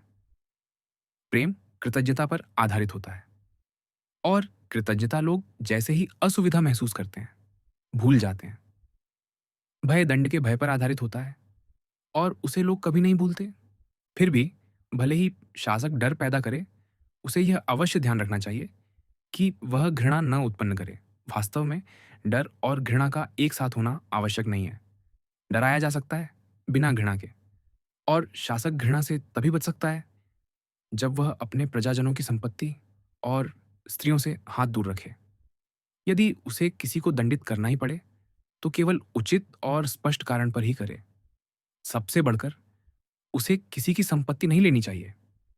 कोई आदमी अपने पिता की मृत्यु को अपनी जमीन या विरासत छिन जाने की तुलना में जल्दी भूल सकता है, दूसरे की संपत्ति लेने के लिए हमेशा कोई ना कोई बहाना मिल सकता है, और जो शासक एक बार ऐसा जीवन शुरू कर देता है, उसके पास और अधिक लेने के लिए बहाने कभी कम नहीं होंगे। इसके विपरीत, किसी को मौत की सज़ा देने के कारण दुर्लभ ही होते हैं और जल्दी बीत जाते हैं। लेकिन जब शासक अपनी सेना का नेतृत्व कर रहा हो और बड़ी संख्या में सैनिकों की कमान संभाल रहा हो, तब उसे क्रूर कहलाने में बिल्कुल संकोच नहीं करना चाहिए, वरना सेना को एकजुट और युद्ध के योग्य रखना असंभव होगा। हन्निबाल की सबसे प्रशंसनीय उपलब्धियों में से एक ये है कि उसने एक विशाल और विविध जनजातियों से बनी सेना को अपने मातृदेश से दूर रखकर भी किसी भी प्रकार का विद्रोह या अवज्ञा नहीं होने दी, न जीत के समय और न हार के समय। इसका एकमात्र कारण उसकी असाधारण कठोरता थी, जो उसकी अनेक उत्कृष्ट खूबियों के साथ मिलकर उसके सैनिकों में उसके प्रति सम्मान और भय दोनों उत्पन्न करती थी। यदि उसके पास केवल अच्छी खूबियां होती और कठोरता ना होती, तो वही प्रभाव उत्पन्न नहीं होता। इतिहासकार सोचते ही नहीं जब वे उसकी इस उपलब्धि की प्रशंसा करते हैं और फिर उसी क्रूरता की निंदा करते हैं जिसने इसे संभव बनाया। यह दिखाने के लिए कि केवल अच्छे गुण पर्याप्त नहीं होते, और यदि कठोरता न हो तो शासक की सेना टूट सकती है।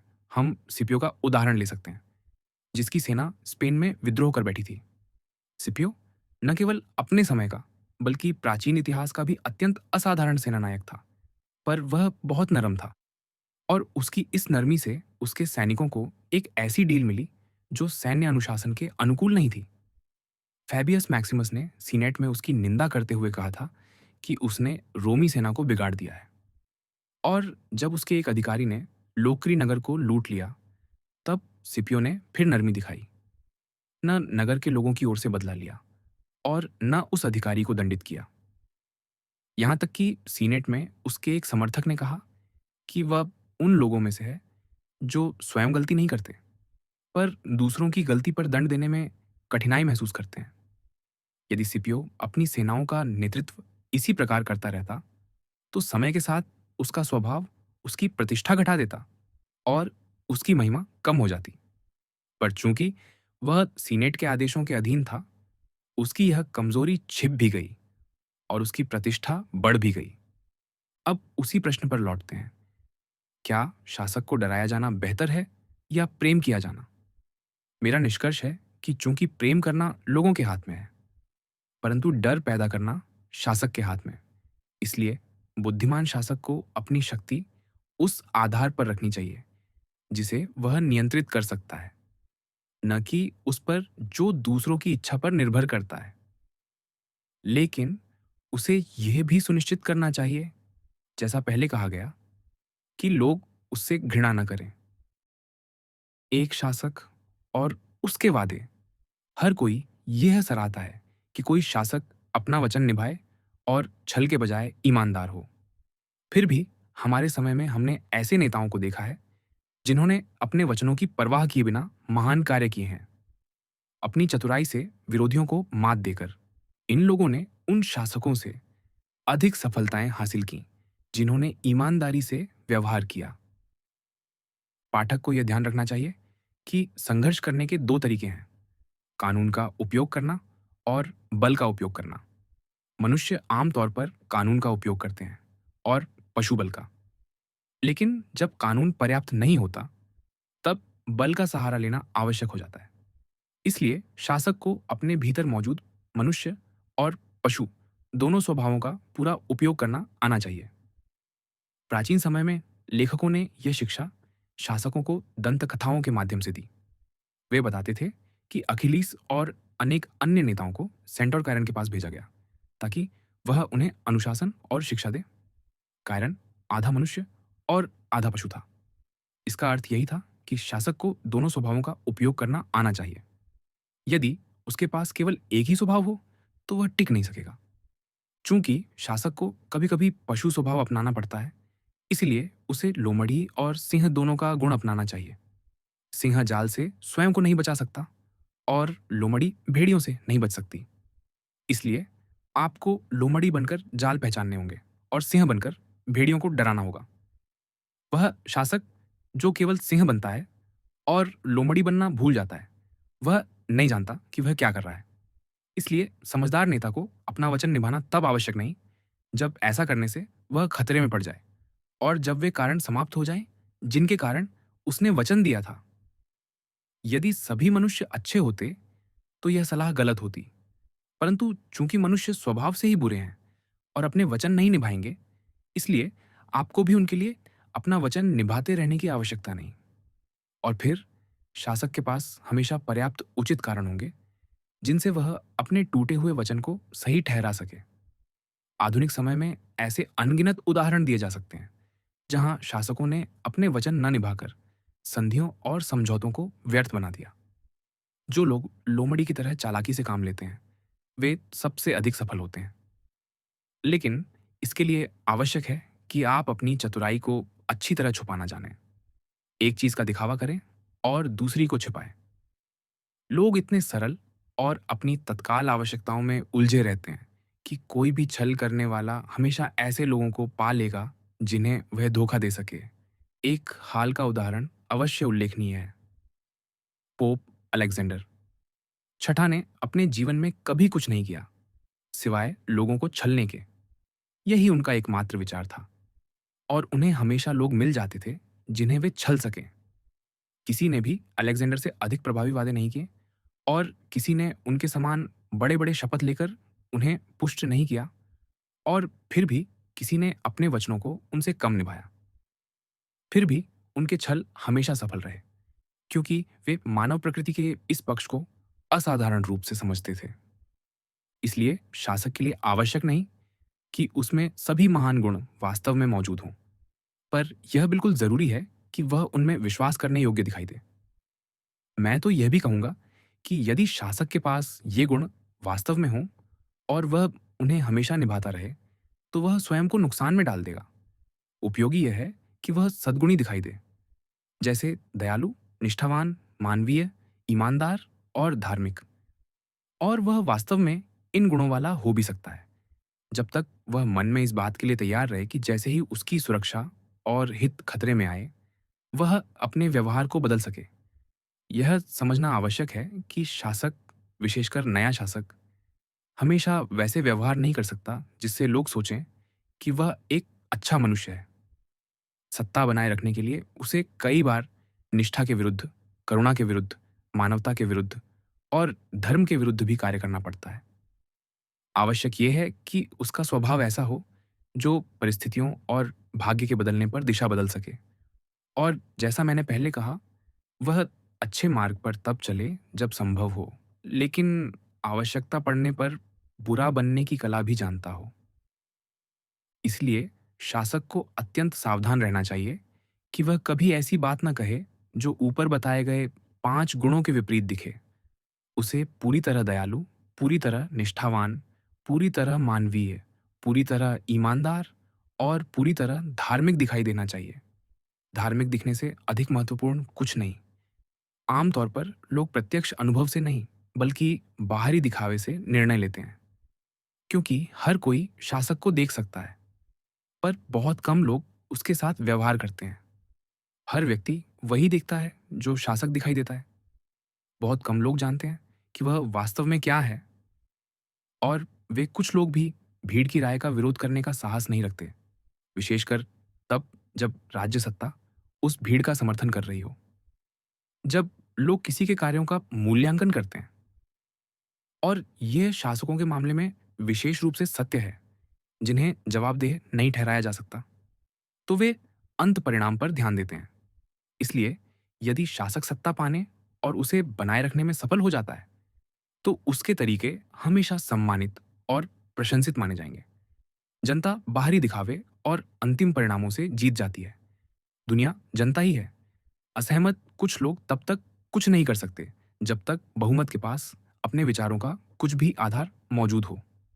आज एक राजा है जिसका नाम लेना ठीक नहीं, जो कभी शांति और विश्वास के उपदेश देना बंद नहीं करता, जबकि वास्तव में वह दोनों का विरोधी है। और यदि वह कभी इन सिद्धांतों का पालन करता, तो वह कई बार अपनी सत्ता या अपना राज्य खो चुका होता। तिरस्कार और घृणा से बचना। अब जब मैंने अपने द्वारा सूचीबद्ध सबसे महत्वपूर्ण गुणों पर चर्चा कर ली है, तो मैं शेष गुणों को संक्षेप में उसी सिद्धांत के संदर्भ में देखना चाहता हूं, जिसका पहले उल्लेख किया गया था कि शासक को वह आचरण अवश्य टालना चाहिए जो उसे घृणा या तिरस्कार का पात्र बनाए, क्योंकि जब भी वह इससे बचा रहता है, वह सब कर चुका होता है जो एक शासक को करना चाहिए, और फिर वह अन्य बुरी आदतों में लिप्त हो सकता है बिना परिणामों की चिंता किए। जैसा कि पहले कहा जा चुका है, जो बात किसी शासक को सबसे अधिक घृणा का पात्र बनाती है, वह है अपने प्रजाजनों की संपत्ति और स्त्रियों पर हाथ डालना। यह उसे किसी भी स्थिति में नहीं करना चाहिए। जब तक आप लोगों की संपत्ति और सम्मान नहीं छीनते, अधिकतर लोग संतुष्ट रहेंगे, और आपको केवल कुछ महत्वाकांक्षी लोगों से सावधान रहना होगा, जिन्हें आसानी से विभिन्न तरीकों से नियंत्रित किया जा सकता है। इसके विपरीत, यदि आप चंचल, सतही, स्त्रैण, भयभीत या अनिर्णयशील प्रतीत होते हैं, तो आप तिरस्कृत होंगे। इसीलिए शासक को इन कमियों से ऐसे बचना चाहिए जैसे वे ठोकरें हों, और उसका हर कार्य महानता, साहस, गंभीरता और शक्ति की छाप छोड़ना चाहिए। नागरिकों के बीच किसी विवाद में अध्यक्षता करते हुए वह यह सुनिश्चित करे कि उसका निर्णय अंतिम हो, और कोई यह न सोच सके कि वह उसे धोखा दे सकता है या मात दे सकता है। जो शासक स्वयं को इस प्रकार प्रस्तुत करता है, वह अत्यंत सम्मानित होगा, और जिस व्यक्ति को लोग सम्मान देते हों, उसके विरुद्ध साजिश करना कठिन हो जाता है। और जब तक उसके पास उत्कृष्टता की प्रतिष्ठा है और लोग उसका सम्मान करते हैं, उसके विरुद्ध बाहरी शत्रुओं के लिए हमला करना भी कठिन होगा। शासक को दो प्रकार के खतरे से सावधान रहना चाहिए। एक आंतरिक, जो उसके अपने लोगों से आता है। दूसरा बाहरी, जो विदेशी शक्तियों से आता है। बाहरी शक्तियों से स्वयं की रक्षा के लिए आपको एक अच्छी सेना और अच्छे मित्रों की आवश्यकता होती ही है। और यदि आपकी सेना अच्छी है, तो मित्र भी अच्छे होंगे। और जब आप बाहरी शक्तियों से सुरक्षित हैं, तो आंतरिक रूप से भी सुरक्षित रहेंगे, बशर्ते पहले से कोई साजिश चल रही ना हो। तब भी यदि कोई विदेशी शक्ति आप पर आक्रमण करती है, और यदि आपने वैसे ही जीवन जिया है और स्वयं को व्यवस्थित किया है जैसा मैंने सुझाया है, तो आपको केवल धैर्य बनाए रखना होगा, और आप किसी भी आक्रमण से बच सकेंगे, जैसे स्पार्टा के शासक नाबिस ने किया था, जिसका उल्लेख मैंने पहले किया है। अब फिर आंतरिक स्थिति पर लौटें। जब बाहर से कोई खतरा ना हो, तब शासक को ध्यान रखना चाहिए कि उसके लोग उसके विरुद्ध साजिश न रचें। इससे बचने के लिए उसे सुनिश्चित करना होगा कि लोग उससे न घृणा करें और न उसे तिरस्कृत समझें, और वे उससे संतुष्ट रहें, जैसा मैं पहले विस्तार से समझा चुका हूँ। वास्तव में साजिशों से बचने के सबसे प्रभावी उपायों में से एक है लोगों के बहुमत द्वारा घृणा न किया जाना। साजिश रचने वालों को विश्वास होना चाहिए कि शासक की हत्या लोकप्रिय होगी। जब वे यह समझते हैं कि इसके विपरीत यह अप्रिय होगा, तो उनका मनोबल गिर जाता है, क्योंकि साजिशें अंतहीन कठिनाइयों से भरी होती हैं। अनुभव दिखाता है कि जितनी साजिशें सफल होती हैं, उनसे कहीं अधिक असफल होती हैं। साजिशकर्ता अकेला काम नहीं कर सकता। उसे ऐसे लोगों में साथी ढूंढने पड़ते हैं जिन्हें वह मानता है कि वे वर्तमान स्थिति से असंतुष्ट हैं। परंतु जैसे ही वह अपनी योजना किसी और को बताता है, वह उस व्यक्ति को अपनी स्थिति सुधारने का अवसर दे देता है, क्योंकि किसी साजिश को उजागर करने में स्पष्ट लाभ होते हैं। जब आप ये समझते हैं कि विश्वासघात से लाभ निश्चित है, जबकि साजिश में शामिल होना अत्यंत जोखिम भरा है, तब कोई व्यक्ति अत्यंत दुर्लभ मित्र ही होगा, या सरकार का बेहद कट्टर शत्रु जो अपनी निष्ठा निभाए रखे। संक्षेप में, साजिशकर्ता की ओर केवल भय, ईर्ष्या और दंड की निराशाजनक आशंका होती है, जबकि शासक के पास सरकार और उसके कानूनों का अधिकार, मित्रों और राज्य का समर्थन होता है। इसमें यदि जनता की शुभेच्छा भी जोड़ दें, तो यह लगभग असंभव हो जाता है कि कोई व्यक्ति इतना मूर्ख हो कि साजिश शुरू करे, क्योंकि सामान्यतः साजिशकर्ता को विद्रोह से पहले सबसे अधिक भय रहता है। लेकिन इस मामले में जब जनता शासक के पक्ष में है, तो उसे विद्रोह के बाद भी खतरा बना रहता है। और केवल इसलिए कि उसने शासक को हटाया, इसका अर्थ नहीं कि वह स्वयं बच जाएगा। इस विषय के अनगिनत उदाहरण दिए जा सकते हैं, पर एक उदाहरण पर्याप्त होगा, जो हमारे पिताओं के समय की घटना है। अन्निबाले बेंतिवोलियो, जो वर्तमान अन्निबाले के दादा थे, बोलोनिया के शासक थे, जब कैन्नेशी परिवार ने उनके विरुद्ध साजिश रचकर उन्हें मार डाला। उस समय बेंतिवोलियो परिवार में केवल उनका पुत्र जियोवन्नी जीवित था, वह भी एक शिशु। फिर भी हत्या के तुरंत बाद जनता ने एकजुट होकर सभी कैन्नेशियों को मार डाला। इसका कारण यह था कि बेंतिवोलियो परिवार उस समय जनता में अत्यंत प्रिय था। वास्तव में जब बोलोनिया वासियों को पता चला कि अन्निबाले की मृत्यु के बाद परिवार में कोई ऐसा नहीं था जो नगर पर शासन कर सके, तो वे फ्लोरेंस गए और एक ऐसे व्यक्ति को लेकर आए जो स्वयं को बेंतिवोलियो बताता था। हालांकि कुछ समय पहले तक वह स्वयं को लोहार का पुत्र कहता था। उन्होंने उससे बोलोनिया पर शासन करने का अनुरोध किया और उसने ऐसा तब तक किया जब तक जियोवन्नी पर्याप्त आयु का नहीं हो गया कि वह शासन संभाल सके। मेरा निष्कर्ष यह है कि जब तक शासक के पास जनता का समर्थन हो, उसे साजिशों की चिंता नहीं करनी चाहिए। लेकिन जब जनता उसके विरुद्ध हो और उससे घृणा करती हो, तब उसे हर व्यक्ति के हर कदम पर नजर रखनी होगी। समझदार शासकों और सुव्यवस्थित राज्यों ने हमेशा यह ध्यान रखा है कि वे कुलीनों को निराश न करें और जनता को संतुष्ट रखें। वास्तव में यह शासक के सबसे महत्वपूर्ण कार्यों में से एक है। हमारे समय के सबसे सुव्यवस्थित और सुशासित राज्यों में से एक फ्रांस है। वहाँ ऐसी अनेक अच्छी संस्थाएं हैं जो राजा की सुरक्षा और स्वतंत्रता सुनिश्चित करती हैं। इनमें सबसे महत्वपूर्ण है संसद और उसकी शक्ति। वास्तव में देश की व्यवस्था स्थापित करने वाले राजा को कुलीनों की महत्वाकांक्षा और घमंड का पूरा ज्ञान था और वह समझता था कि उन्हें लगाम लगाने की आवश्यकता है। वह यह भी जानता था कि जनता कुलीनों से कितनी घृणा और भय करती है और वह उनकी रक्षा करना चाहता था। पर यह आवश्यक था कि राजा स्वयं ऐसा न करे, ताकि उसे कुलीनों द्वारा जनता का पक्ष लेने और जनता द्वारा कुलीनों का पक्ष लेने का दोष न दिया जाए। इसीलिए उसने एक स्वतंत्र संस्था संसद स्थापित की, जो कुलीनों को नियंत्रित कर सके और जनता की रक्षा कर सके, वह भी बिना राजा को जिम्मेदार ठहराए। इससे बेहतर, अधिक समझदारीपूर्ण और राजा व राज्य की सुरक्षा के लिए अधिक उपयोगी व्यवस्था सोची नहीं जा सकती। यह उस विचार को भी पुष्टि देती है कि शासक को वे काम दूसरों से करवाने चाहिए जिनसे नाराजगी उत्पन्न होगी, और वे काम स्वयं करने चाहिए जिनसे कृतज्ञता पैदा होगी। अंत में दोहराना पर्याप्त है कि शासक को कुलीनों का सम्मान करना चाहिए, पर यह सुनिश्चित करना चाहिए कि वह जनता द्वारा घृणित न हो। बहुत से पाठक, जिन्हें कुछ रोमी सम्राटों का इतिहास ज्ञात है, ये सोच सकते हैं कि उनके उदाहरण मेरी बातों का खंडन करते हैं, क्योंकि वे सद्गुणी और उत्तम चरित्र वाले थे। लेकिन फिर भी अपने ही प्रजाजनों की साजिशों से उन्होंने साम्राज्य या प्राण खो दिए। इन आपत्तियों का उत्तर देने के लिए मैं उन सम्राटों के स्वभाव की समीक्षा करूंगा और दिखाऊंगा कि उनकी पतन परिस्थितियां मेरी पूर्व कही बातों से बिल्कुल मेल खाती हैं, और यह भी कि इतिहासकार जिस प्रसंग को महत्वपूर्ण मानते हैं उसे भी ध्यान में रखा जाए। इसके लिए मार्कस ऑनरेलियस से लेकर मैक्सिमिनस तक के सम्राटों को ही लेना पर्याप्त होगा, अर्थात मार्कस, उसका पुत्र कमोड्स, पर्टिनैक्स, जूलियन, सेवेरस, उसका पुत्र काराकल्ला, मैक्रेनस, हेलियोगाबलस, अलेक्जेंडर और मैक्सिमिनस।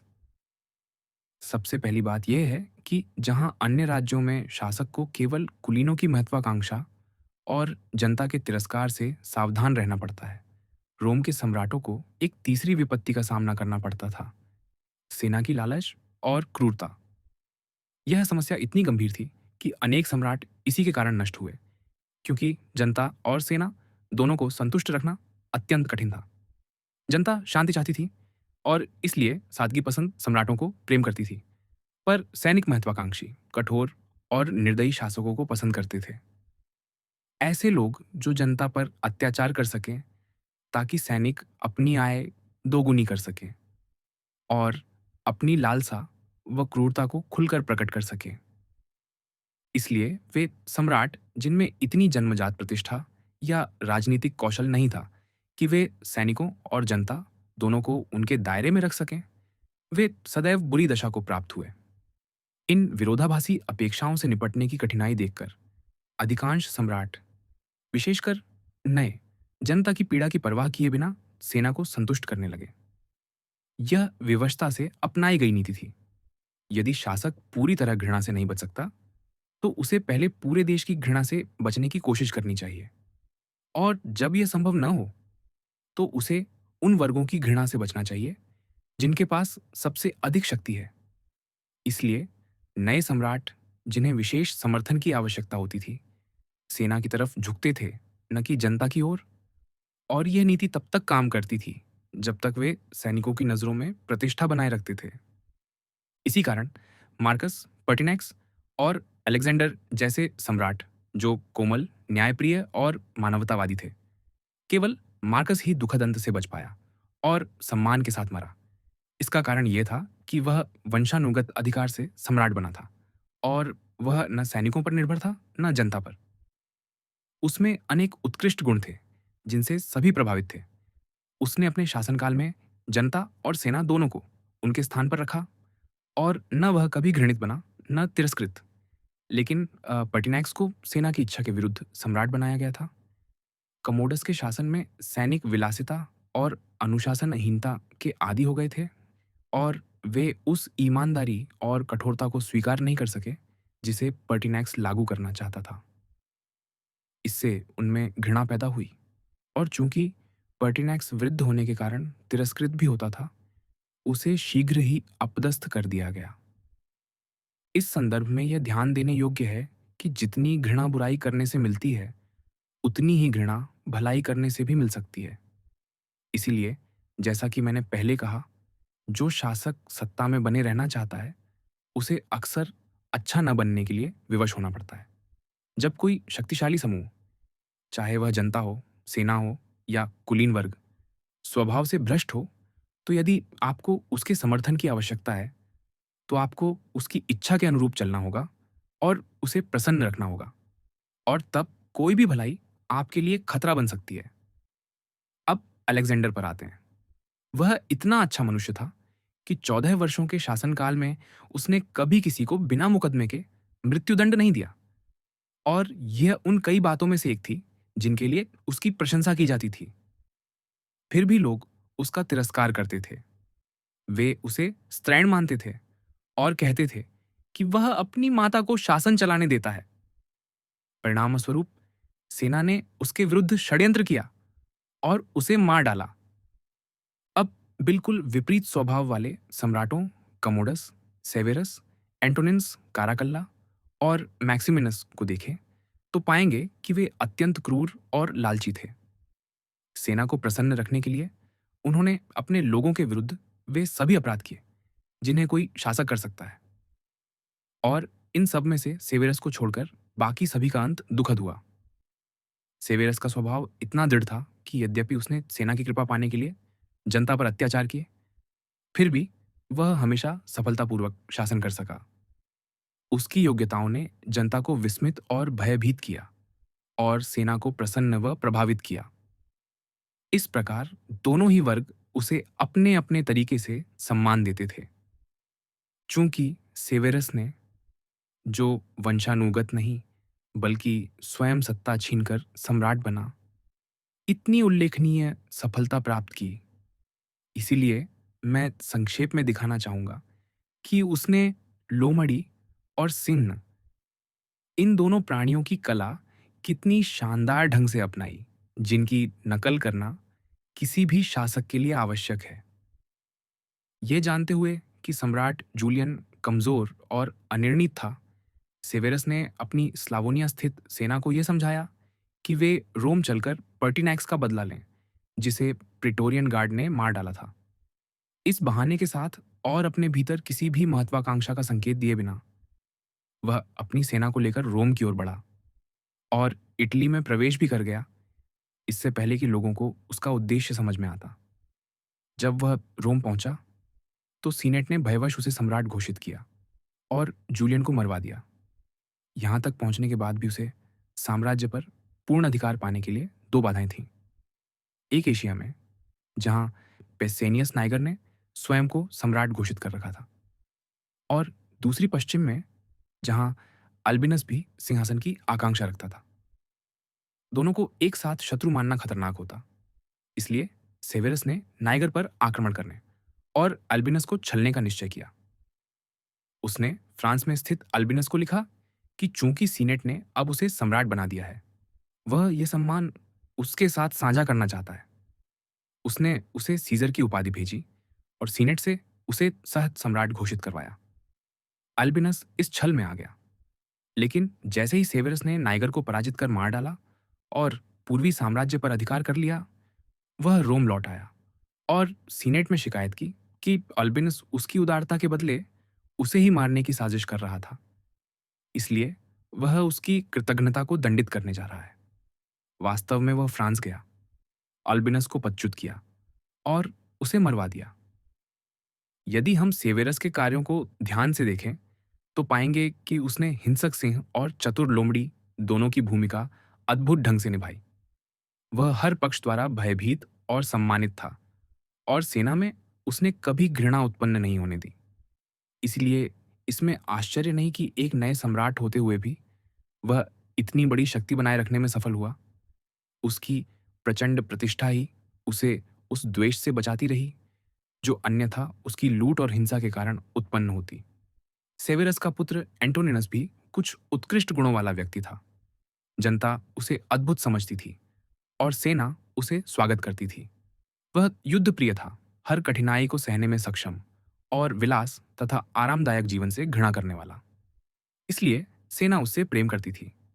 लेकिन उसकी क्रूरता और उग्रता इतनी अत्यधिक थी कि अनगिनत व्यक्तिगत हत्याओं के बाद उसने रोम की बड़ी आबादी और अलेक्जेंड्रिया के सभी लोगों का संहार कर दिया। तब हर कोई उससे घृणा करने लगा और उसके सबसे निकटस्थ लोग भी उससे भयभीत हो गए। अंततः वह अपने ही सैनिकों के बीच एक सेनापति द्वारा मारा गया। यह ध्यान रखने योग्य है कि ऐसी हत्याएं, जब कोई दृढ़ व्यक्ति सोच समझकर निर्णय ले लेता है, कभी कभी अवश्य घटती है, क्योंकि जब किसी व्यक्ति को अपने मरने की परवाह नहीं रहती, तब वह प्रहार करने के लिए स्वतंत्र हो जाता है। फिर भी शासक को इससे अधिक चिंतित नहीं होना चाहिए, क्योंकि ऐसी हत्याएं अत्यंत दुर्लभ होती है। उसे बस इतना ध्यान रखना चाहिए कि वह अपने उन अधिकारियों या सहायकों के साथ कोई गंभीर अन्याय न करे, जिन्हें वह अपने पास रखता है और राज्य के संचालन में शामिल करता है। एंटोनिनस ने उस सेनापति के भाई को अपमानजनक परिस्थिति में मरवा दिया था और प्रतिदिन उस सेनापति को भी धमकाता था, फिर भी उसे अपने अंगरक्षकों में शामिल रखता था। ऐसा लापरवाही भरा व्यवहार ही अंततः उसके विनाश का कारण बना। लेकिन आइए अब कमोडस की ओर लौटें, जो बड़ी आसानी से साम्राज्य पर काबिज रह सकता था। मार्कस ऑनरेलियस का पुत्र होने के नाते वह वंशानुगत अधिकार से सम्राट बना था। उसे केवल अपने पिता के पद चिन्हों पर चलना था और सेना तथा जनता दोनों उसे स्वीकार कर लेते। पर वह अत्यंत क्रूर था, पशु स्वभाव जैसा क्रूर, और अपनी भूख और लालच को लोगों पर छोड़ देने के लिए उसने सैनिकों के बीच खुशामद करने और उन्हें भ्रष्ट करने का मार्ग अपनाया। उसमें आत्मसम्मान भी नहीं था और वह अक्सर अखाड़े में जाकर ग्लैडिएटरों से लड़ता था। उसने इतनी निकृष्ट और सम्राट के पद के अनुरूप न होने वाली हरकतें की कि सैनिक उसे तुच्छ समझने लगे, और जब जनता उससे घृणा करने लगी और सेना उसे तिरस्कृत करने लगी, तो अंततः वह एक साजिश का शिकार हो गया। अब मैक्सिमिन्स की बात करें। वह वास्तव में युद्धप्रिय था। जैसा मैंने पहले कहा, सेना स्त्रैण स्वभाव वाले अलेक्जेंडर से असंतुष्ट थी, और जब उन्होंने उसे हटाया तो उन्होंने उसकी जगह मैक्सिमिनस को चुना। लेकिन वह बहुत समय तक टिक नहीं सका। दो बातों ने उसे घृणा और तिरस्कार दोनों का पात्र बना दिया। पहली, उसका अत्यंत नीच जन्म। वह थ्रेस में एक चरवाहा था, हर कोई यह जानता था और इसे अपमानजनक मानता था।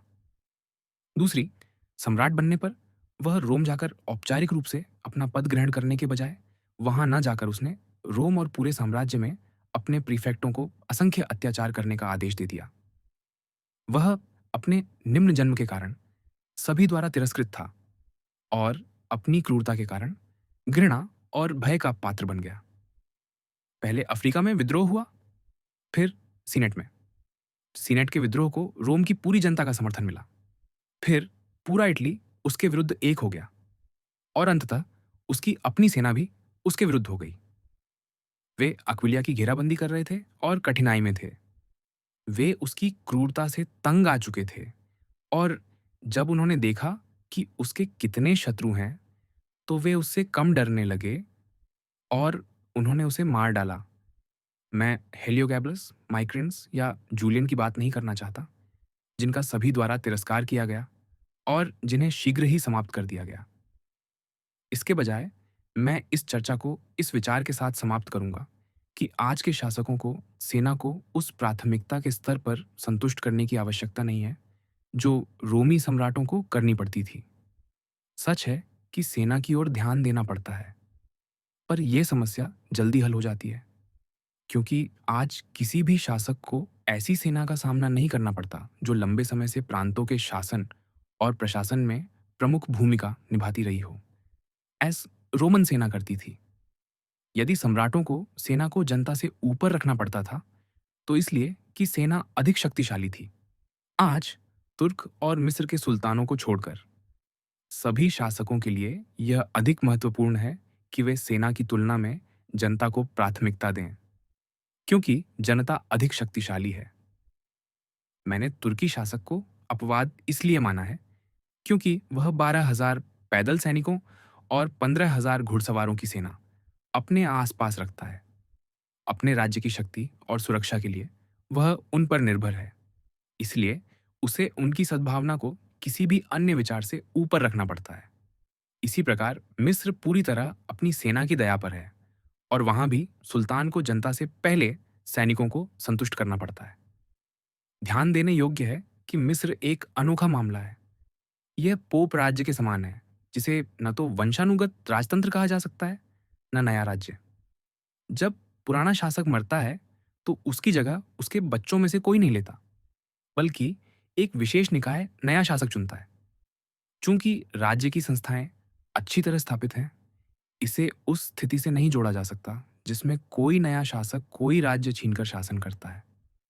वास्तव में न नया पोप और न मिस्र का नया सुल्तान उन कठिनाइयों का सामना करता है जो किसी नए शासक को करनी पड़ती हैं, क्योंकि भले ही वह सत्ता में नया हो, संस्थाएं पुरानी होती है और ऐसे ढंग से बनी होती हैं कि वे उसके लिए उसी प्रकार कार्य करती हैं जैसे वह वंशानुगत राजा हो। अब मुख्य चर्चा पर लौटते हैं। मुझे पूरा विश्वास है कि जो भी मेरे कहे पर विचार करेगा, वह समझेगा कि इन रोमी सम्राटों के पतन का कारण या तो घृणा था या तिरस्कार।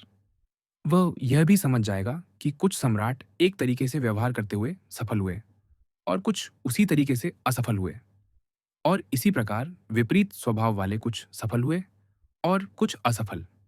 चूंकि उन्होंने सत्ता छीन कर पाई थी, इसलिए पर्टिनैक्स और अलेक्जेंडर का मार्कस ऑनरेलियस का अनुकरण करना निरर्थक और खतरनाक था, क्योंकि मार्कस ने सत्ता विरासत में पाई थी।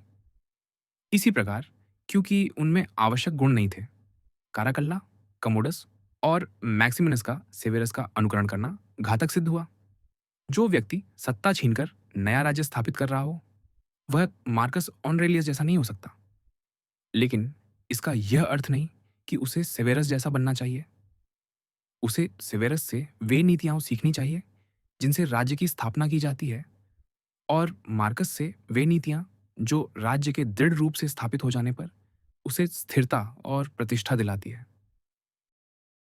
क्या शासकों द्वारा अपनाई जाने वाली किलेबंदी और अन्य रणनीतियां ने उपयोगी हैं? शासन को अधिक सुरक्षित रखने के लिए कुछ शासकों ने अपने नागरिकों को निरस्त्र किया है। कुछ ने अधीन नगरों को गुटों में बांट कर रखा है। कुछ ने अपने विरुद्ध शत्रुता को प्रोत्साहित किया है। कुछ ने उन लोगों को अपने पक्ष में करने का प्रयास किया है जो उनकी सत्ता प्राप्ति पर संदेह करते थे। कुछ ने किले बनवाए हैं, कुछ ने उन्हें ढा दिया और नष्ट कर दिया है। और यद्यपि इन नीतियों पर अंतिम निर्णय तब तक नहीं दिया जा सकता जब तक उन राज्यों का पूरा ज्ञान न हो जहां ऐसे निर्णय लिए गए थे, फिर भी मैं सामान्य रूप से इस विषय पर चर्चा करने का प्रयास करूंगा। कभी ऐसा नहीं हुआ कि कोई नया शासक सत्ता में आने के बाद अपने नागरिकों को निरस्त्र कर दे। इसके विपरीत, जब भी किसी शासक ने अपने लोगों को निरस्त्र पाया है, उसने हमेशा उन्हें हथियार दिए हैं। जब आप स्वयं उन्हें हथियार देते हैं, तो वे हथियार आपके हो जाते हैं। जो लोग पहले आपके प्रति शत्रुतापूर्ण थे, वे ही वफादार बन जाते हैं। और जो पहले से वफादार थे, वे मात्र प्रजाजन न रहकर आपके समर्थक बन जाते हैं। यह सत्य है कि आप सभी को हथियार नहीं दे सकते, पर कुछ को प्राथमिकता देने से आप स्वयं को दूसरों के संबंध में भी अधिक सुरक्षित पाएंगे। जिन्हें आप हथियार देंगे, वे अपने ऊपर हुए उपकार के लिए बाध्य महसूस करेंगे, और जिन्हें हथियार नहीं मिलते, वे भी इससे नाराज नहीं होंगे, क्योंकि वे समझेंगे कि जो लोग आपके लिए जोखिम उठा रहे हैं और जिन्होंने अपना जीवन आपके साथ बांधा है, वे स्वाभाविक रूप से अधिक पुरस्कार के पात्र होंगे। किंतु जब आप लोगों से हथियार छीन लेते हैं, तभी आप उन्हें क्रोधित करना शुरू करते हैं। आप ये दिखाते हैं कि आप उन पर भरोसा नहीं करते, या तो भय से या किसी और कारण से। दोनों ही स्थितियों में वे आपसे घृणा करने लगते हैं। फिर, क्योंकि आप सेना के बिना नहीं रह सकते, आपको भाड़े की सेनाओं का सहारा लेना पड़ेगा, जिनमें वे सभी कमियां होंगी जिनका उल्लेख मैंने पहले किया है। और यदि आपकी भाड़े की सेना अच्छी हो भी, तो भी वह इतनी अच्छी कभी नहीं होगी कि शक्तिशाली शत्रुओं और शत्रुतापूर्ण जनता के विरुद्ध आपकी रक्षा कर सके। इसलिए, जैसा मैंने कहा, नए और नवगठित राज्य का नया शासक हमेशा अपने प्रजाजनों को हथियार देता है। इतिहास में ऐसे अनगिनत उदाहरण हैं। पर जब कोई शासक एक नया प्रदेश जीतकर अपने पुराने राज्य में जोड़ता है, जैसे शरीर में एक नया अंग जोड़ना, तब उसे उस प्रदेश के लोगों को निरस्त्र कर देना चाहिए, सिवाय उन व्यक्तियों के जिन्होंने उसकी विजय में सक्रिय रूप से साथ दिया था। लेकिन अवसर आने पर उन लोगों को भी कमजोर कर देना चाहिए, ताकि राज्य की सारी वास्तविक सैन्य शक्ति केवल उन्हीं सैनिकों के हाथ में रहे जो उसके अपने हों और जो उसके साथ उसके मुख्य केंद्र में रहते हों। पीढ़ियों पहले फ्लोरेंस के विशेषज्ञ कहा करते थे कि पिस्टोया को उसके गुटों के सहारे नियंत्रित किया जा सकता है, और पीसा को उसके किलों के सहारे। इसलिए फ्लोरेंस वासियों ने अपने नियंत्रण वाले कुछ नगरों में गुटबाजी को प्रोत्साहित किया, ताकि उन्हें उन पर शासन करने में आसानी हो। उस समय, जब इटली में विरोधी दलों के बीच एक विशेष संतुलन था, संभव है कि यह नीति प्रभावी रही हो, पर आज इसे कोई सामान्य नियम नहीं माना जा सकता। मेरा मानना है कि गुटबाजी ने कभी किसी स्थिति में वास्तविक सुधार नहीं किया। इसके विपरीत, जब कोई शत्रु आक्रमण करने आता है, तो गुटों में बंटा हुआ नगर तुरंत गिर जाता है।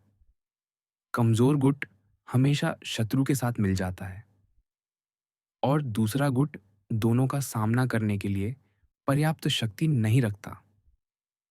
वेनिस वासियों ने भी इसी सिद्धांत के आधार पर अपने अधीन नगरों में ग्वेल्फ और गिबेलिन गुटों को बनाए रखा।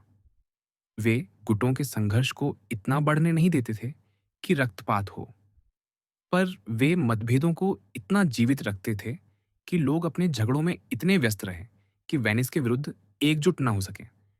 पर अंत में यह नीति सफल नहीं हुई। वाइलिया की लड़ाई में वेनिस वासियों की हार के बाद तुरंत एक न एक गुट ने साहस जुटा लिया और विभिन्न नगरों पर अधिकार कर लिया। ऐसी नीति वास्तव में शासक की कमजोरी दर्शाती है। एक स्वस्थ और आत्मविश्वासी राज्य में ऐसे मतभेद कभी पनपने ही नहीं दिए जाते। ऐसे उपाय केवल शांति के समय उपयोगी प्रतीत होते हैं, जब जनता को नियंत्रण में रखना आसान होता है। युद्ध के समय उनकी कमजोरी तुरंत उजागर हो जाती है। इसमें कोई संदेह नहीं कि शासक अपने मार्ग में आने वाली बाधाओं और शत्रुओं को पराजित करके महान बनते हैं। इसलिए जब भाग्य चाहता है कि कोई शासक महान बने, विशेषकर नया शासक, जिसे वंशानुगत राजाओं की तुलना में अपनी प्रतिष्ठा स्वयं अर्जित करनी होती है, तो भाग्य उसके सामने शत्रु भेजता है और उन्हें उस पर आक्रमण करने के लिए उकसाता है। इस प्रकार उसे उन्हें हराने और उन सीढ़ियों पर चढ़ने का अवसर मिलता है, जिन्हें उसके शत्रुओं ने ही उसके सामने रखा है। इसी कारण बहुत से लोग ये मानते हैं कि जब अवसर मिले तो समझदार शासक को सूझबूझ से अपने विरुद्ध कुछ शत्रुता उत्पन्न करनी चाहिए, ताकि वह उसे कुचलकर अपनी प्रतिष्ठा बढ़ा सके। शासकों ने, विशेषकर वे जो नए सत्ता में आए हों, पाया है कि जिन लोगों पर वे प्रारंभ में संदेह करते थे, वे उन लोगों से अधिक वफादार और उपयोगी सिद्ध होते हैं, जिन पर वे भरोसा करते थे। पांडोल्फो पेट्रुच्ची ने सेना पर शासन उन लोगों की मदद से अधिक दृढ़ता से किया, जिन पर उसे पहले संदेह था, न कि उन लोगों की मदद से, जिन पर उसने विश्वास किया था। फिर भी यहाँ कोई कठोर नियम स्थापित करना कठिन है, क्योंकि परिस्थितियाँ हर जगह अलग होती हैं। मैं केवल इतना कहूँगा, कोई शासक उन लोगों को बहुत आसानी से अपने पक्ष में कर सकता है, जिन्होंने उसके सत्ता पाने का विरोध किया था, बशर्ते वे अपनी शक्ति से स्वयं को संभालने की स्थिति में न हों। ऐसे लोग अपने प्रारंभिक प्रतिकूल प्रभाव को मिटाने के लिए अधिक परिश्रम करने को बाध्य होते हैं और इसीलिए वे दूसरों की तुलना में अधिक वफादारी और प्रयास दिखाते हैं। इसलिए शासक ऐसे लोगों से उतना बल्कि अधिक लाभ उठा सकता है, जितना उन लोगों से नहीं उठा सकता, जो अपने को उसकी सेवा में बहुत सुरक्षित महसूस करते हैं और इसलिए प्रयास नहीं करते। चूंकि प्रसंग इसकी मांग करता है, मैं किसी भी ऐसे शासक को याद दिलाना चाहूँगा, जिसने किसी नए राज्य को भीतर की ही किसी गुट की सहायता से जीता है, कि उसे यह ध्यान से सोचना चाहिए कि स्थानीय लोगों ने उसकी सहायता क्यों की। यदि उन्होंने नई सरकार के प्रति स्वाभाविक निष्ठा के कारण नहीं, बल्कि केवल इसलिए साथ दिया कि पिछली सरकार उन्हें मनचाहा लाभ नहीं दे रही थी, तो उनका समर्थन बनाए रखना अत्यंत कठिन होगा, क्योंकि नई सरकार भी उनकी अपेक्षाएं पूरी नहीं कर सकेगी। इस प्रश्न का ऐतिहासिक उदाहरणों के साथ गहन अध्ययन करने पर स्पष्ट होता है कि उन लोगों को अपने पक्ष में करना कहीं आसान है जो पिछली सरकार से संतुष्ट थे और इसलिए शासक के शत्रु थे, बनिस्बत उन लोगों के जो असंतुष्ट थे और इसलिए उसके साथ मिलकर सत्ता परिवर्तन में सहायता की थी। अपनी सत्ता को सुरक्षित रखने का एक उपाय यह रहा है काकीर, कि शासक किले बनवाते रहे हैं, ताकि संभावित हमलावरों का साहस टूटे और अचानक होने वाले हमलों की स्थिति में उन्हें सुरक्षित आश्रय मिल सके। मैं इस नीति का अनुमोदन करता हूँ, यदि केवल इस कारण से भी कि यह सदियों से अपनाई जाती रही है। फिर भी हाल में निकोलो वितेल्ली का उदाहरण है, जिसने चित्तादी कास्तेल्लो नगर पर अधिकार बनाए रखने के लिए वहां के 2 किलों को नष्ट कर दिया। जब चेजरे बोर्जिया के कब्जे के बाद गुइडोबाल्डो ने अपने प्रदेशों पर दोबारा अधिकार किया, तो उसने राज्य के सभी किलों को धराशायी कर दिया, ये सोचकर कि उनके बिना वह राज्य को कम खतरे में रख सकेगा। और जब बोलोनिया में बेंतिवोलियो परिवार सत्ता में लौटा, उन्होंने भी यही किया। इससे स्पष्ट है कि किले लाभदायक हों या हानिकारक, यह परिस्थितियों पर निर्भर करता है। एक अवसर पर वे उपयोगी हो सकते हैं और किसी अन्य अवसर पर बिल्कुल विपरीत परिणाम दे सकते हैं। इसे इस प्रकार संक्षेप में कहा जा सकता है, जो शासक अपनी जनता से अधिक डरता है, उसे किले बनवाने चाहिए और जो शासक विदेशी शत्रुओं से अधिक डरता है, उसे किलों की आवश्यकता नहीं। मिलान में फ्रांसिस्को स्फोर्जा द्वारा बनवाया गया किला स्फोर्जा परिवार के विरुद्ध जितने विद्रोहों का कारण बना है, उतना कोई अन्य कारण नहीं बना। किंतु सर्वोत्तम किला यह है कि जनता आपसे घृणा न करे, क्योंकि यदि जनता घृणा करने लगे, तो किले भी आपकी रक्षा नहीं कर सकेंगे। एक बार जब जनता हथियार उठाने का निश्चय कर लेती है, तो वह कभी विदेशी सहायता की कमी नहीं महसूस करती। आधुनिक समय में किलों द्वारा किसी शासक को वास्तविक लाभ पहुंचाने का कोई उदाहरण नहीं मिलता, सिवाय फॉरली की काउंटेस कैटरीना स्फोर्जा के मामले के। जब उसके पति की हत्या की गई, तब वह किले में शरण लेकर विद्रोहियों का सामना कर सकी और मिलान से सहायता आने तक जीवित रही और फिर नगर पर पुनः अधिकार कर लिया। उस समय परिस्थितियां ऐसी थीं कि कोई विदेशी शक्ति नगरवासियों की सहायता के लिए नहीं आ सकती थी। पर बाद में जब चेजरे बोर्जिया ने नगर पर आक्रमण किया और जनता उसके विरोध में थी, तब उसके किले उसके किसी काम नहीं आए। इन दोनों अवसरों पर उसके लिए किले पर भरोसा करने की अपेक्षा जनता को अपना शत्रु न बनाना अधिक सुरक्षित होता। सभी बातों पर विचार करते हुए मैं उन शासकों की स्वीकृति दूंगा जो किले बनवाते हैं, और उन शासकों की भी जो किले न बनवाने का निर्णय लेते हैं। परंतु मैं किसी ऐसे शासक की कभी स्वीकृति नहीं दूंगा जो ये सोचता है कि जनता उसकी घृणा करे या नहीं, इसका कोई महत्व नहीं, और वह अपनी सुरक्षा केवल किलों पर आधारित रख सकता है। सम्मान प्राप्त करने के लिए एक शासक को क्या करना चाहिए? किसी शासक के लिए सबसे अधिक सम्मान लाने वाली चीजें महान सैन्य विजय और असाधारण व्यक्तिगत गुणों का प्रदर्शन है। हमारे समय में इसका एक उदाहरण आरागोन के फर्डिनेंड है, वर्तमान स्पेन के राजा। उन्हें लगभग एक नए शासक जैसा माना जा सकता है, क्योंकि एक कमजोर राजा से वह ईसाई संसार के सबसे प्रसिद्ध और सम्मानित शासकों में से एक बन गए। उनके कार्यों पर दृष्टि डालें तो वे सभी उल्लेखनीय और कुछ तो अत्यंत विलक्षण दिखाई देते हैं। शासन की शुरुआत में उन्होंने ग्रानाडा पर आक्रमण किया, जो उनकी शक्ति का आधार बना। यह अत्यंत बुद्धिमान कदम था, क्योंकि उस समय देश में शांति थी और किसी घरेलू बाधा का भय नहीं था। उस युद्ध ने कैस्टाइल के सरदारों को इतना व्यस्त कर दिया कि वे स्पेन के भीतर किसी परिवर्तन की योजना नहीं बना सके। इस बीच, और उन्हें पता भी नहीं चला, फर्डिनेंड की शक्ति और प्रतिष्ठा उनके ही नुकसान पर बढ़ती गई। चर्च और जनता से प्राप्त धन से उन्होंने अपनी सेनाओं को लंबे समय तक चलाया और ऐसी मजबूत सैन्य शक्ति स्थापित और सुदृढ़ की जो भविष्य में उनके लिए सम्मान का कारण बनी। इसके बाद और भी बड़े अभियानों के लिए चर्च का समर्थन सुनिश्चित करने के लिए उन्होंने धर्म के नाम पर क्रूरता का एक कृत्य किया। मरानो यहूदियों को लूटकर उनके राज्य से निष्कासित कर दिया, जो जितना कठोर था उतना ही चौंकाने वाला भी।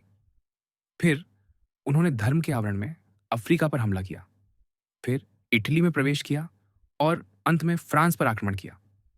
वे हमेशा किसी महान योजना में लगे रहे और जनता निरंतर उनकी नई उपलब्धियों के परिणामों की प्रतीक्षा में आश्चर्यचकित बनी रही, क्योंकि हर अभियान पिछले अभियान से निकला। उन्होंने देश में किसी शक्तिशाली व्यक्ति को युद्धों के बीच खाली समय नहीं दिया जब वह उनके विरुद्ध षड्यंत्र रच सके। एक शासक घरेलू मामलों के प्रबंधन में भी प्रभावशाली चरित्र का प्रदर्शन करके सम्मान पा सकता है, जैसा कि मिलान में बेरनाबो विस्कोंती ने किया।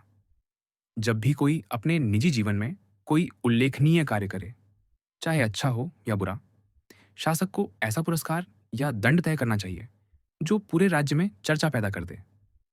पर सबसे बढ़कर यह आवश्यक है कि शासक का हर कार्य लोगों पर यह प्रभाव डाले कि वह असाधारण क्षमताओं वाला महान व्यक्ति है। शासक तब भी सम्मानित होता है जब वह एक सच्चा मित्र और एक सच्चा शत्रु हो, अर्थात वह स्पष्ट रूप से एक पक्ष का समर्थन करे और दूसरे का विरोध करे। यह नीति हमेशा तटस्थ रहने से बेहतर परिणाम देती है। उदाहरण के लिए, यदि आपके दो शक्तिशाली पड़ोसी युद्ध में उतरते हैं, तो चाहे आपको विजेता से बाद में भय हो या ना हो, हमेशा बेहतर है कि आप किसी एक पक्ष का साथ दें और पूरी शक्ति से लड़ें। यदि आपको विजेता से भय है और आप तटस्थ रहते हैं, तो भी वह आपको निगल जाएगा और हारने वाला आपकी दुर्दशा से प्रसन्न होगा। आपके पास कोई औचित्य, कोई रक्षा और कोई आश्रय नहीं रहेगा, क्योंकि विजेता को ऐसे मित्र पसंद नहीं जो संकट में उसकी मदद न करें, और हारने वाला भी आपकी ओर नहीं देखेगा, क्योंकि आपने उसका साथ नहीं दिया। जब एटोलियो ने एंटियोकस को रोमनों को पीछे हटाने के लिए ग्रीस भेजा, उसने अखयनों, जो रोमन सहयोगी थे, के पास दूत भेजे कि वे तटस्थ रहें। रोमनों ने इसके विपरीत उन्हें अपने पक्ष में युद्ध में शामिल होने को कहा। अखयानों की सभा में इस पर विचार हुआ। एंटियोकस के दूत ने कहा कि तटस्थ रहना ही सबसे उचित है। इस पर रोमन दूत ने उत्तर दिया, तटस्थ रहने का आमंत्रण जितना दिखता है उससे अधिक हानिकारक है। आपको कोई धन्यवाद नहीं मिलेगा, न कोई सम्मान, और विजेता आपको युद्ध की लूट की तरह ले जाएगा। जो पक्ष आपका सहयोगी नहीं होता वह हमेशा चाहता है कि आप तटस्थ रहें, और आपका सहयोगी हमेशा चाहता है कि आप उसके साथ युद्ध में उतरें। अनिर्णयशील शासक जो तुरंत के खतरे से बचना चाहते हैं प्रायः तटस्थता अपनाते हैं, और आमतौर पर उनका अंत बुरा होता है। लेकिन यदि आप साहसपूर्वक किसी एक पक्ष का साथ दें और आपका सहयोगी विजयी हो जाए, तो वह आपका आरणी होगा। तब भले ही वह अधिक शक्तिशाली हो जाए और चाहे तो आपको नुकसान पहुंचा सकता हो, वह ऐसा नहीं करेगा, क्योंकि कृतज्ञता का उदाहरण बनने का दुस्साहस बहुत कम लोग करते हैं। फिर कोई भी विजय इतनी पूर्ण नहीं होती कि विजेता न्याय और सम्मान की सभी सीमाओं को नजरअंदाज कर सके। यदि आपका सहयोगी हार जाता है, तब भी आप उसका मित्र रहेंगे और जितनी सहायता वह दे सकेगा देगा। दोनों साथी विपत्ति में मित्र हो जाते हैं और भाग्य कभी भी पलट सकता है। यदि पड़ोसी इतने शक्तिशाली ना हो कि विजेता से आपको भय हो, तो और भी अच्छा है कि आप किसी एक का साथ देकर युद्ध में उतरें। आप एक को दूसरे की मदद से हराएंगे, और वह दूसरा, यदि उसके पास थोड़ी भी बुद्धि हो, तो पराजित पक्ष की रक्षा करता। और जब आपका सहयोगी आपकी सहायता से विजयी होगा, जो लगभग निश्चित है, तब वह आपके हाथों में होगा।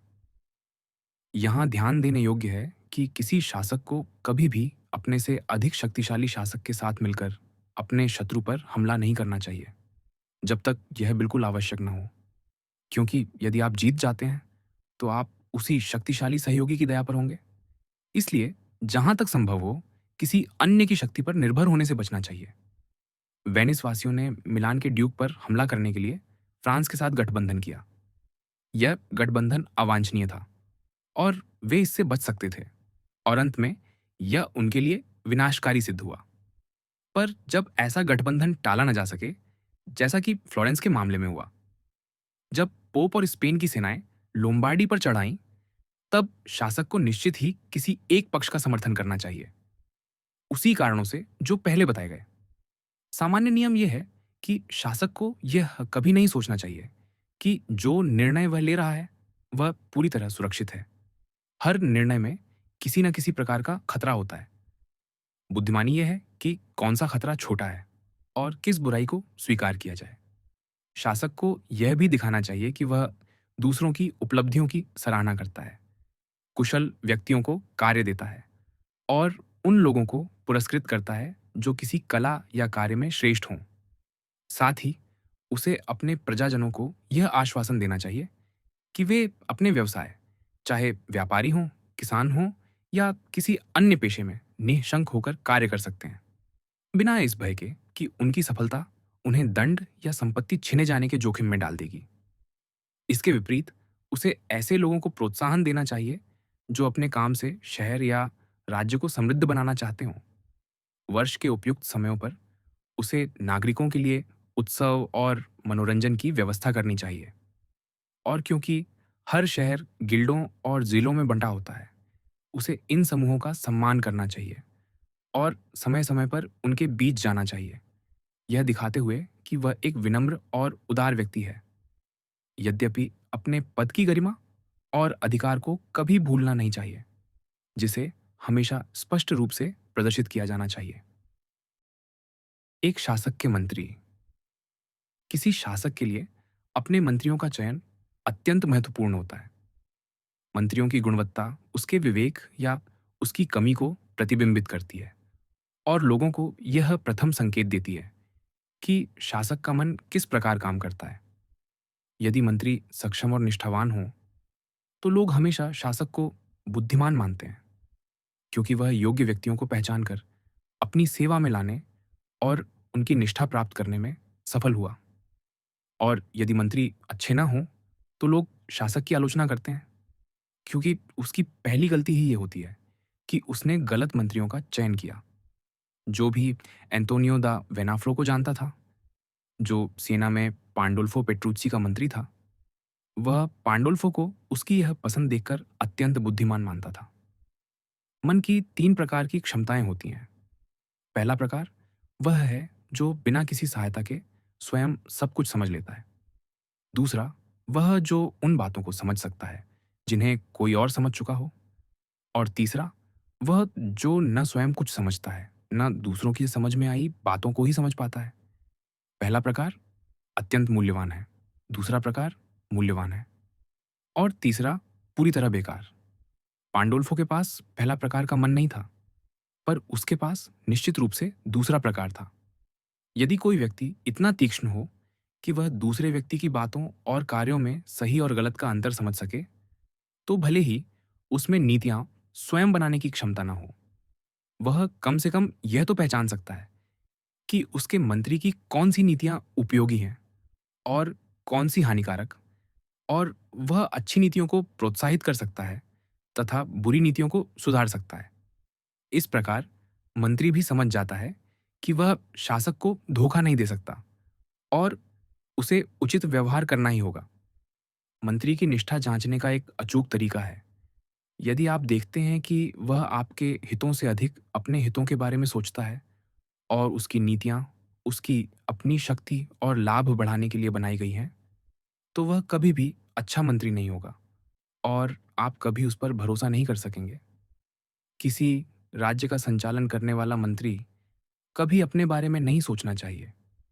उसे केवल शासक और उसके कार्यों में ही मग्न रहना चाहिए और यह सुनिश्चित करने के लिए कि मंत्री ऐसा ही करे, शासक को भी उसके प्रति रुचि दिखानी चाहिए। उसे धन और सम्मान देना चाहिए, उस पर उपकार करना चाहिए और उसके साथ पद तथा सम्मान साझा करना चाहिए। तब मंत्री समझ जाएगा कि वह शासक के बिना रह नहीं सकता। उसे इतने सम्मान मिलेंगे कि वह और अधिक सम्मान नहीं चाहेगा। उसे इतनी समृद्धि मिलेगी कि वह और अधिक संपत्ति की लालसा नहीं करेगा। उसे इतने पद मिलेंगे कि वह वर्तमान स्थिति में परिवर्तन नहीं चाहेगा। जब शासक और मंत्री अपने संबंधों को इस प्रकार व्यवस्थित कर लेते हैं, तो वे एक दूसरे पर भरोसा कर सकते हैं। और जब ऐसा नहीं होता, तो उनमें से एक का अंत अवश्य ही बुरा होता है। चापलूसों से बचना। एक और महत्वपूर्ण बात पर विचार करना चाहिए। एक ऐसी गलती जिससे शासक तभी बच सकता है जब वह अत्यंत चतुर हो या अपने मंत्रियों का चयन बहुत समझदारी से करे। मैं चापलूसों की बात कर रहा हूँ। दरबार हमेशा उनसे भरे रहते हैं और लोग अपने कार्यों से स्वयं को प्रसन्न करने और स्वयं को वास्तविकता से अधिक सफल मान लेने के इतने इच्छुक होते हैं कि इस भूल में पड़ना स्वाभाविक है। फिर यदि आप चापलूसों से बचने की कोशिश करते हैं, तो यह खतरा होता है कि लोग आपका तिरस्कार करने लगें, क्योंकि चापलूसी से बचने का एकमात्र तरीका यह है कि लोग समझें कि आप सत्य सुनने पर क्रोधित नहीं होते। पर यदि हर कोई आपको सच कह सकता है, तो आप अपना सम्मान खो बैठते हैं। इसलिए समझदार शासक को एक मध्यम मार्ग अपनाना चाहिए। वह बुद्धिमान लोगों को मंत्री चुने और केवल उन्हें यह अधिकार दे कि वे उसे सत्य बता सकें, और वह भी केवल उन बातों पर जिनके बारे में वह स्वयं पूछे, न कि किसी भी विषय पर स्वतंत्र रूप से। परंतु शासक को हर विषय पर अपने मंत्रियों से पूछना चाहिए और उनके विचार सुनने चाहिए। फिर अपने निर्णय स्वयं अपने विचारों के आधार पर करने चाहिए। जब वह अपने सलाहकारों, चाहे समूह में या अलग-अलग, को उत्तर दे, तो उसे यह स्पष्ट करना चाहिए कि जितनी स्पष्टता से वे बोलेंगे, उनका सुझाव उतना ही स्वागत योग्य होगा। इसके बाद उसे किसी और की सलाह नहीं लेनी चाहिए, बल्कि एक बार निर्णय हो जाने पर उसी पर दृढ़ रहकर अमल करना चाहिए। यदि वह इस मार्ग से हटकर किसी और तरीके का प्रयोग करता है, तो या तो वह चापलूसों द्वारा नष्ट कर दिया जाएगा, या फिर सबकी राय सुनते-सुनते वह इतनी बार अपना निर्णय बदल देगा कि लोग उसका सम्मान करना छोड़ देंगे। आधुनिक समय से एक उदाहरण दिया जा सकता है। बिशप लूका रेनाल्डी, जो वर्तमान सम्राट मैक्सिमिलियन के करीबी व्यक्ति थे, कहते थे कि सम्राट कभी किसी से सलाह नहीं लेते और इसलिए अपनी नीतियों को कभी लागू नहीं करा पाते। कारण ये है कि वे ठीक उल्टा करते हैं जिसकी सलाह मैंने ऊपर दी है।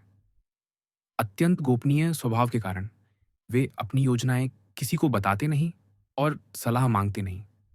पर जब वे उन्हें लागू करना शुरू करते हैं और लोग समझ जाते हैं कि वह क्या करने जा रहे हैं, तो उनके मंत्री उन्हें बताते हैं कि वह गलत कर रहे हैं और वह बहुत आसानी से अपनी राय बदल लेते हैं। परिणाम स्वरूप वे जो एक दिन करते हैं, अगले दिन उसे मिटा देते हैं और कोई समझ नहीं पाता कि वह क्या चाहते हैं या क्या करने वाले हैं। और कोई भी उनकी नीतियों के अनुसार स्वयं को ढाल नहीं पाता। इसलिए शासक को हमेशा सलाह लेनी चाहिए, पर केवल तब जब वह स्वयं उसे चाहता हो, न कि जब दूसरे लोग उस पर अपनी सलाह थोपना चाहें। वास्तव में उसे लोगों को बिना मांगे सलाह देने से हतोत्साहित करना चाहिए। दूसरी ओर उसे बहुत प्रश्न पूछने चाहिए और जब कोई सलाहकार सत्यपूर्वक उत्तर दे तो धैर्य से सुनना चाहिए। और यदि उसे पता चले कि कोई भय से चुप है तो उसे असंतोष प्रकट करना चाहिए। बहुत से लोग ये मानते हैं कि जब कोई शासक बुद्धिमान माना जाता है तो यह उसके मंत्रियों की अच्छी सलाह का परिणाम होता है, न कि उसकी अपनी बुद्धिमत्ता का। पर वे गलत हैं। यहाँ एक सामान्य और अचूक नियम है। जो शासक स्वयं बुद्धिमान नहीं है वह कभी अच्छी सलाह प्राप्त नहीं कर सकता, सिवाय उस स्थिति के जब संयोगवश उसने सारी सत्ता एक अत्यंत चतुर मंत्री को सौंप दी हो। इस अवस्था में वह अच्छी सलाह पा सकता है, पर यह व्यवस्था अधिक समय तक नहीं चलेगी, क्योंकि मंत्री अंततः राज्य को स्वयं अपने हाथ में लेने का प्रयास करेगा। यदि शासक एक से अधिक लोगों से सलाह लेता है तो वह भोलापन दिखाकर विरोधाभासी विचारों में उलझ जाएगा और समझ ही नहीं पाएगा कि किसका अर्थ क्या है। प्रत्येक सलाहकार अपने हित के बारे में सोच रहा होगा और शासक न तो उन्हें नियंत्रित कर पाएगा और न समझ पाएगा कि भीतर क्या चल रहा है। यह बेहतर मंत्रियों की खोज का प्रश्न नहीं है। लोग हमेशा आपको धोखा देने की कोशिश करेंगे जब तक आप उन्हें ईमानदार रहने के लिए मजबूर न करें। अंत में यही निष्कर्ष निकलता है। शासक सही सलाह के कारण बुद्धिमान नहीं बनता, बल्कि उसकी अपनी बुद्धिमानी ही सही सलाह को संभव बनाती है। इटली के शासकों ने अपने राज्य क्यों खो दिए? मेरे द्वारा बताए गए सिद्धांतों का सावधानीपूर्वक पालन करके कोई भी शासक जिसने नया राज्य प्राप्त किया है, वंशानुगत राजा जैसी प्रतिष्ठा प्राप्त कर सकता है, बल्कि उससे भी अधिक सुरक्षा और स्थिरता हासिल कर सकता है, जितनी एक लंबे समय से स्थापित शासन को प्राप्त होती है।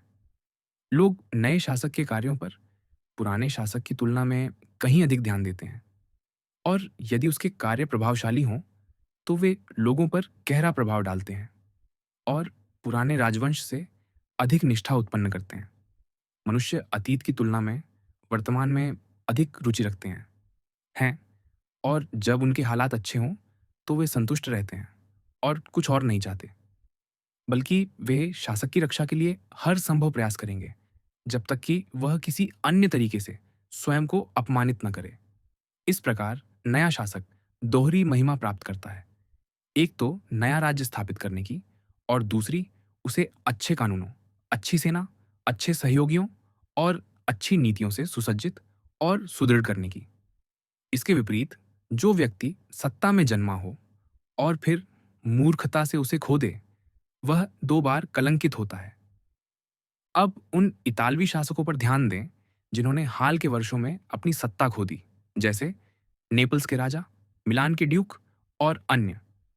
सबसे पहले हम देखते हैं कि उनकी सेनाएं कमजोर थीं, जिन कारणों का मैंने पहले विस्तार से वर्णन किया है।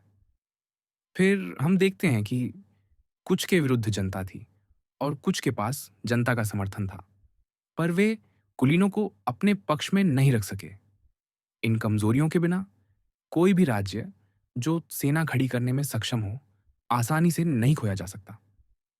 मैसेडोनिया का फिलिप अलेक्जेंडर का पिता नहीं, बल्कि वह फिलिप जिसे टाइटस क्विंटियस ने हराया, उन रोमन और यूनानी सेनाओं की तुलना में कहीं कम संसाधन रखता था जो उसके विरुद्ध आई थीं। फिर भी क्योंकि वह युद्ध कुशल और जनता तथा कुलीनों दोनों को संतुष्ट रखना जानने वाला शासक था, वह कई वर्षों तक टिक सका। अंत में उसने कुछ नगर तो खो दिए, पर अपना राज्य बचाए रखा। इसलिए हमारे ये शासक, जो राजा और ड्यूक के रूप में अच्छी तरह स्थापित थे और फिर भी अपने राज्य खो बैठे, अपने दुर्भाग्य की कहानियों से हमें परेशान न करें। इसका दोष केवल उनका अपना है। शांति के समय उन्होंने कभी सोचा ही नहीं कि परिस्थितियां बदल सकती हैं। यह सामान्य कमजोरी है कि जब मौसम साफ हो तो तूफान की तैयारी न की जाए, और जब संकट आया तो उनका पहला विचार भागने का था, न कि अपने राज्य की रक्षा करने का। वे उम्मीद में थे कि विदेशी आक्रमणकारियों की क्रूरता से जनता क्रोधित होगी और उन्हें वापस बुलाएगी। जब कोई विकल्प न हो तब यह नीति बुरी नहीं है, परंतु जब अन्य सावधानियां ली जा सकती थीं, तब यह अपेक्षा करना गंभीर भूल है। किसी शासक को कभी इस आशा पर निर्भर नहीं होना चाहिए कि सत्ता खोने के बाद कोई उसे फिर से स्थापित करेगा। लोग शायद ऐसा न करें, और यदि करें भी तो भी वह सुरक्षित नहीं होगा, क्योंकि उसकी नीति कायरता पर आधारित थी और दूसरों पर निर्भर थी। एकमात्र अच्छी, निश्चित और स्थायी रक्षा वही है जो स्वयं पर और अपनी शक्ति पर आधारित हो।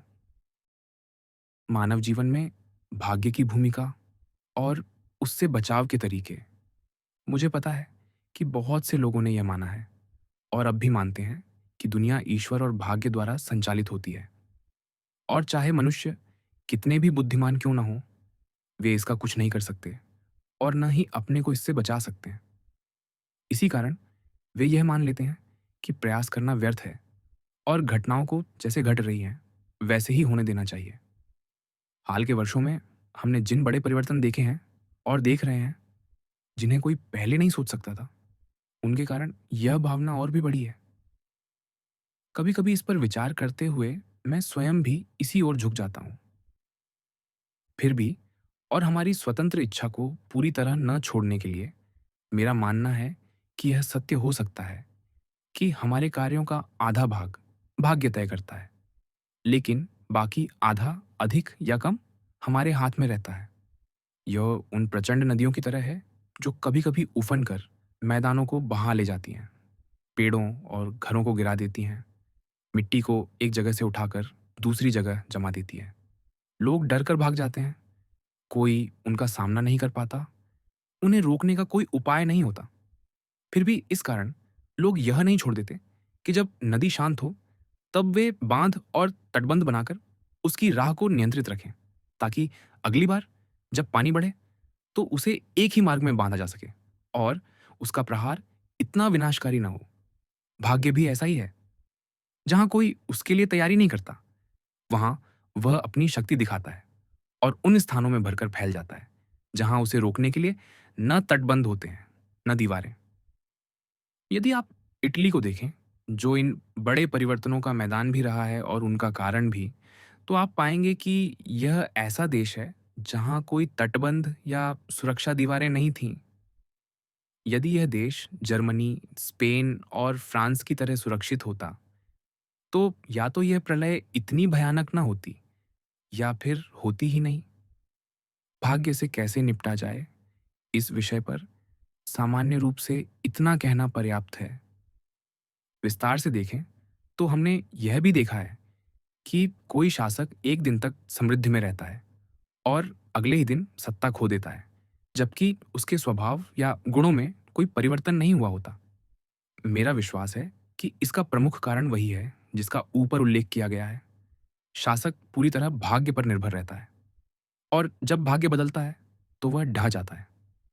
मेरा यह भी विश्वास है कि सफल शासक वही है जो समय के साथ स्वयं को बदल सके, जबकि असफल शासक इसलिए विफल होते हैं क्योंकि उनका तरीका परिस्थितियों के अनुकूल नहीं रहता। सब लोग गौरव और धन चाहते हैं, पर उन्हें पाने के मार्ग अनेक हैं। कुछ सावधान होते हैं, कुछ आवेगी, कुछ बल का प्रयोग करते हैं, कुछ चालाकी का, कुछ धैर्यवान होते हैं, कुछ इसके विपरीत, और इन सभी भिन्न मार्गों से सफलता पाई जा सकती है। यह भी सत्य है कि दो सावधान व्यक्तियों में से एक सफल होता है और दूसरा असफल। और कभी दो व्यक्ति बिल्कुल विपरीत स्वभाव के होकर भी समान रूप से सफल हो जाते हैं, एक सावधान और दूसरा आवेगी। इसका कारण केवल यह है कि उनकी शैली उस समय की परिस्थितियों के अनुरूप बैठती है। इसी कारण जैसा मैंने कहा, दो विपरीत तरीकों वाले लोग दोनों सफल हो सकते हैं और दो एक ही तरीके वाले व्यक्तियों में से एक सफल और दूसरा असफल हो सकता है। यही कारण है कि लोगों के भाग्य ऊपर नीचे होते रहते हैं। यदि कोई व्यक्ति सावधानी और धैर्य से काम कर रहा हो और परिस्थितियां उसी प्रकार के व्यवहार की मांग कर रही हों, तो वह सफल होगा। परंतु जब परिस्थितियां बदल जाए और उसका तरीका उस समय के अनुकूल न रहे, तो सब कुछ बिगड़ जाएगा, क्योंकि उसने अपना तरीका बदला ही नहीं। आप ऐसा कोई नहीं पाएंगे जो अपने स्वभाव को इस प्रकार बदल सके। एक तो इसलिए कि मनुष्य अपना स्वभाव बदल नहीं सकता, और दूसरे इसलिए कि जो व्यक्ति किसी एक तरीके से लगातार सफल रहा हो, वह उसे छोड़ने को आसानी से तैयार नहीं होता। इसीलिए जब सावधान व्यक्ति को आवेगी होकर काम करना चाहिए, वह नहीं कर पाता और असफल हो जाता है। यदि वह परिस्थितियों के अनुसार अपना स्वभाव बदल सके, तो उसका भाग्य स्थिर बना रहे। पोप जूलियस हमेशा आवेगी और उग्र तरीके से काम करते थे, और उनका समय और परिस्थितियां इस स्वभाव के लिए अत्यंत अनुकूल थीं। इसलिए उनके सभी कार्य सफल रहे। उनके पहले बड़े कार्य को ही देखें, बोलोनिया पर अधिकार करना, जबकि जियोवन्नी बेंतिवोलियो अब भी जीवित था। वेनिसवासी इसके विरुद्ध थे, स्पेन का राजा भी, और जूलियस अभी फ्रांस के साथ बातचीत कर ही रहे थे।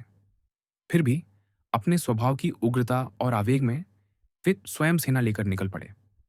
इससे वेनिस और स्पेन दोनों असमंजस में पड़ गए।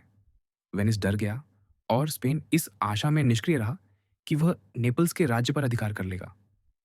उधर फ्रांस के राजा को वे अपने पक्ष में ले आए, क्योंकि वह वेनिस को रोकना चाहता था।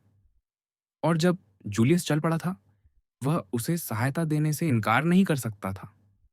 इस आवेगपूर्ण निर्णय से जूलियस ने वह सफलता पाई जो कोई अन्य पोप अत्यंत विवेकपूर्ण योजना बनाकर भी नहीं पा सकता था। यदि वह किसी अन्य पोप की तरह सब प्रबंध पहले से कर लेता और फिर प्रस्थान करता, तो यह कभी संभव नहीं होता। फ्रांस का राजा बहाने बनाता रहता और वेनिस और स्पेन चेतावनियां देते रहते। मैं उनकी अन्य कार्रवाइयों का उल्लेख नहीं करूंगा, सभी इसी प्रकार की थीं और सभी सफल रहीं। उनकी मृत्यु जल्दी हो गई, इसलिए उन्हें विफलता देखने का अवसर ही नहीं मिला। क्योंकि यदि समय बदल जाता और परिस्थितियां सावधानी की मांग करती, तो वह विनाश को प्राप्त होते। वे अपना स्वभाव कभी नहीं बदल सकते थे, क्योंकि वह उनका स्वभाव ही था। अतः निष्कर्ष यह है कि भाग्य बदलता रहता है, पर लोग उसी प्रकार काम करते रहते हैं। जब उनका तरीका समय के अनुकूल होता है, वे सफल होते हैं, और जब नहीं होता तो असफल।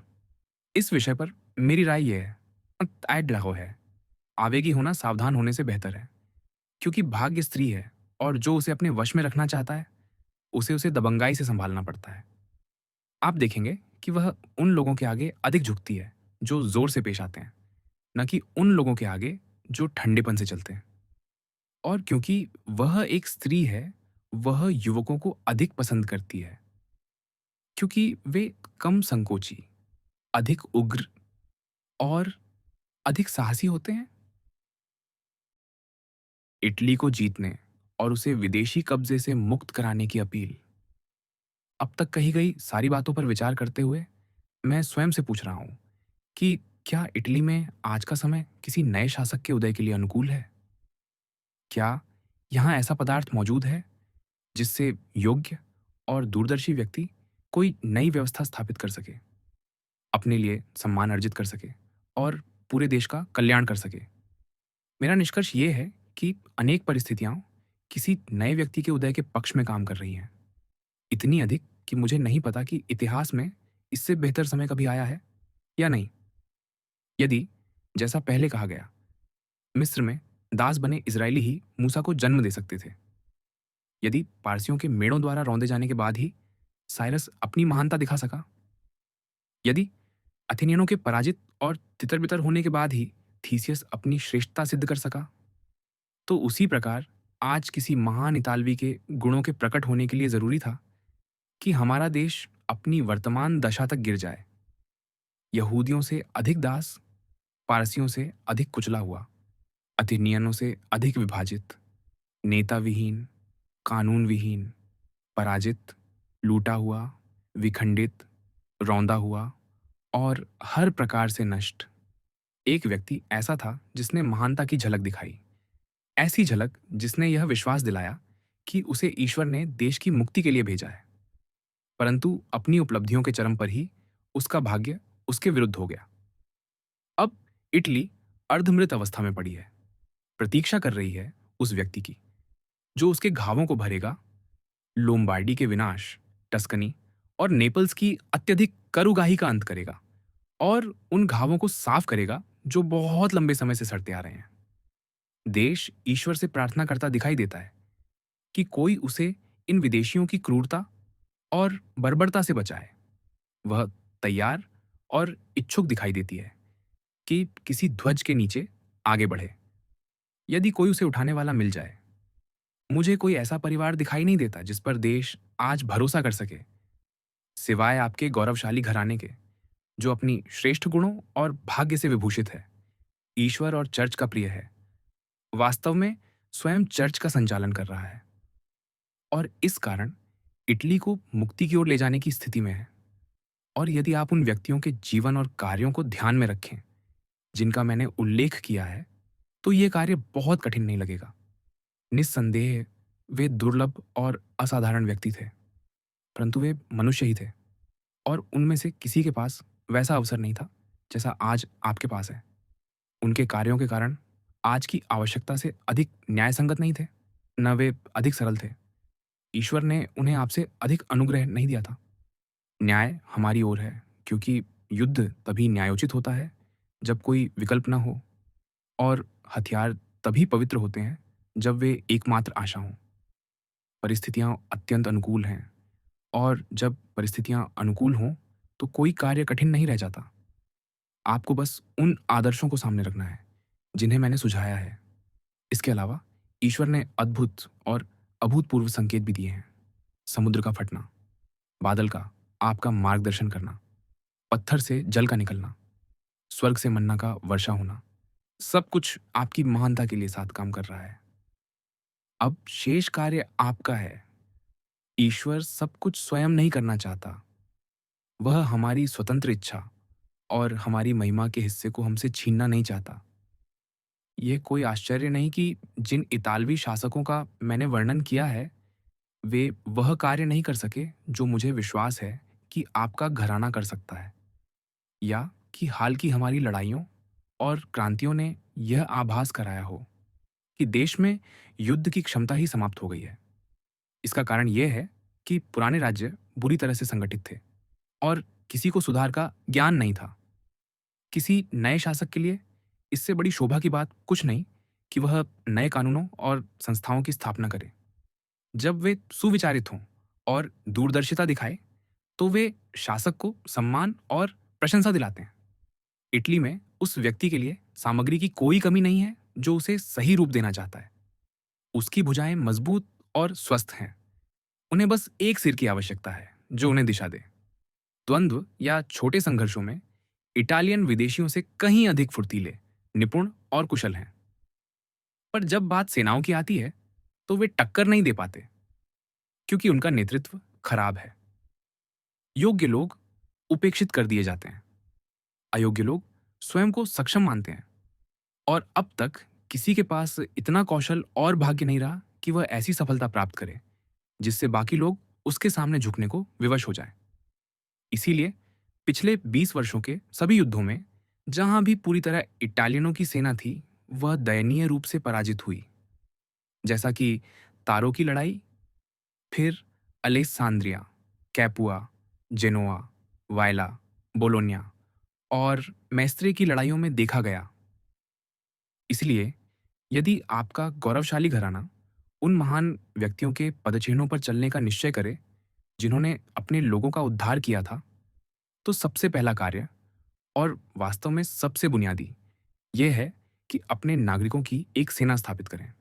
आपके अपने लोगों से अधिक वफादार, दृढ़ और श्रेष्ठ सैनिक आपको कोई नहीं मिल सकता।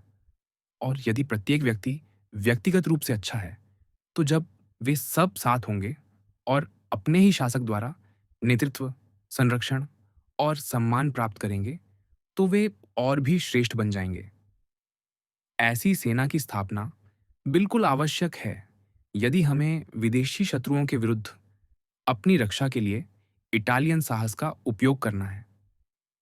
स्विस और स्पेनिश पैदल सेना को भयानक माना जाता है, पर दोनों में ऐसी कमजोरियां हैं जिनसे कोई तीसरी सेना न केवल उनका सामना कर सकती है, बल्कि उन्हें पराजित करने की आशा भी रख सकती है। स्पेनिश सेना घुड़सवार सेना का सामना नहीं कर सकती, और स्विस सेना तब कठिनाई में पड़ जाती है जब उसे अपने समान दृढ़ पैदल सैनिक मिलते हैं। इसी कारण स्पेनिश सेना फ्रांसीसी घुड़सवारों को नहीं रोक पाती, और स्विस सेना स्पेनिश शैली की पैदल सेना के सामने टूट जाती है। और हालांकि हमें स्विस की इस कमजोरी का पूर्ण प्रमाण नहीं मिला है, पर रावेन्ना की लड़ाई में इसकी झलक मिली जब स्पेनिश पैदल सेना ने जर्मनों का सामना किया, जो स्विस की ही तरह की रणनीति अपनाते हैं। अपनी फुर्ती और छोटे गोल ढालों पर भरोसा करके स्पेनिश सैनिक जर्मन भालों के नीचे घुस गए, जहां वे सुरक्षित थे और मनचाहा प्रहार कर सकते थे। उस समय जर्मन असहाय थे, और यदि घुड़सवार सेना समय पर न आती तो वे सभी मारे जाते। इन दोनों सेनाओं की कमजोरियों को जानकर ऐसी नई सेना तैयार करना बिल्कुल संभव है जो घुड़सवार आक्रमण को रोक सके और पैदल संघर्ष में विचलित न हो। यह हथियारों के चुनाव और नई रणनीतियों के आविष्कार का प्रश्न है। ऐसे विकास किसी भी नए शासक की प्रतिष्ठा बढ़ाते हैं और उसे महान सम्मान दिलाते हैं। इसीलिए इतने लंबे समय के बाद इटली को बचाने का यह अवसर छोड़ देना एक बड़ी भूल होगी। जिन नगरों ने विदेशी आक्रमणों की इस बाढ़ को सहा है, उनमें ऐसे उद्धारकर्ता का स्वागत किस हद तक होगा, इसकी कल्पना शब्दों में नहीं की जा सकती। प्रतिशोध की प्यास, अडिग विश्वास, भक्ति, आंसू, कौन से द्वार ऐसे व्यक्ति के लिए बंद रहेंगे? कौन उसका विरोध करेगा? कौन सी ईर्ष्या उसके मार्ग में खड़ी होगी? कौन सा इटालियन उसके सामने घुटने नहीं टेक देगा? हर कोई इस बर्बर कब्जे से घृणा करता है। अतः आपका महान घराना इस कर्तव्य को उस साहस और आशा के साथ अपनाए जो न्यायपूर्ण अभियानों को प्रेरित करती है, ताकि हमारे देश को आपके ध्वज के नीचे गौरव प्राप्त हो, और आपकी रक्षा के अधीन पेट्रार्क के ये शब्द पूर्ण हो: साहस क्रोध के विरुद्ध हथियार उठाएगा और संघर्ष संक्षिप्त होगा, क्योंकि प्राचीन वीरता इटालियन हृदयों में मृत नहीं हुई है,